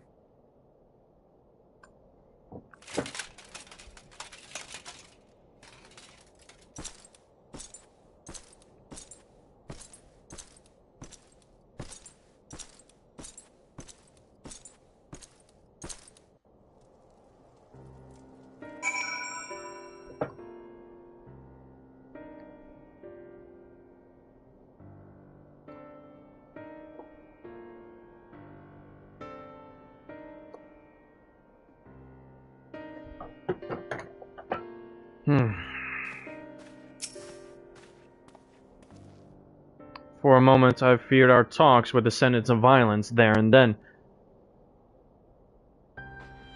Luxarius speaks of his dislike for Paul. Oh yeah. But they very well have prevented an early battle. So that's what happened in canon, but he actually acknowledges that I spoke wisely, especially in refute of the Emperor's decision to try and downplay everyone else's history. Barely now. Whatever rebuttal I had in mind was lost when Varys mentioned my father. The man is certainly skilled at keeping his opponents off balance. I do much wonder at Emperor Varys' decision to attend these negotiations. Is it plain he has no intention of hearkening to our entreaties? Well, what then is his goal? 'Tis true that Lem Solomensa's beginnings were not wholly honorable, but our old wrongs do not make the Empire's deeds right. Why do I get the feeling the Emperor is hiding something? Oh, that he is. Varys holds fast to his ideals, just as I knew he would. He would not be swayed from this path. For years we warred with the Empire, and would now end in sight. A parley such as this represents a unique opportunity, and I would not squander it with bitter words.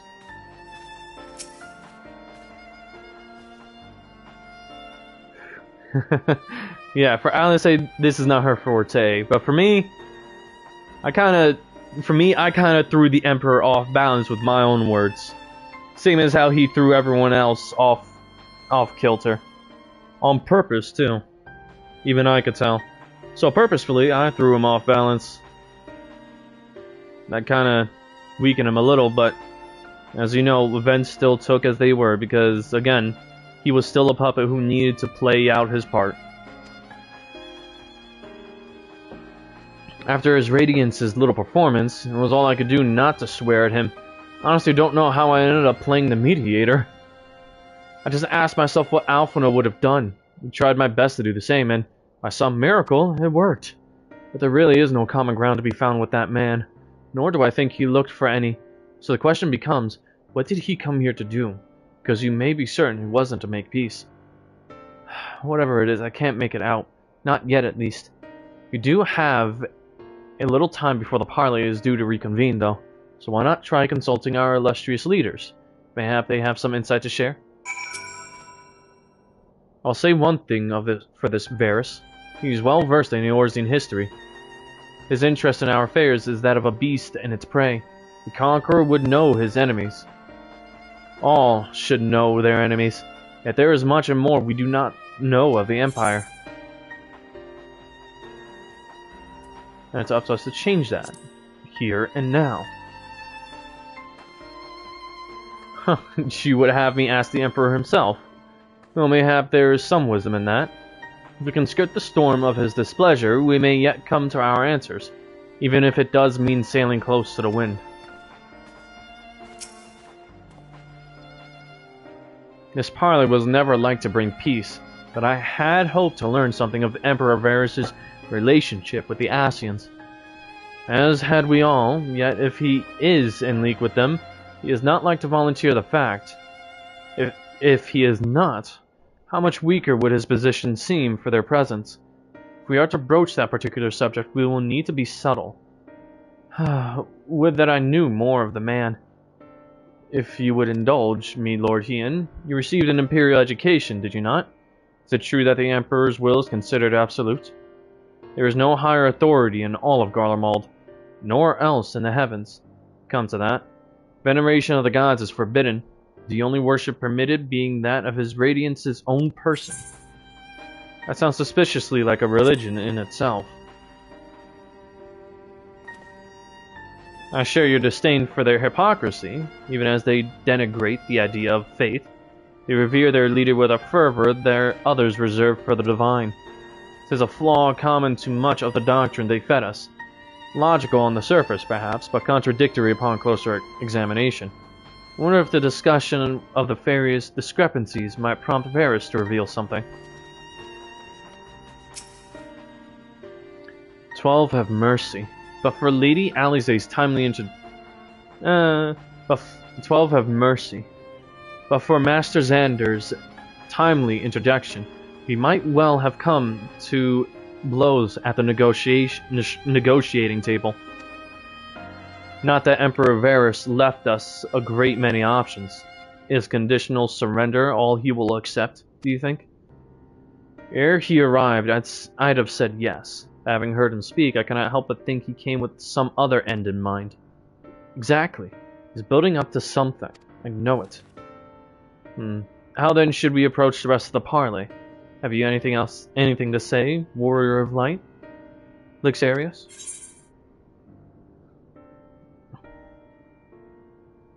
Say nothing of Xenos or the Ascians.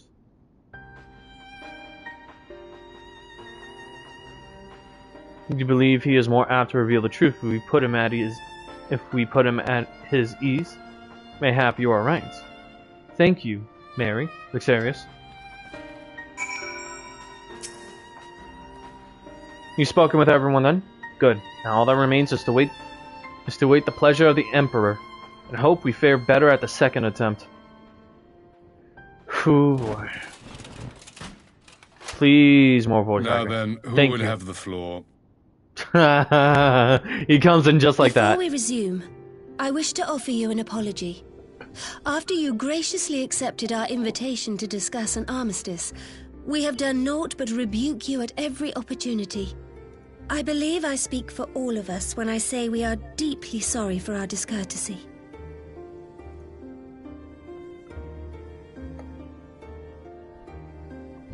I'll admit your familiarity with our affairs surprised me, and served to remind me how little I know of yours. I think all here can understand the desire to reclaim one's homeland.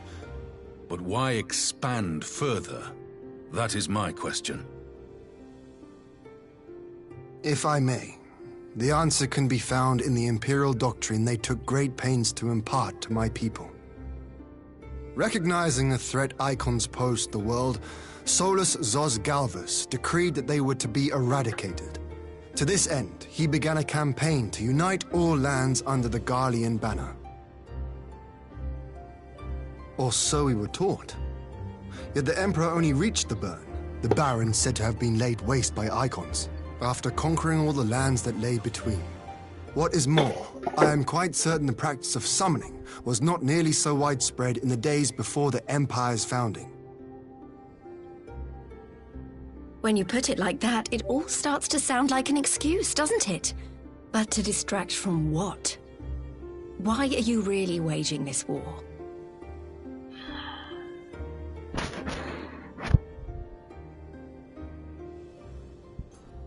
That they do.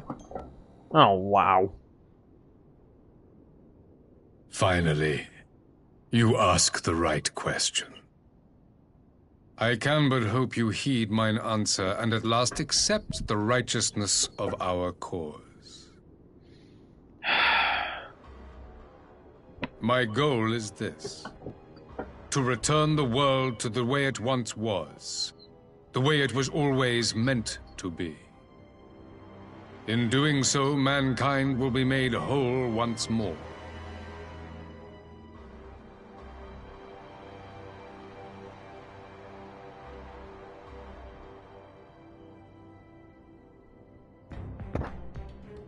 Yep.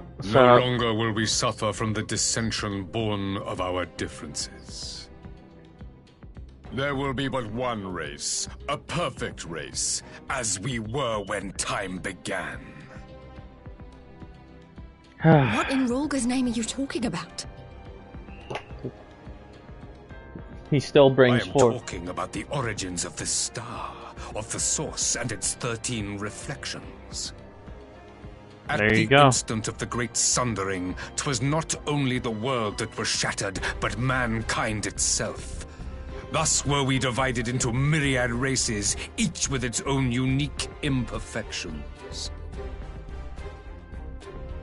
That is why man looks upon his neighbor and feels fear and hatred, why he wages war, why he kills his brother.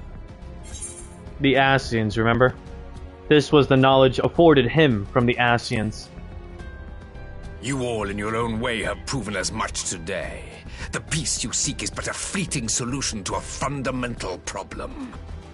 One which calls for more drastic measures. To bring about everlasting peace, our worlds must be rejoined.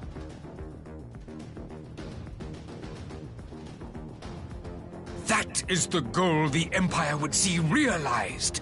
The glorious future unto which we shall one day shepherd mankind.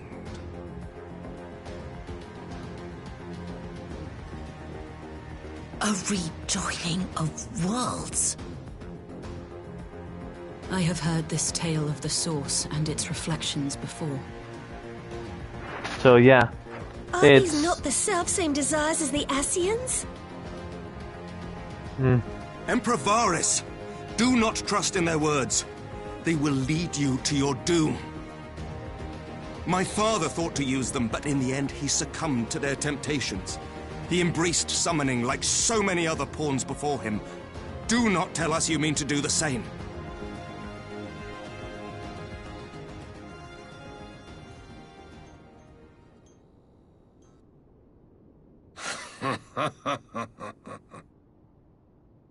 To be a pawn, free from the burden of choice, would be a blessing.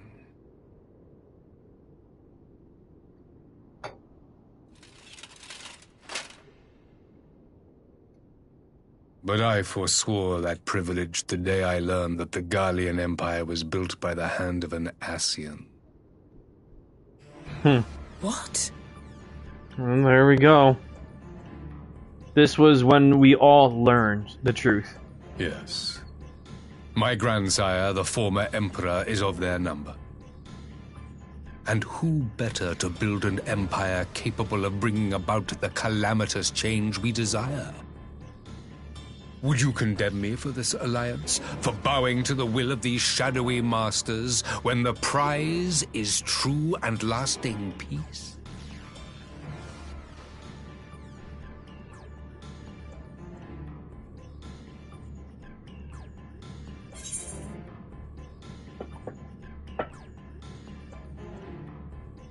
Your prize is a lie. Your master's demons. I come not to conquer, but to liberate. To free man from the prison of divergence. Imagine a world united. One perfect race beneath a single standard. An army before whose might these servants of darkness and light would fly as leaves in a storm, never again to meddle in man's affairs. We would be the masters of our own fate. His way I of... bid you join me, not as subjects of Garlemald, but of a new nation. And together we shall win freedom for ourselves and generations yet unborn. Now his true colors show. This is him trying You want to trigger another half-dozen calamities? You can't be serious! His way of trying to be against the Ascians. Have you forgotten how many died? There will be no one left. Do you truly imagine we would aid you in your bloodletting? It is unthinkable, unconscionable.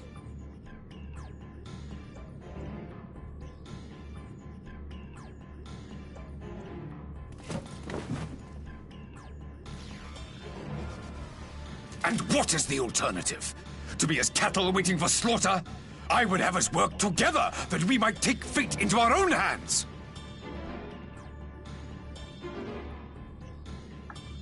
Into your hands, perhaps. The warriors of And darkness. what of the other worlds, your radiance? With every calamity, you obliterate a star and every soul that dwells on it. So... To the Ascians, we are all but tiny, momentary specks within an indifferent universe. We cannot hope to oppose them until we have been made whole once more. So, what... For a bit of context into what Alice saw, since you guys don't know. There were warriors who were brought in from another world. They were the warriors of light from their world. And they were brought here because, well, in order to save their world, they needed to come here to try and fight, well, Mary, the warrior of light. It was around that time that I was actually stuck with Matoya, studying, learning of Ether, but apparently there were warriors from another world there were warriors from another reflection that came to the source, dubbed the Warriors of Darkness. And they came to try and right wrongs, because they were, but in actuality they were manipulated by the Ascians to try and fight against us. Well, to try and fight against Mary and the Scions. They lost. And ended up having to perish and returned to their world.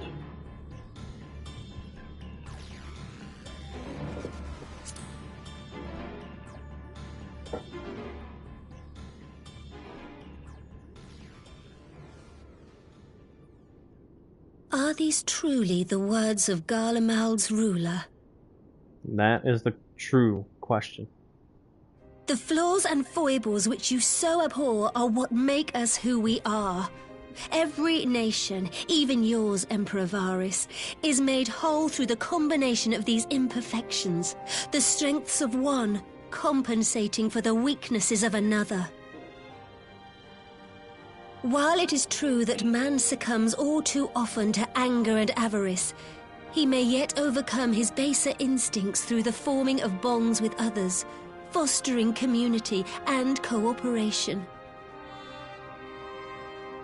That the protector of an empire should not only reject these fundamental truths, but seek to change them at so dear a cost to life is indefensible. Such a man is not fit to govern.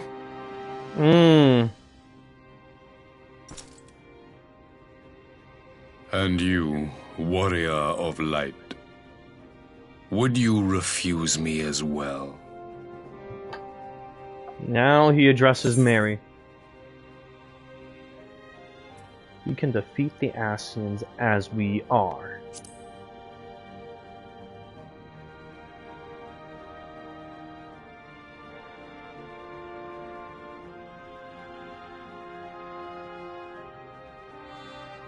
It would seem the Alliance is of one mind on this matter. Now you understand why I respect Nanamo so highly.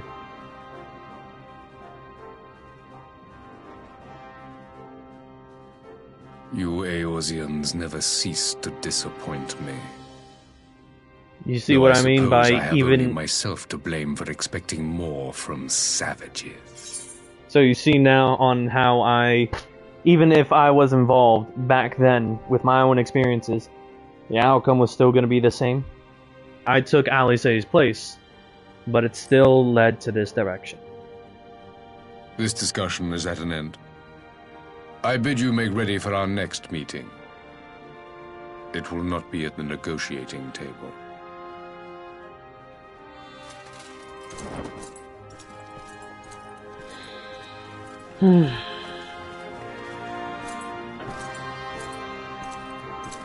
And just like that, we respectfully walk away. And make ready for, well, a world war. So, here we go. I came back to find Doma's advance party ready and waiting for battle.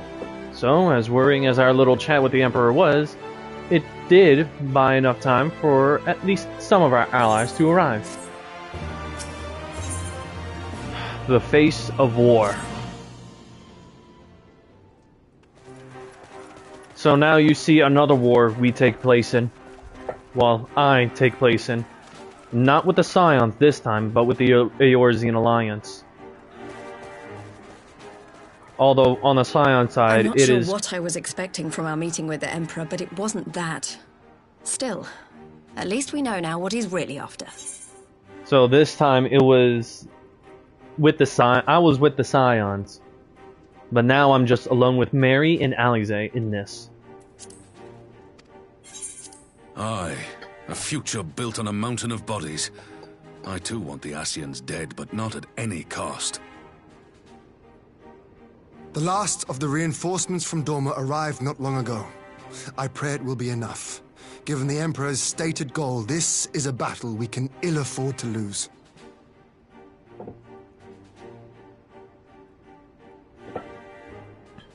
If the Garleans come in force, we may not have much say in the matter, even with our combined strength. We knew from the first that the odds would be against us. But if there is even the slightest chance of victory, we must do everything in our power to seize it.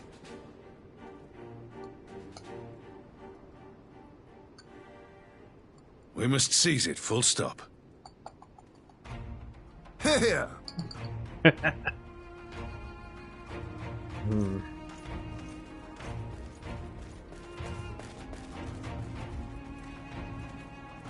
The two of you are to join an irregular unit and support the main host.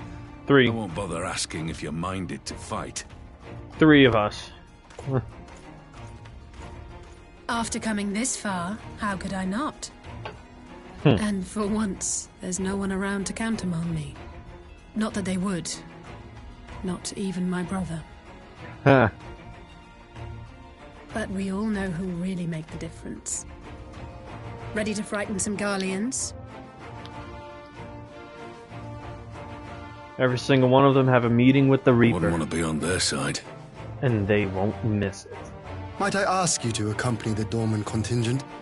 They are strangers here, and your presence would do much to raise their spirits.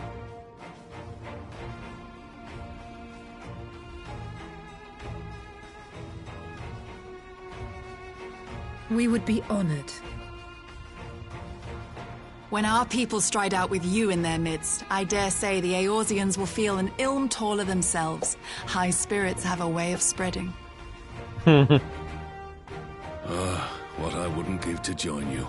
But my duties as field commander will not allow it. I'll leave the front lines in your capable hands.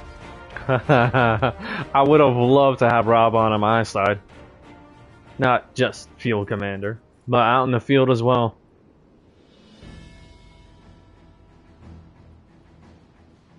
Comrades, ready your arms. The hour of battle has come. May the crystal guide us to victory!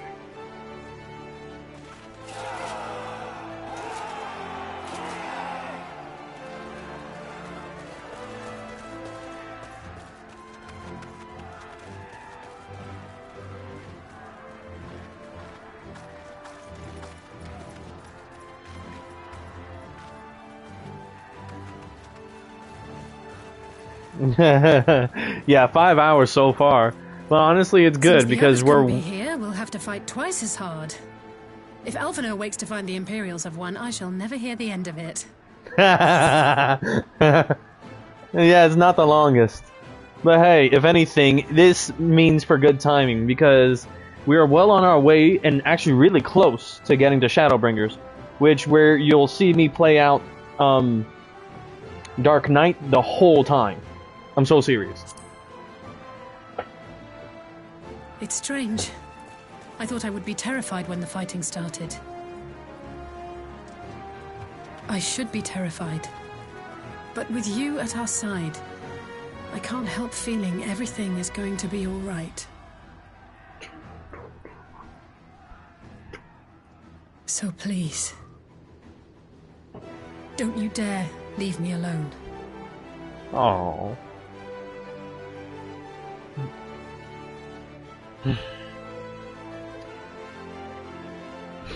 No matter what happens, we have to survive together.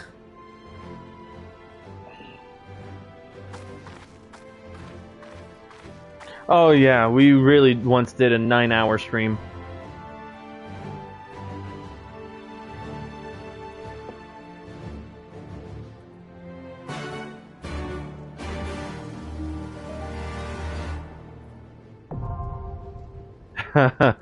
Here we go. The Gimlet Dark.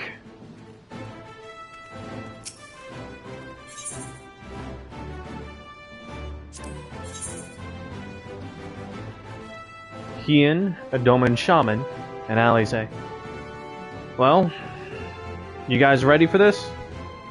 I need both of your confirmations that you're ready to watch this.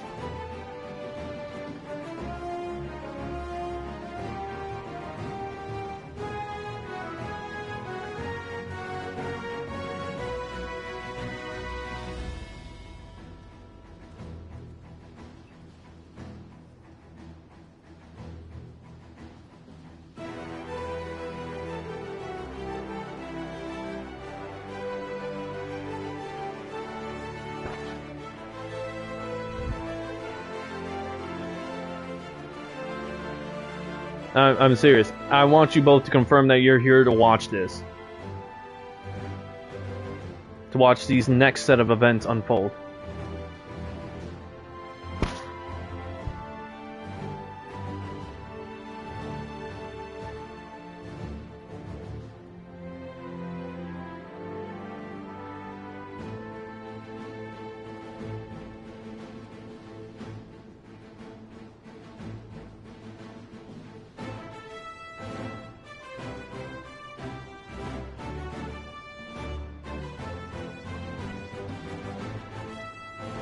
Alright, that's Jin. Mizuki? He's lagging a bit behind. He'll get here.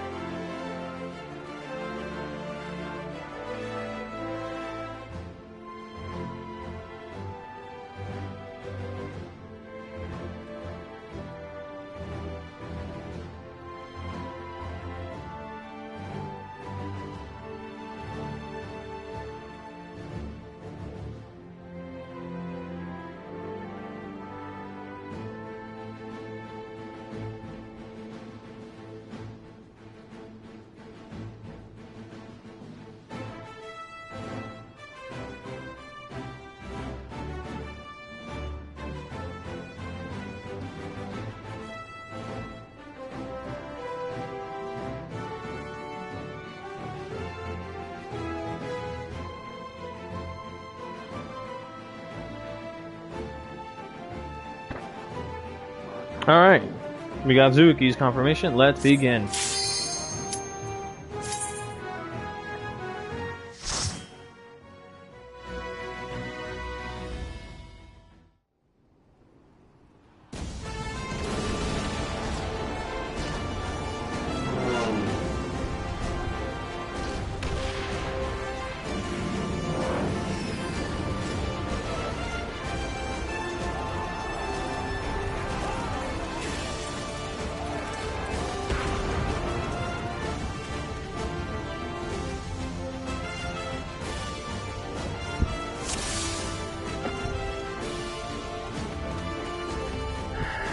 Here we go.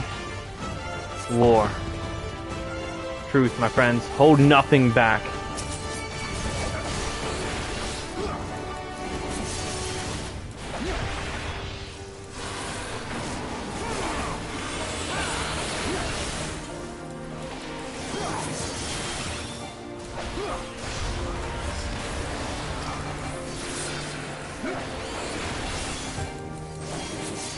Well, actually, I think technically, right before we head out for, right before we start Shadowbringers is when, Philomene makes an appearance. No, I understand he's excited.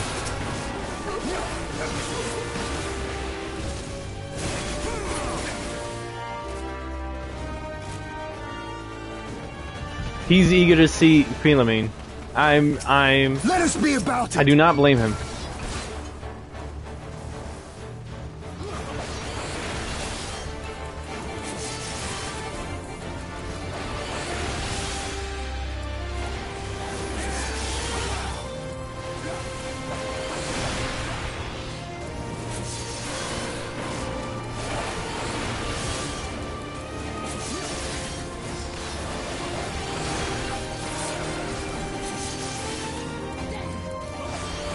You shall fall soon enough.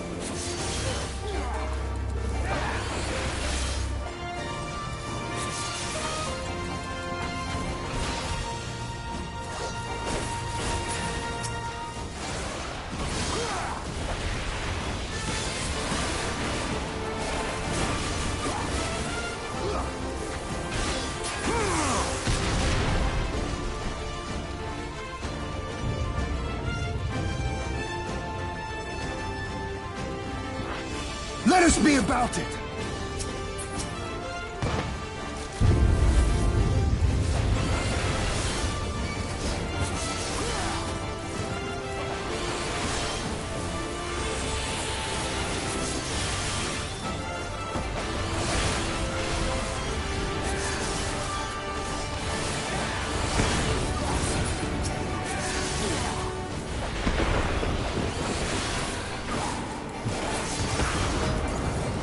Out of my way!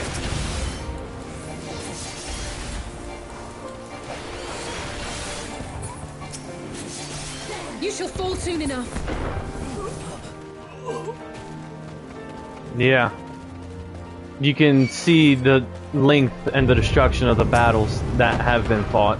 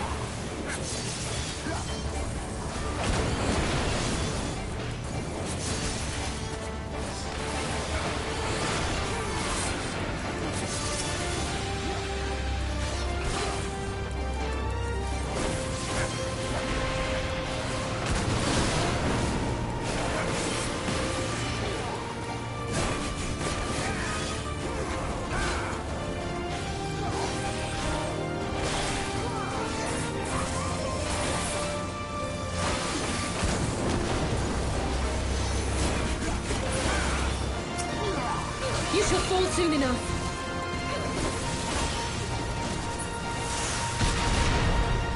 Here we go with the first boss. Very good.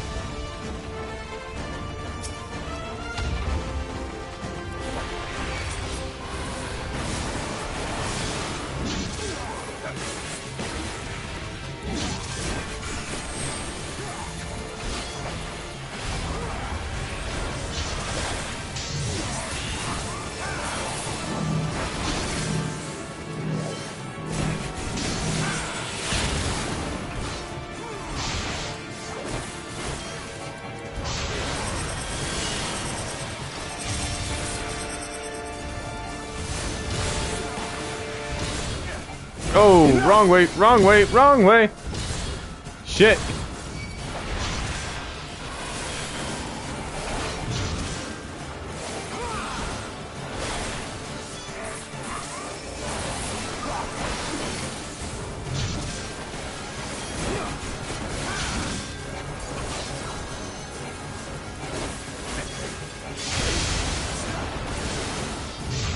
Yeah, ceruleum is no joke when it's used in a certain way.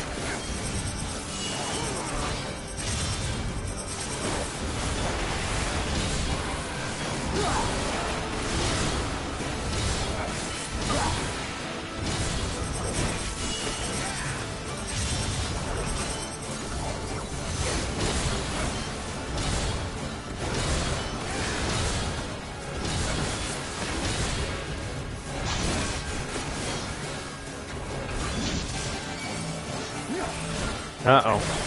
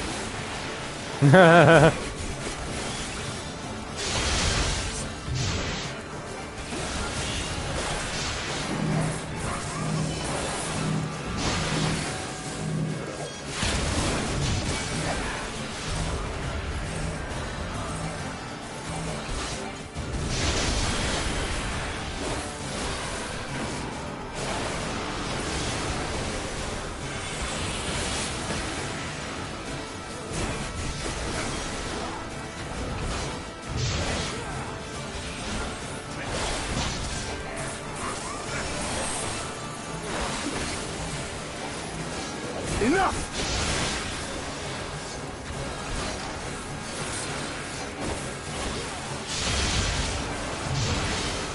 Fuck you, Goldie is crazy.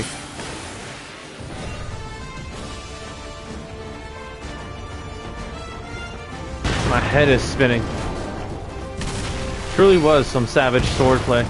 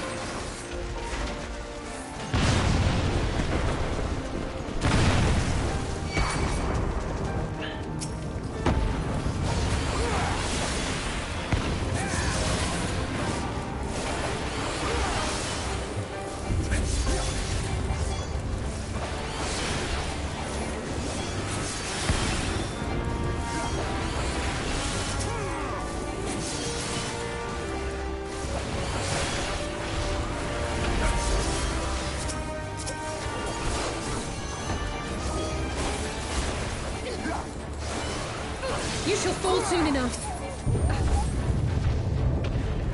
They're warhounds.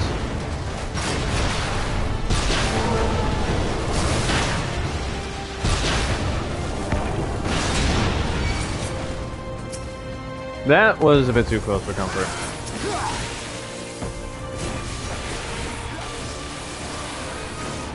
Enough!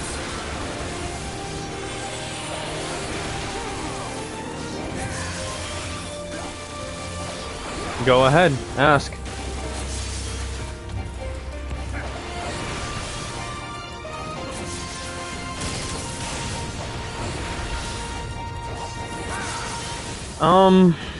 A difficult question to answer. I'm being so serious. That is a difficult question to answer.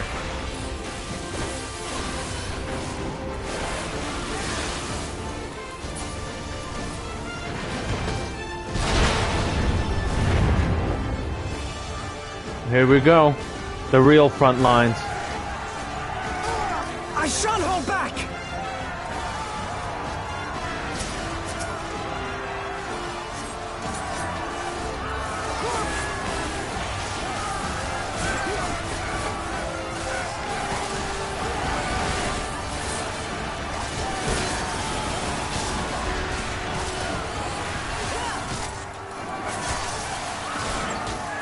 Because what?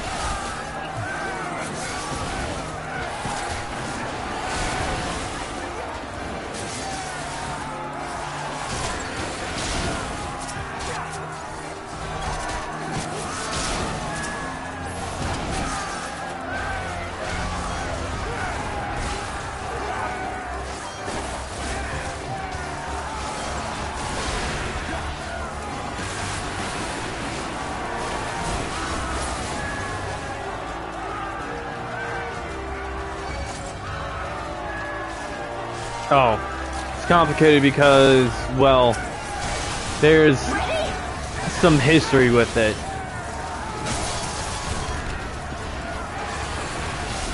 There's some history involved with it. It is a bit difficult to explain.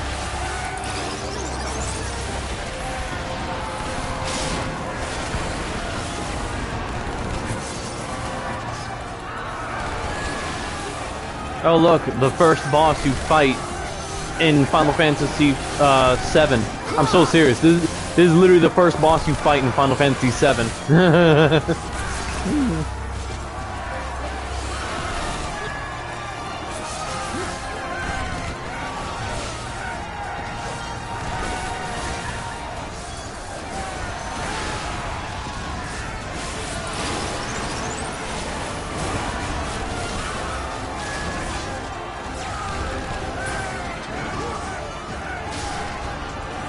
The spider who had sex with technology is crazy.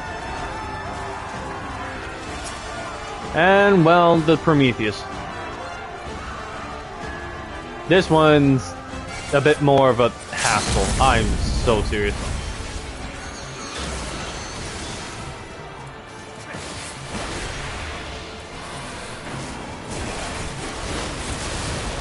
Oh, for fuck's sake. And just like that, he made the battlefield a bit smaller. Ah, shit. And that's why this one was difficult. Uh-oh.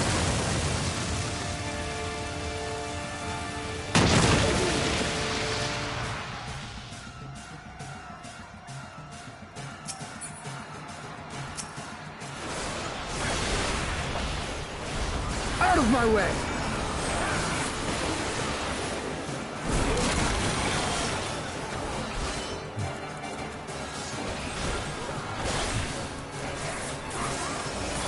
Yes, it can tunnel.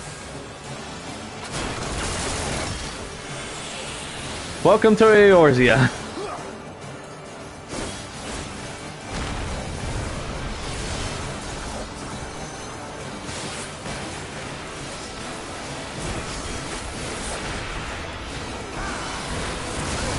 And fucking hell, has something called a nitro spin.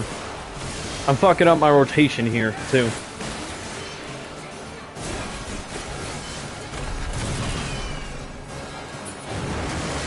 Ah, shit, here we go.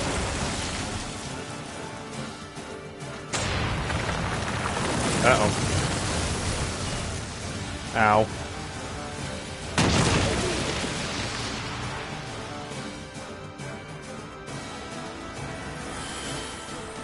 I'm sure you would, but none of us had the honor of having that particular skill set, Zuki. As these things were made ironclad and sealed fucking tight.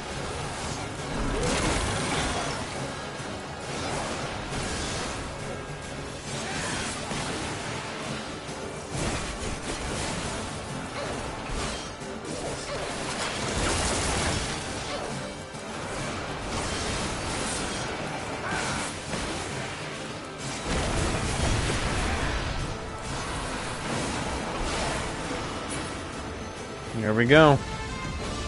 Onward. Garlean. Such bizarre machina. The Garleans are wont to make. That one was like a fire-breathing mole, I thought. And here we go. You underestimate me!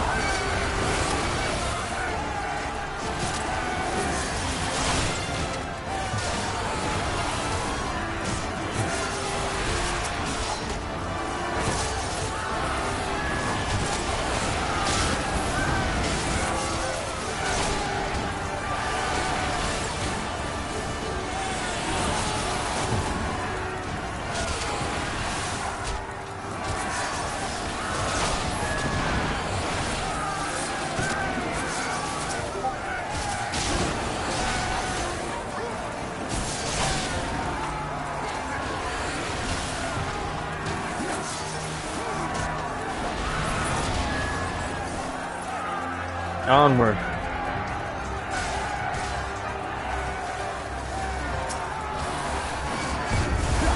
This knight does not yield!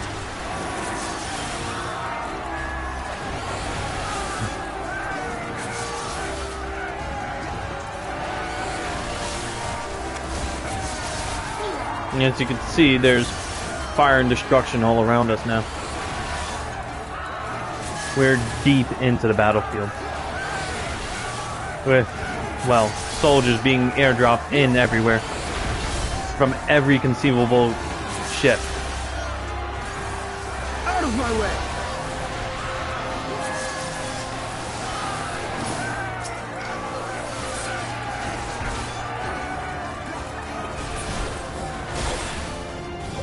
Uh-oh. Here we go.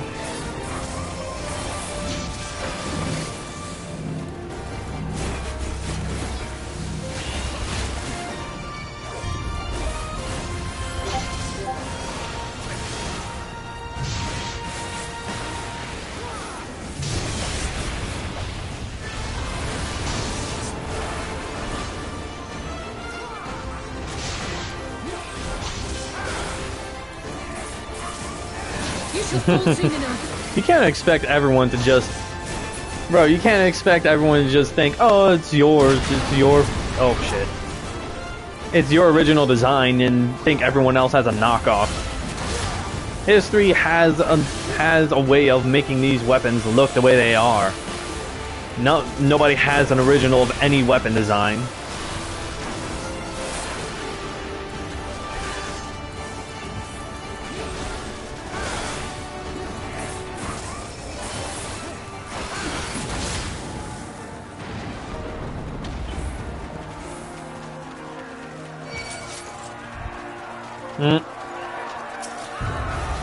I mean, that's a big if.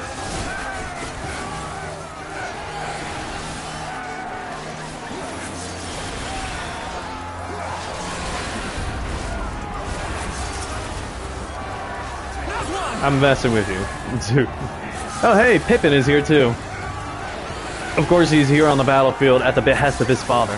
Ah, shit. Oh look, this one glows.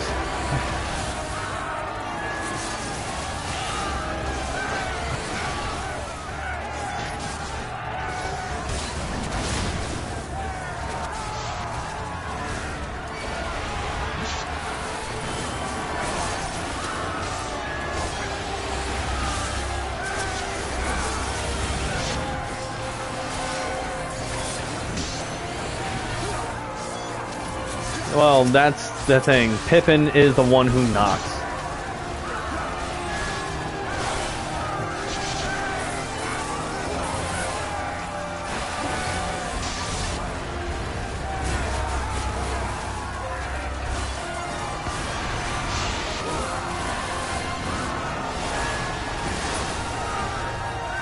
Here we go again. An even worse one.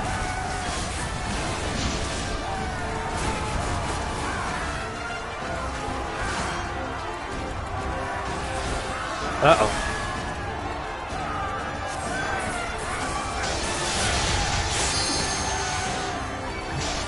Well, that hurt. Was that not inside? That's crazy.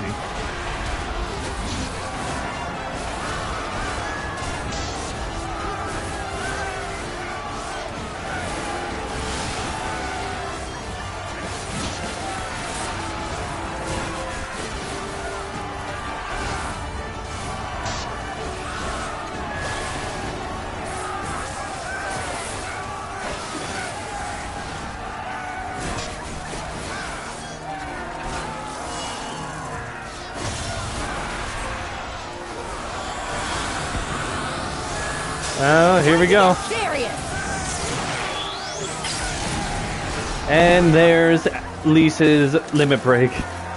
Leave it to Lisa to pierce War Machina armor with her fist. Alice is saying that she won't be outdone. Oh boy. And then here we go with... Guess what? More of Xenos' original students.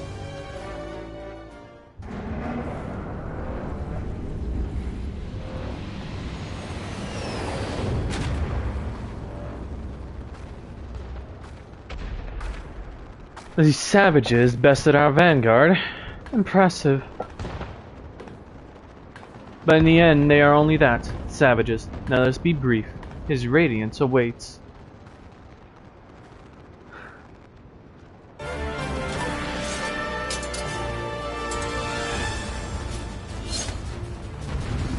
sisters. You can tell.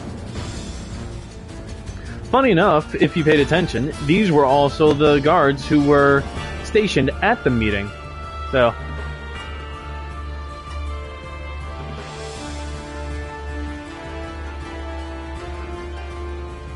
well,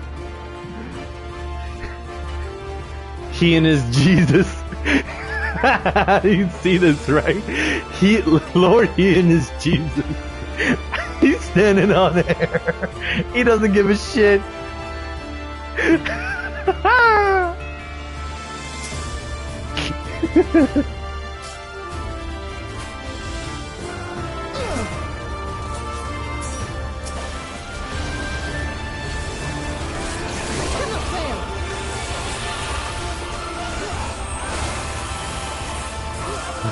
Stop flexing, it's crazy.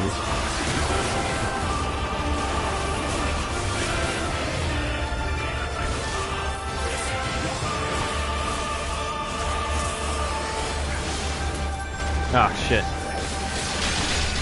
Ah!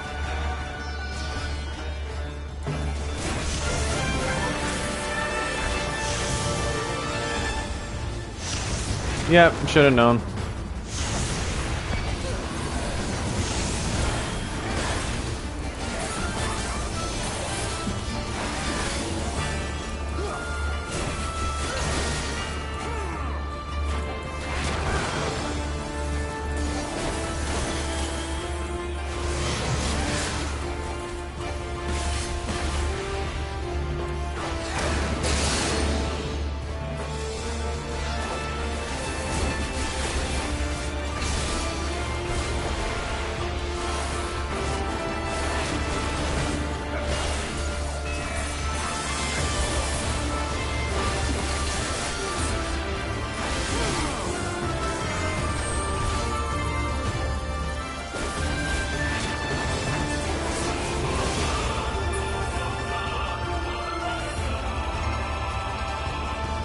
Uh-oh.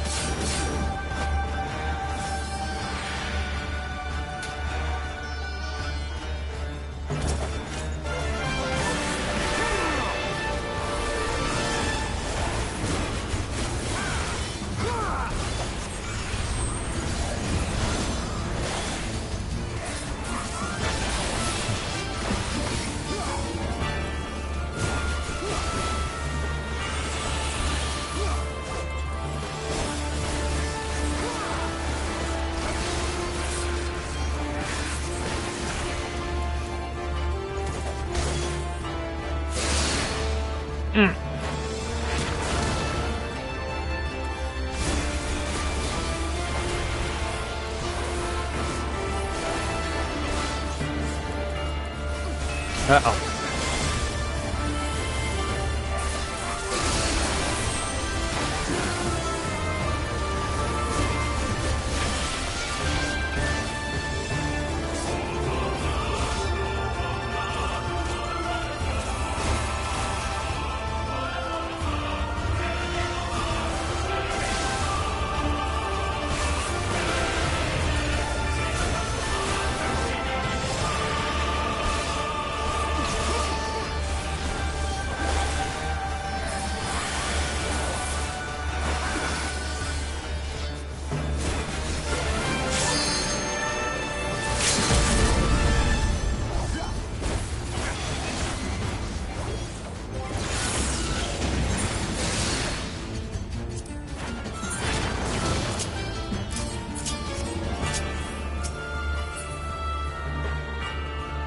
Oh boy.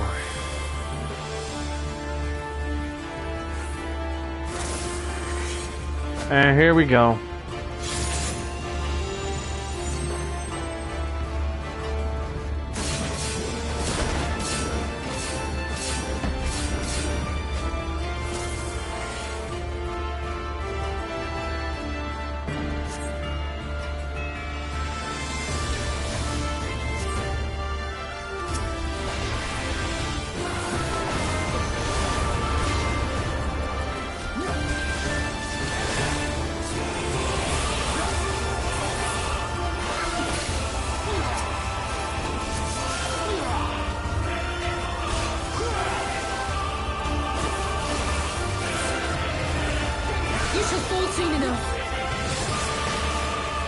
Not happening.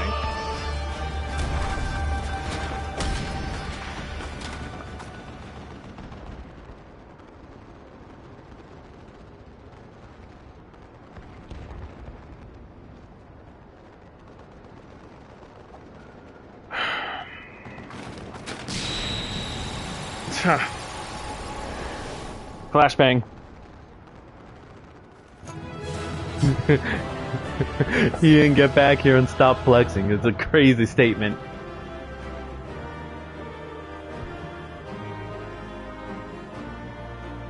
Oh hey, if I had went healer, Yugri would have joined us instead. Huh. Oh, you cowardly bitches is right. I wonder. Nope.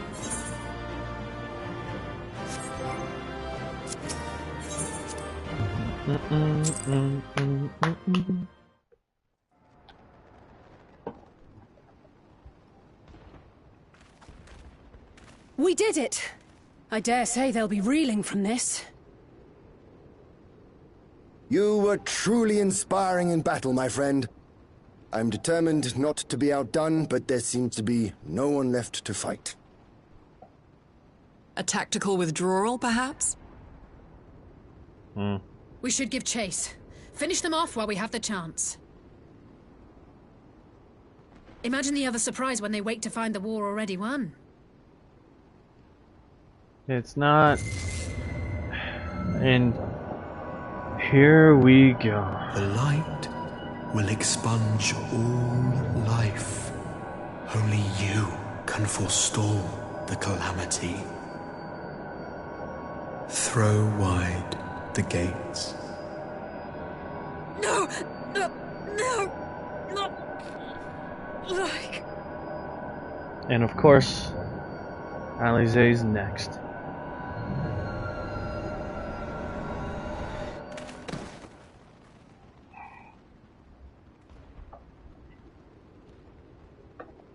Now it's just me and Mary.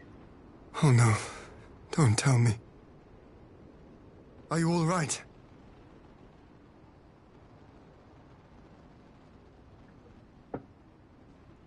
Quickly, we must get her back to the encampment.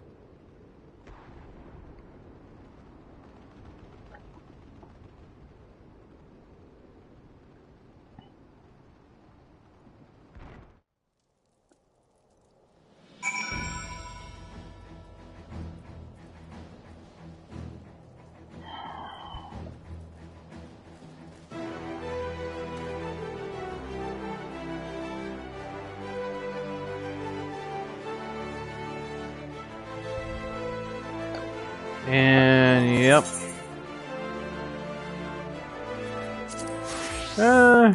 For this next one, I'll do Black Mage. This next instance. So the Garleans have been routed, have they? Well done. Though this exchange was no more than a test of our strength, like as not, they won't be taking any chances now that the Emperor has joined the fray. They'll want to take their time, whittle down our defenses. Still, with your help, and that of our eastern allies, we've passed the first test. Our line is unbroken. As for Alizé, well, she's in good hands over at the infirmary.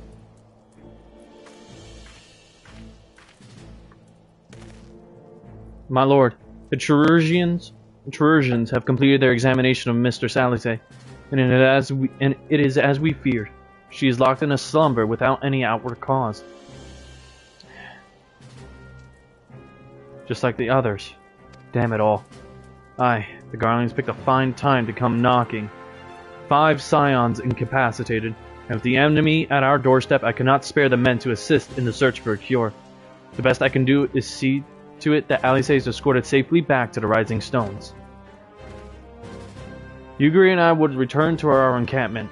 The main contingent of our forces from the far east is under sail, and all must be made ready for their arrival. I'll not keep you then.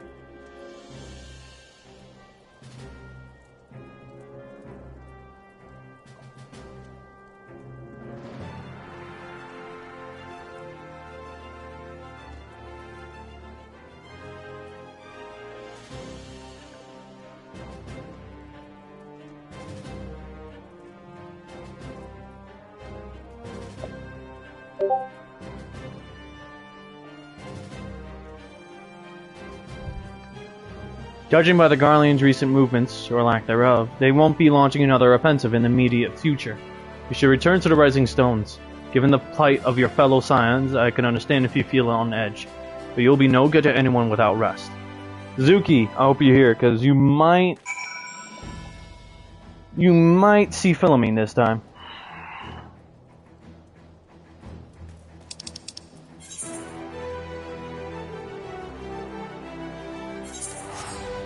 You might.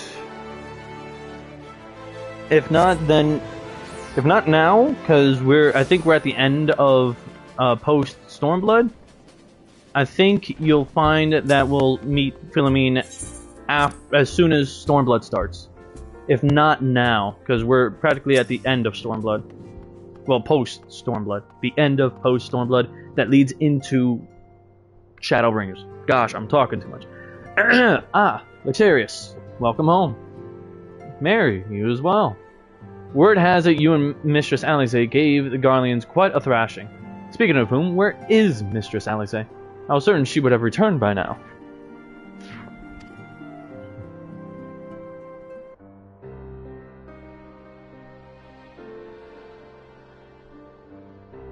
By the 12, not her too. Ocher and I will ready the infirmary for her arrival. We will also need to send a message to Tataru post-haste. Would that I had something other than grim tidings to share with her. And with you too, for that matter. It grieves me to report that the Archon's condition remains unchanged. As we speak, Coltonet, Kryl, and Master Matoya continue to explore every possible avenue. Alas, their efforts have yet to bear fruit. But all is not lost. You are still hale and whole, after all, though I suspect you must be tired from your journey. You should rest, my friend. Leave the worrying to us for the time being, at least. And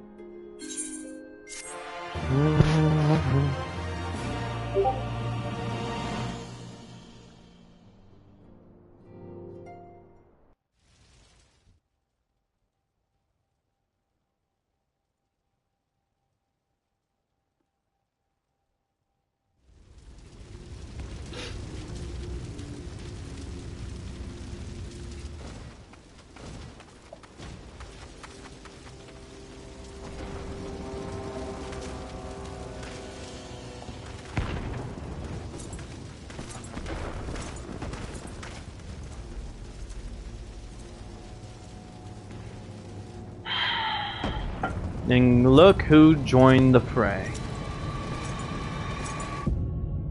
A bastard wearing another's face. A brief reprieve.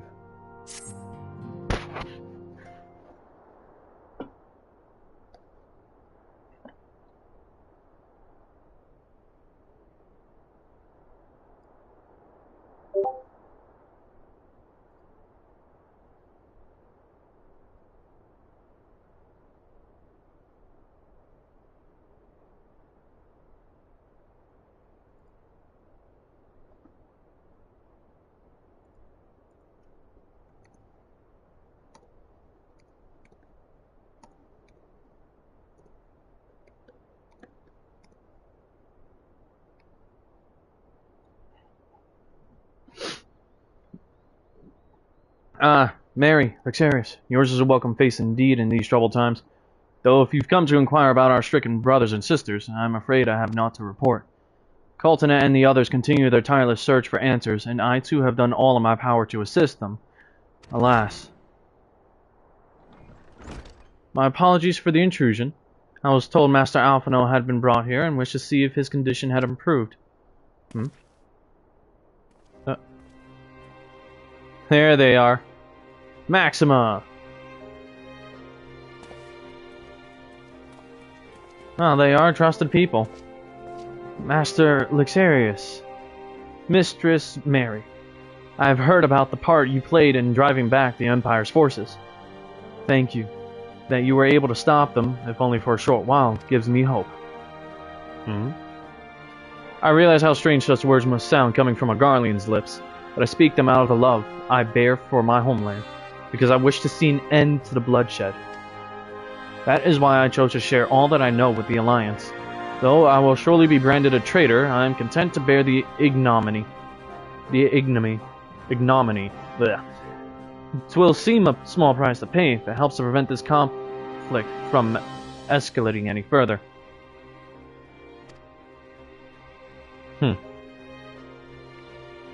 But enough of my prattling. The war is not what brought me all this way. I came to see Master Alphino. An acquaintance of Lixarius, Mary, and Alphino, are you? Well, far be it from me to turn away good company, if you will follow me, sir.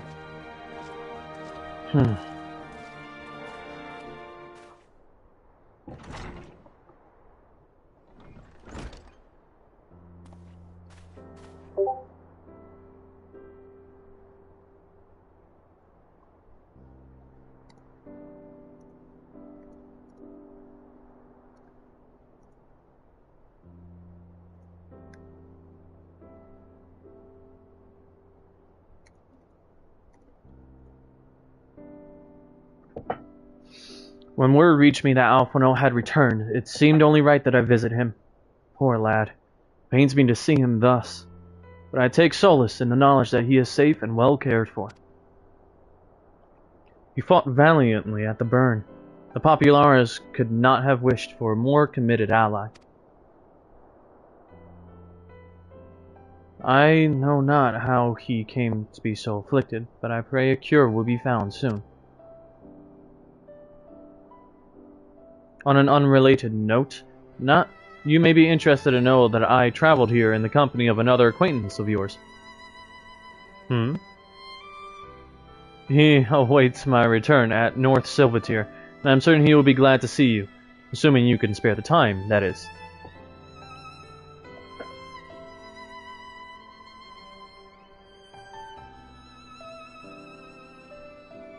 Does who survive? Maxima?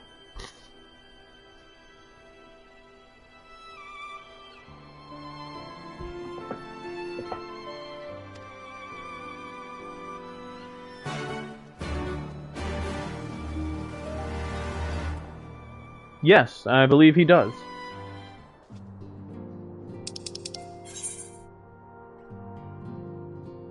Oh.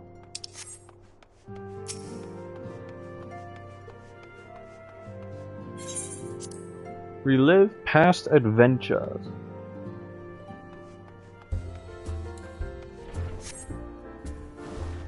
Oh yeah, this is the one I want to get. This one I want to get.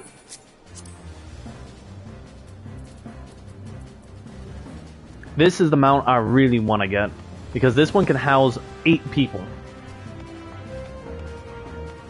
And yes, it's supposed to look like a fucking whale.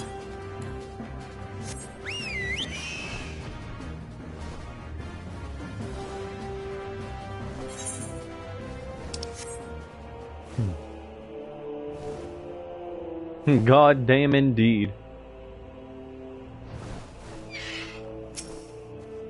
And who is it that we are seeing today? Why is this motherfucker named Daft Punk? I hate you. It's the Moby Dick. Ah, there you are. I was beginning to think you would not come.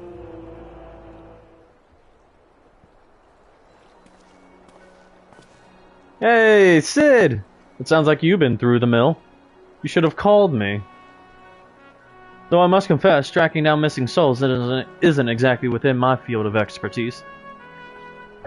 As you may have surmised, I heard much of Master Garland growing up in Garlemald.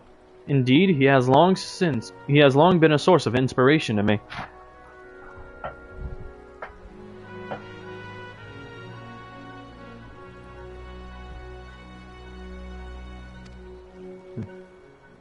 Most Garleans would say he is a traitor, that he turned his back on his country We of the Populares, however, consider him a revolutionary, a man willing to defy the Empire's dreams of subjugation, and his inventions might bring about a better future for all mankind.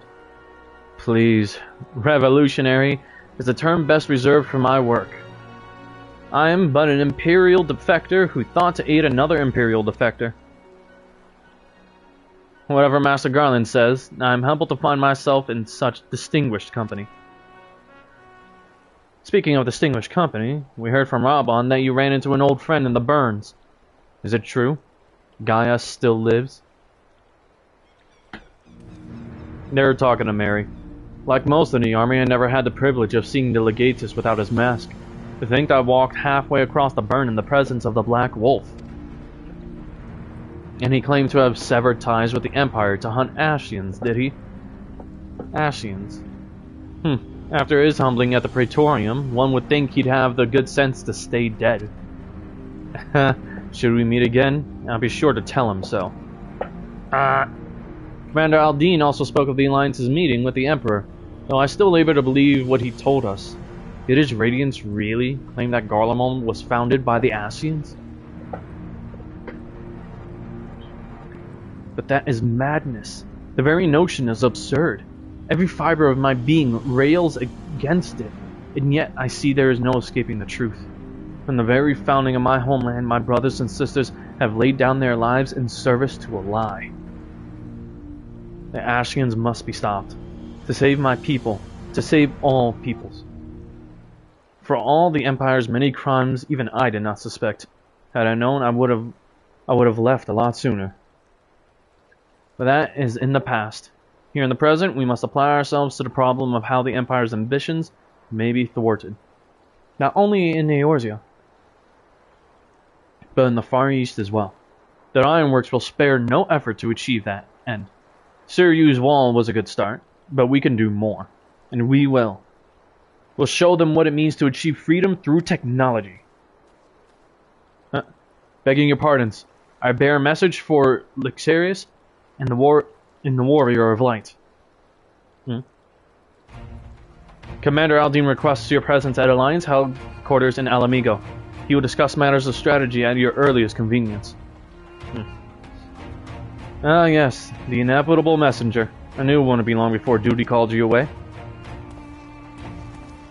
Time, no doubt, being of the essence, could attempt you to ride aboard the Excelsior.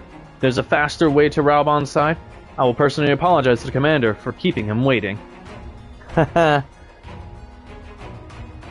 What did you do? What the... Hidalgo, Guardian of the Sand? And the Sand Guardian, Guardian of the Sand. Poseidon quivers before him! And the Sand Guardian, Guardian of the Sand. Poseidon quivers before him!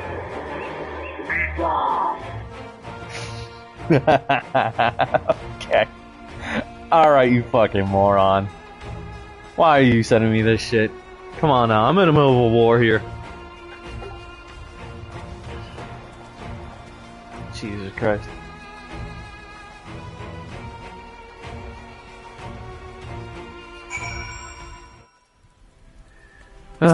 Anyways.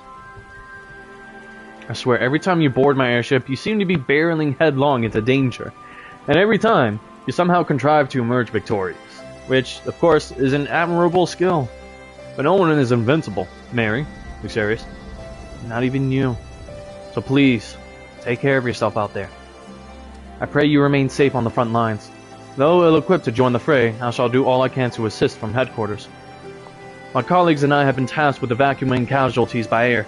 See that you aren't among them, eh?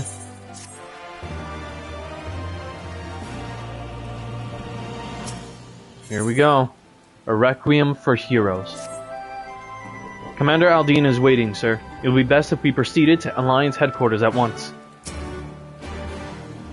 Okay. Are you ready? You know what? I'm doing this as samurai once more.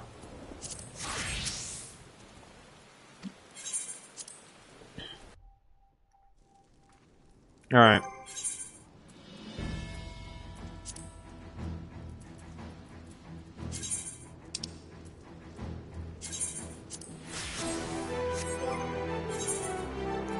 I wish I can find the uniform that I'm supposed to have for this, like the legit robes and such, but I guess this will have to do.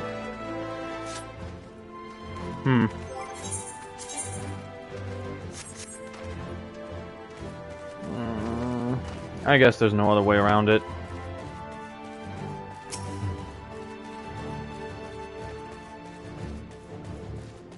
Oh, here we go. You're here. Good. I summoned you to discuss strategy, but first I would apprise you of the Guardian's movements. Upon speaking with Rabon, several... Oh boy. Alright. Are you guys ready? Because this will be 2 instances. And I kid you not, these will go poorly. These will be exciting indeed. So I need you both here to tell me if you're here.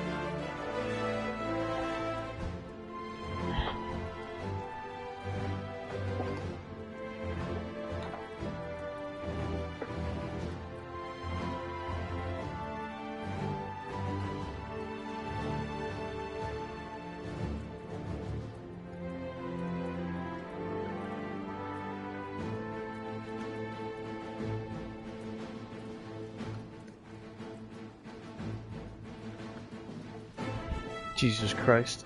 Who? Motherfucker, of course I mean the both of you. Who are you talking to? There have been several skirmishes along the both border, of you. but as yet neither side has delivered a decisive blow.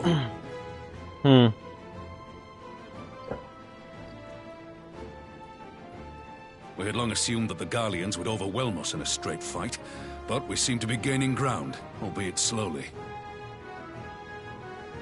As to why that might be, the most likely explanation is that they have yet to commit all their forces. Still, we're winning, and our latest intelligence suggests the Emperor has retreated back to Garlemald. In light of this, we're considering launching an offensive with the aim of pushing the front line forward and giving ourselves some room to breathe.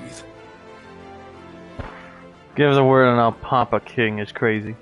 Commander! The Imperials! They've broken through our defenses to the east! What? Of Our course scouts say their forces are being led by Lord Xenos. Of course.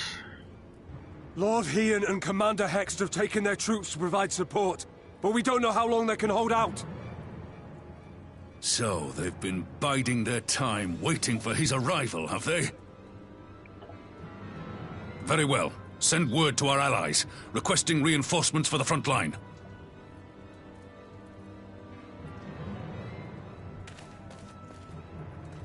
Should the worst come to the worst, I may need to enter the fray myself.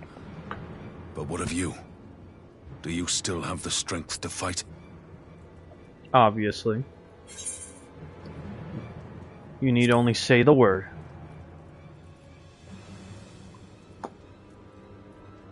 Much obliged. Given the choice, I'd take you over 100 soldiers. 2 here in Ireland. I'm still up.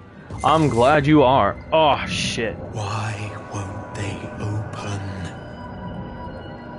Please. I bid you, open! And at this point, it's also affecting me, too. Don't forget. What's wrong? Is it the voice again? Are you sure you're in a fit state to do this?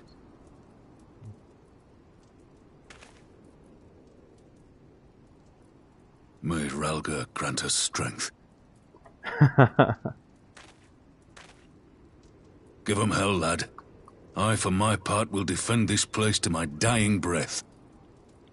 I wasn't taken away. I ended up joining Mary with her when she crossed over. Meanwhile, at the border of Alamigo,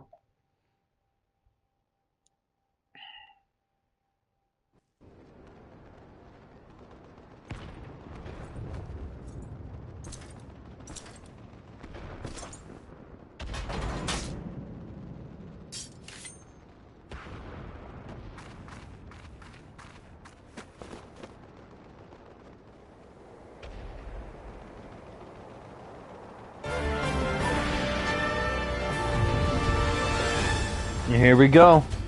Now we're playing as Lord Hien.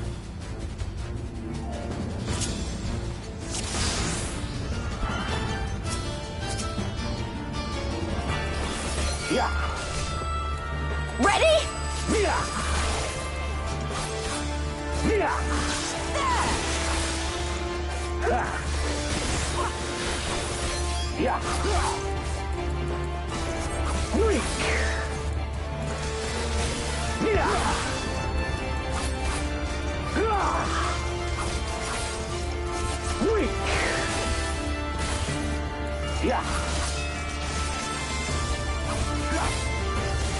Remember, this is Lord Hien trying to fight Belsar.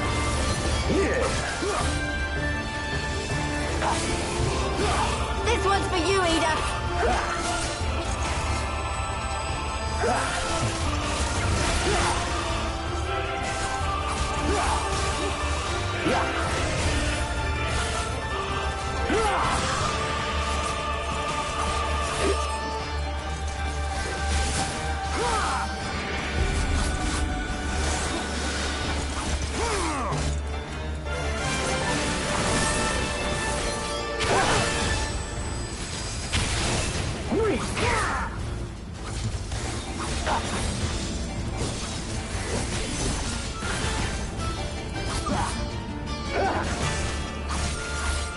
I don't know what to tell you. I don't know. The Warrior of Light is still nowhere in sight.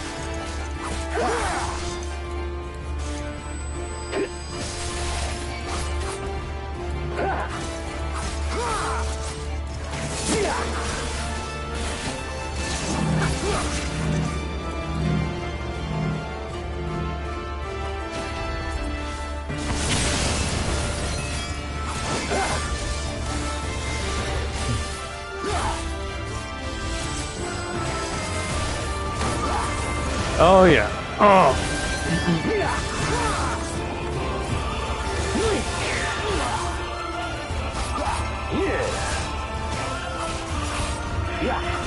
It's not for you to decide.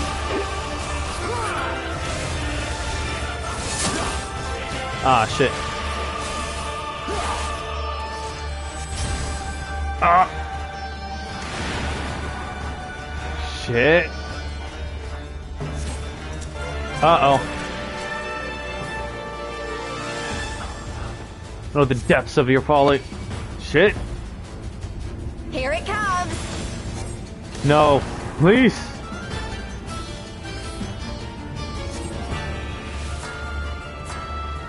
It's so much Believe in the sweet. Shinobi's power.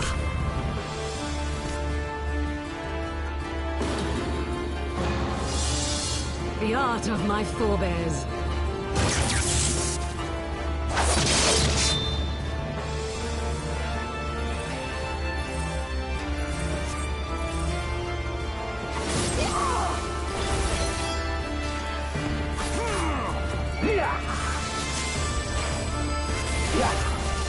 Few hundred miles away.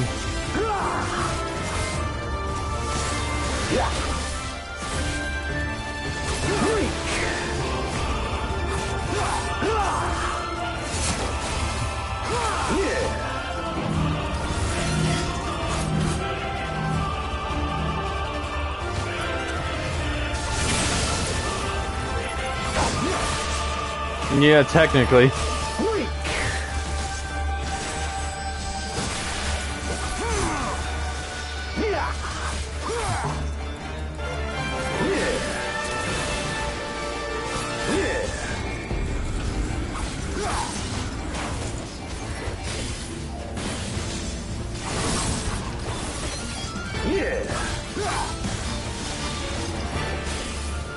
Does he? Then I need not waste my time on you.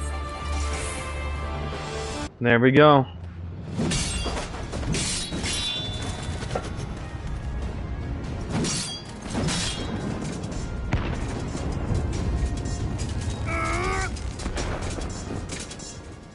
Fool fiend!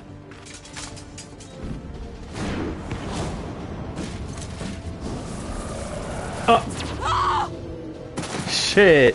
You get it.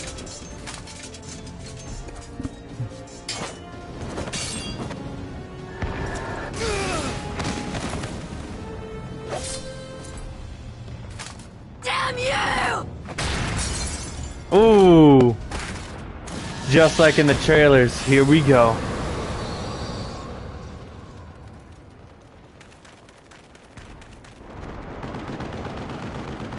And just like in the Shadowbringers intro, here we come. With samurai sword in hand.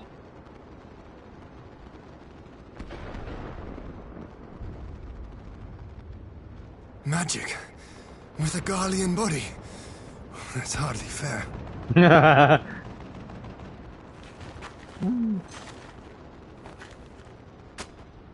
Still, he must be stopped. No matter the cost.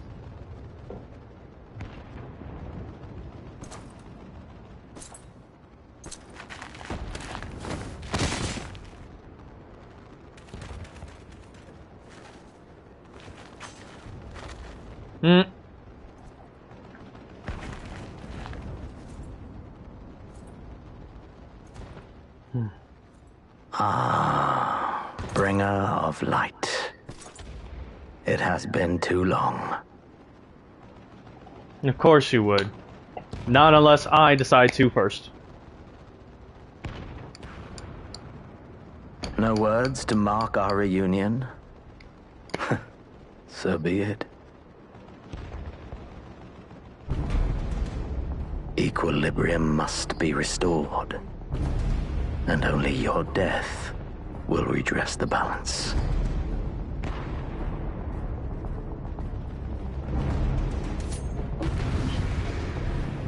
And here we go. Me and Mary are back again, facing off against this bastard once more.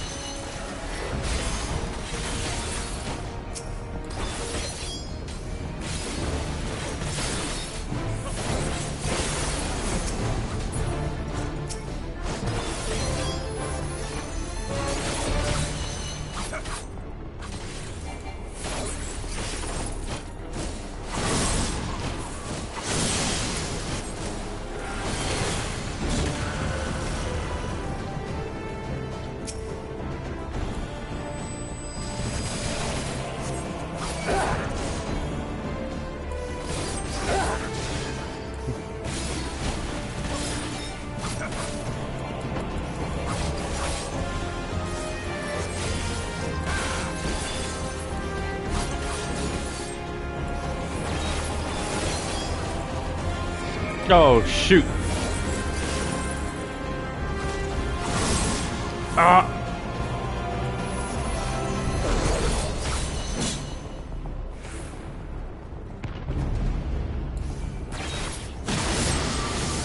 Shoot. I thought I was... Damn it.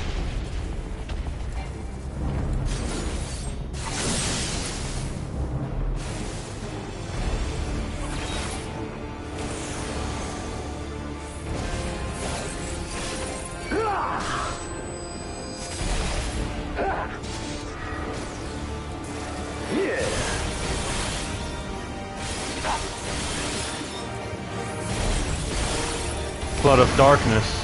Okay.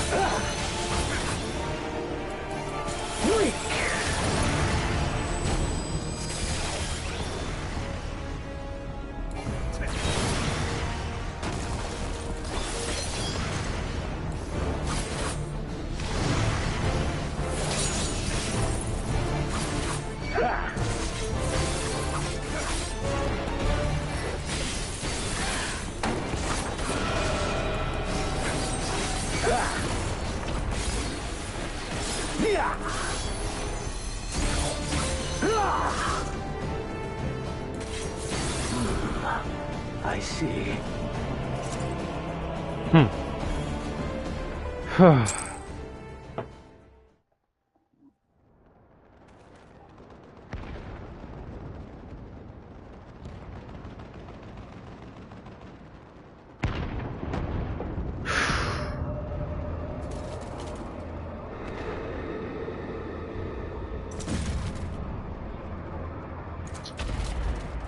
No fucking course. Your mother chose her champion well. The mother crystal. Yet, for all your strength, you will still fail.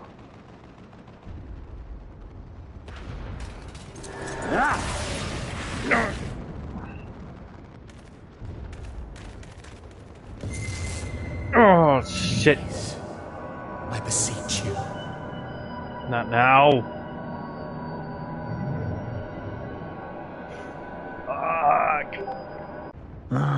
Someone calls to you.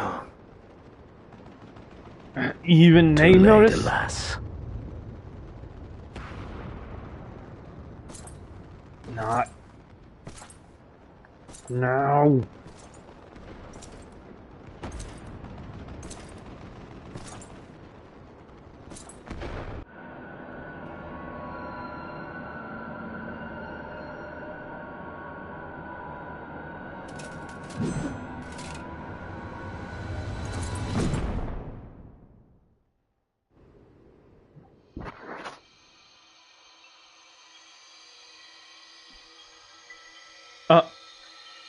Shirasaya type sword? That's crazy. Well, I decided to upgrade anyways, so it works.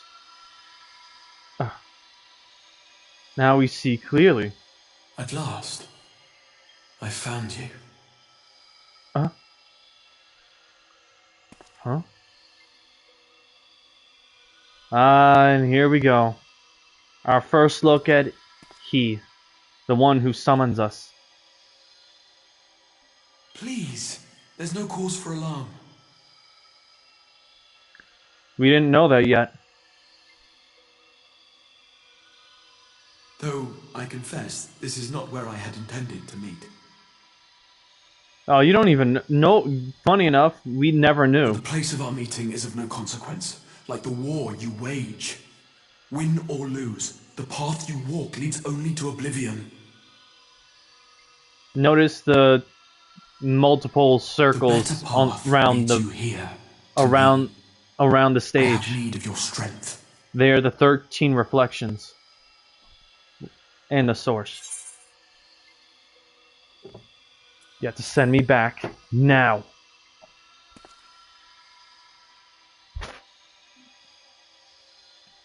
I knew it. I knew you were intending to kill him by Snoo Snoo. The danger past, but your work is not yet done.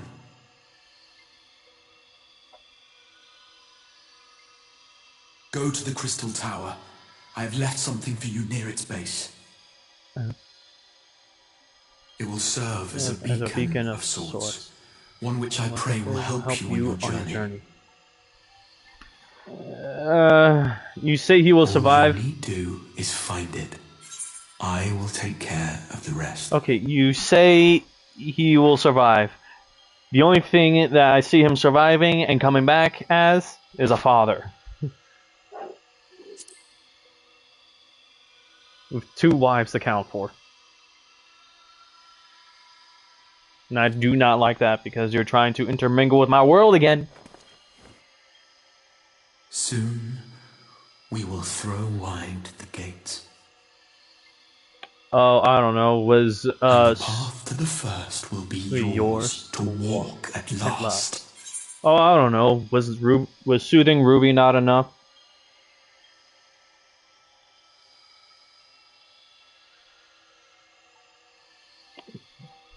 He's okay. Grahati is exceptional, yes, and one who quite literally has crossed universes once. Just one, though. He's not built for the way we are, for what we do.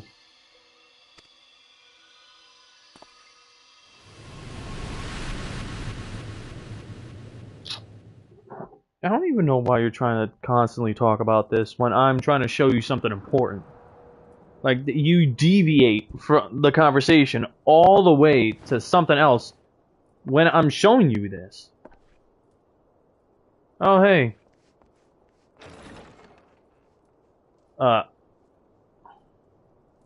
No, but it's just the fact that you deviate the conversation entirely. Oh, look. Amerik. Are we back in Ishgard? You're awake. Thank heavens.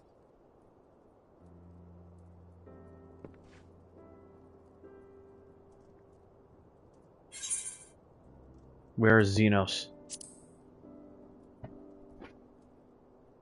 Looked at you like you were a corpse. That's crazy. I see you recall that much, at least. You can eat shit. In the midst of your duel, it is said you faltered, and that the Crown Prince seized the opportunity to deliver a mortal blow. Yet before his blade could find its mark, he was distracted by the arrival of a second adversary who bore you away from the battlefield and into the hands of our chirurgeons. Guess who? Lest you wonder, he left before you awoke. As is his wont. We know who it is. Estinian. Estinian never was one for emotional farewells. He carried both of our asses back. Though Xenos bested all before him, the battle clearly took its toll, for he retreated shortly after your rescue. Seeing this, the remaining Imperial forces decided discretion was the better part of valor and pulled back, allowing us to re-establish our position. We have since received word of renewed unrest in the provinces, doubtless inspired by the efforts of the Eorzean Alliance and our Far Eastern allies. Nor does the good news end there. We have also come into possession of intelligence suggesting unrest within the Imperial Court. This would certainly explain why both the Emperor and Lord Xenos appear to have abandoned the fight. Oh. A long-awaited ray of hope in these dark times.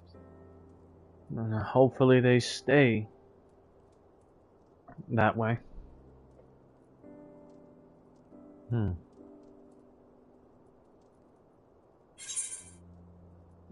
What of the Scions?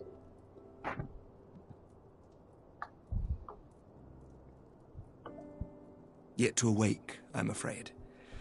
But please, concentrate on your own recovery for now. You have carried the hopes of some half-dozen nations, and we are all eternally grateful for your efforts. But no one is without their limits, not even you. Leave this fight to us, my friend. You have earned your rest.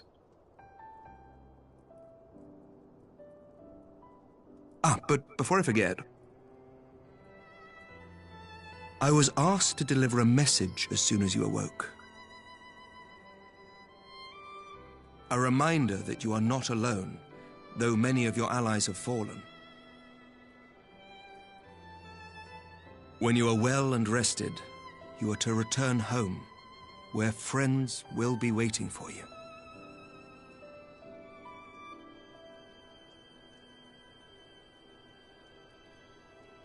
Now, if you will excuse me, I must return to the front. May we meet again soon, under happier circumstances.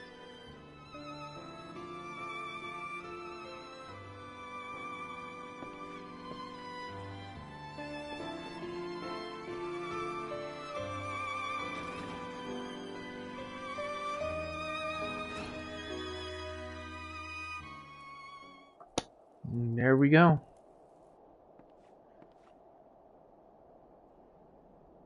Well, this is the most unexpected surprise. I thought you confined to bed.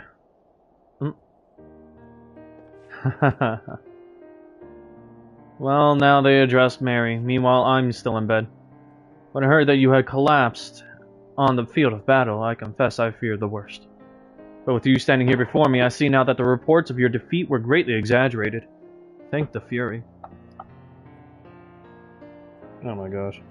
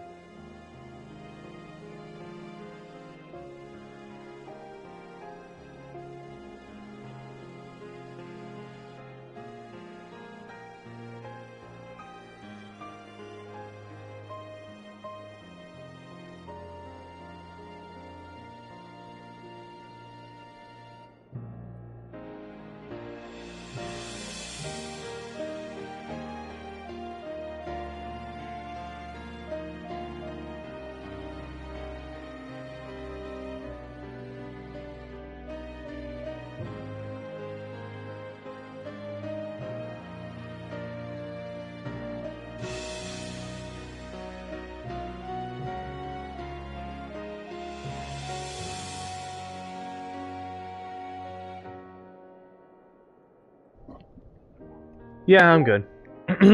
Moving on. As long as we have you, Master what was it? Master Muffin. Right, because they're addressing Mary. As long as we have you, Mistress Muffin, history suggests we have a fighting chance. Speaking of fighting, you may be surprised to hear that the war's effects can already be felt even here in Ishgard. In anticipation of a need for reinforcements, Artorial will soon be departing for the front lines with a contingent of our finest knights. I would advise you to stay until your strength had returned, but I know it would be an exercise in futility.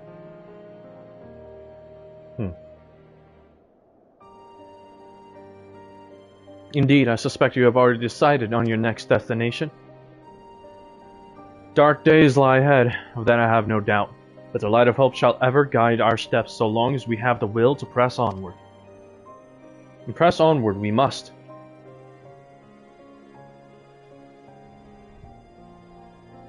Farewell, my friend. I pray our next meeting will be under happier circumstances.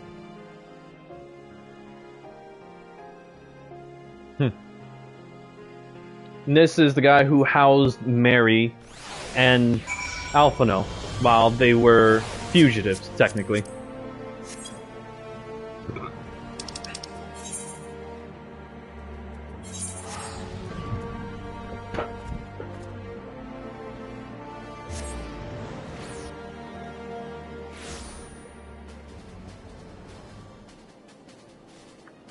Oh, okay. Alright, cool. Alright, so you might see them now.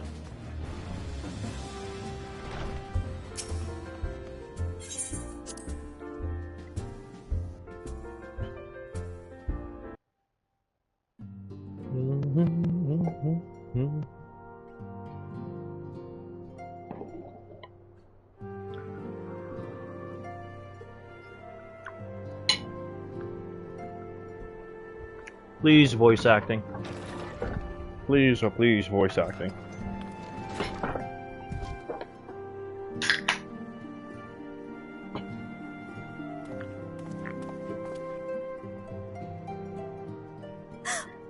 By the 12! I don't believe it! Oh good, voice acting.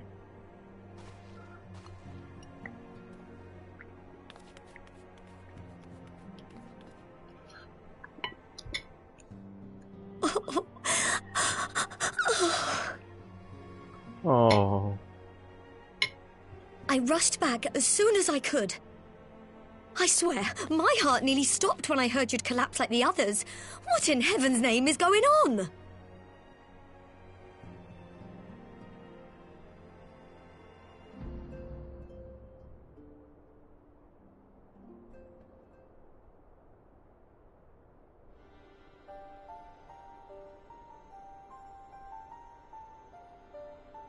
Win or lose, the path you walk leads only to oblivion.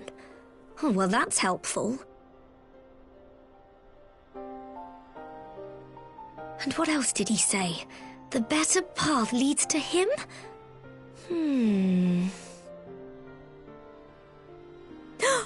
If his is the voice you've all been hearing, perhaps the others are with him.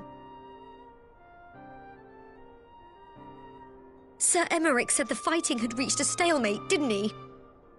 But if that monster masquerading as Xenos comes back... Thancred, Yestola, Urianger, Alphino, Alize... You're going to need all of them on your side to defeat him. And I forbid you from going to face him on your own, do you hear me?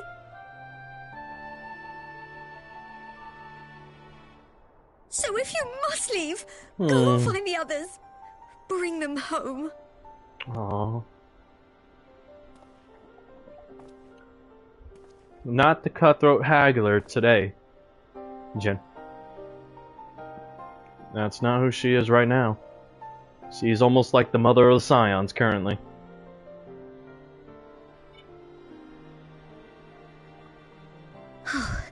As for where to start, you Screw said the you, it's not stranger our had fault. left a beacon for you at the Crystal Tower, right? But how are you to find it, now that the tower has been sealed shut?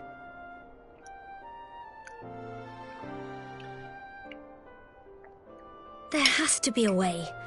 If anyone would know, it's Sid and the researchers of St. Coinac's find. Don't you worry, we'll find that beacon for you. Fine. Those were happy tears to see us alive, okay?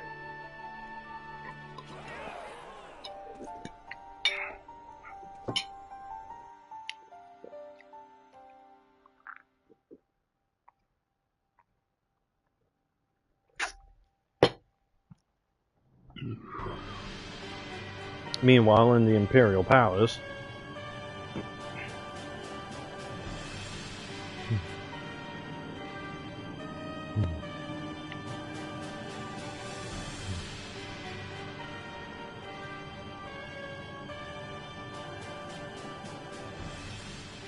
I pray you have good reason for abandoning the front.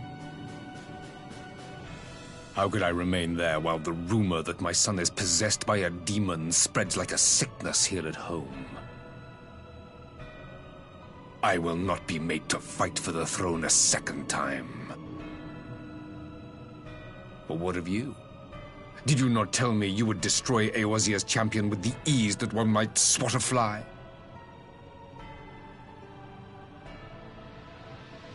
A minor setback. He will not escape me again. I don't know when, but he does eventually. Where is your grandsire? I would have words with him. How should I know? Do you hide from each other's sight as well? I imagine he's doing what all Ascians do. He must have found a way to take advantage of this turmoil. Men are not pawns to be played with, Ascian. You underestimate us at your peril. This war will not be decided by you and yours. Man must choose his own fate, and I, for my part, will do all within my power to see Garlemald emerge victorious.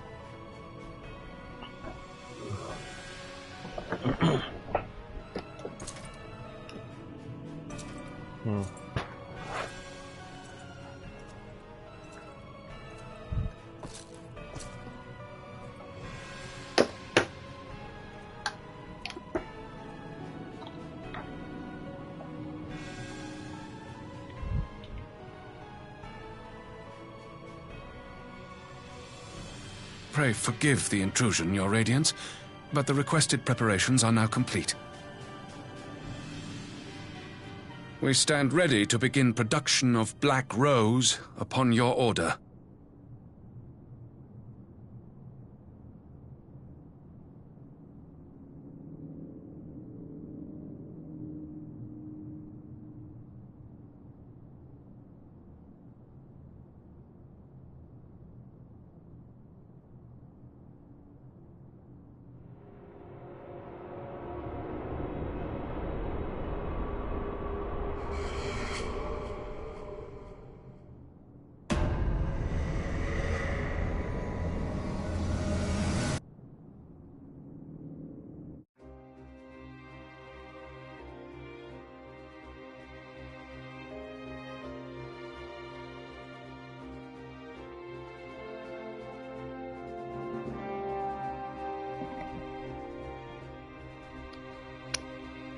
Yep. And voila. We have finished Post-Stormblood.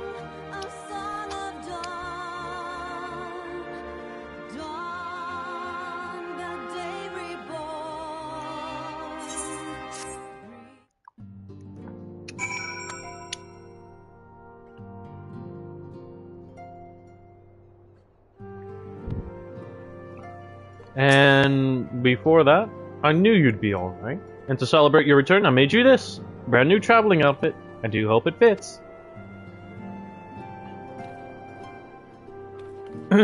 Now is not the time to fuss over your measurements. I must go and speak with the researchers of St. Coinac's find. You go and rest while we track down that beacon.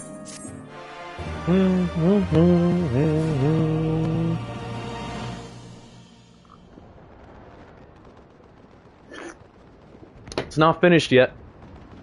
Keep watching.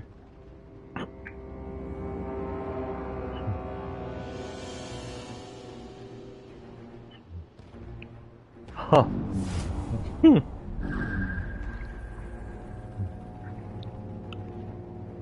Of fucking course. My enemy. My friend. Had I been but a step faster. Oh, he used the echo. He could still see the path. How do I make you uncomfortable? Bloody savages! How?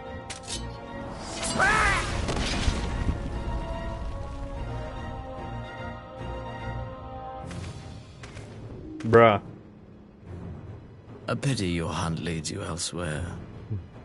Not that I am surprised. May you find joy in it. Grow stronger, more savage, and savor every triumph.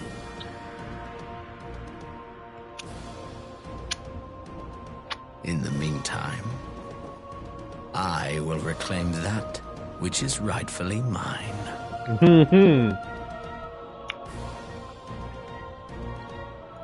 No. No, he did not.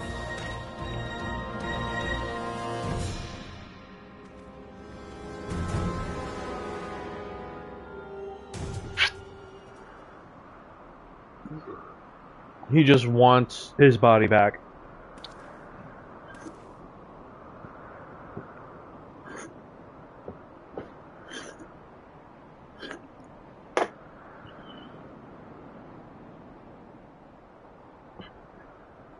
And here we are, me and Mary, here now.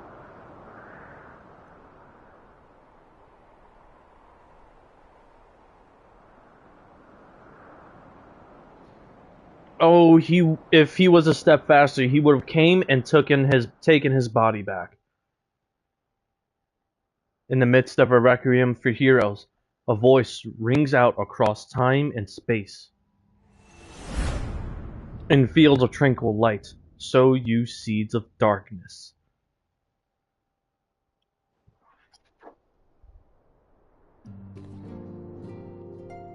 Completed the quest Stormblood Part 4. Exiting New Game Plus mode. And there we are. And that's the end of that. Now for this next one, I will actually change to Dark Knight. Because now we start Shadowbringers. Are you ready? Where's Zuki? Fix the fucking balance. Not really fix the balance. Well, I guess in a sense, yes. Where's Zuki? He needs to be here for this. He's not in stream.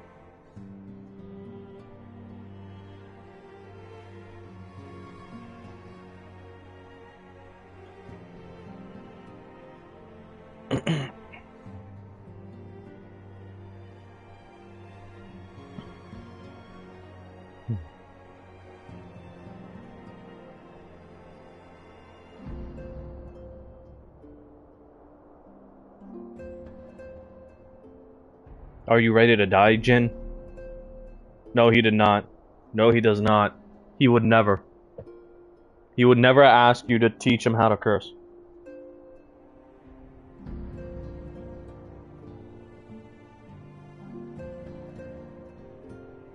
Nah, he is my pure boy.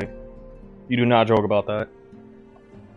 He's my pure little brother. You do not joke about that. I will end you. No.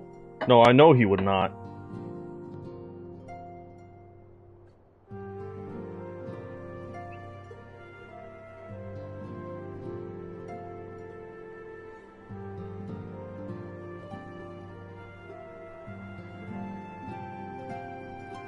He knows how to curse. He just doesn't do it. He sees himself as more dignified than being so low to curse.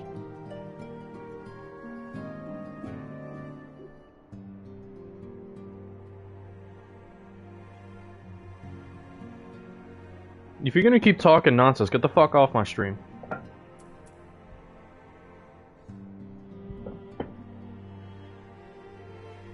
You're fine.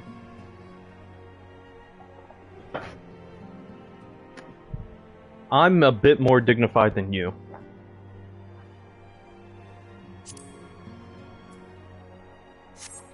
I'm not gonna start this without Zuki, because I know he wants to see this. And I think this is when Philomene actually comes into play. So I'm not gonna do this without him. So I guess this is where we end the stream. Boy, I know I am. You spelled his name wrong. That just proves I am more dignified than you. I can remember how to spell names.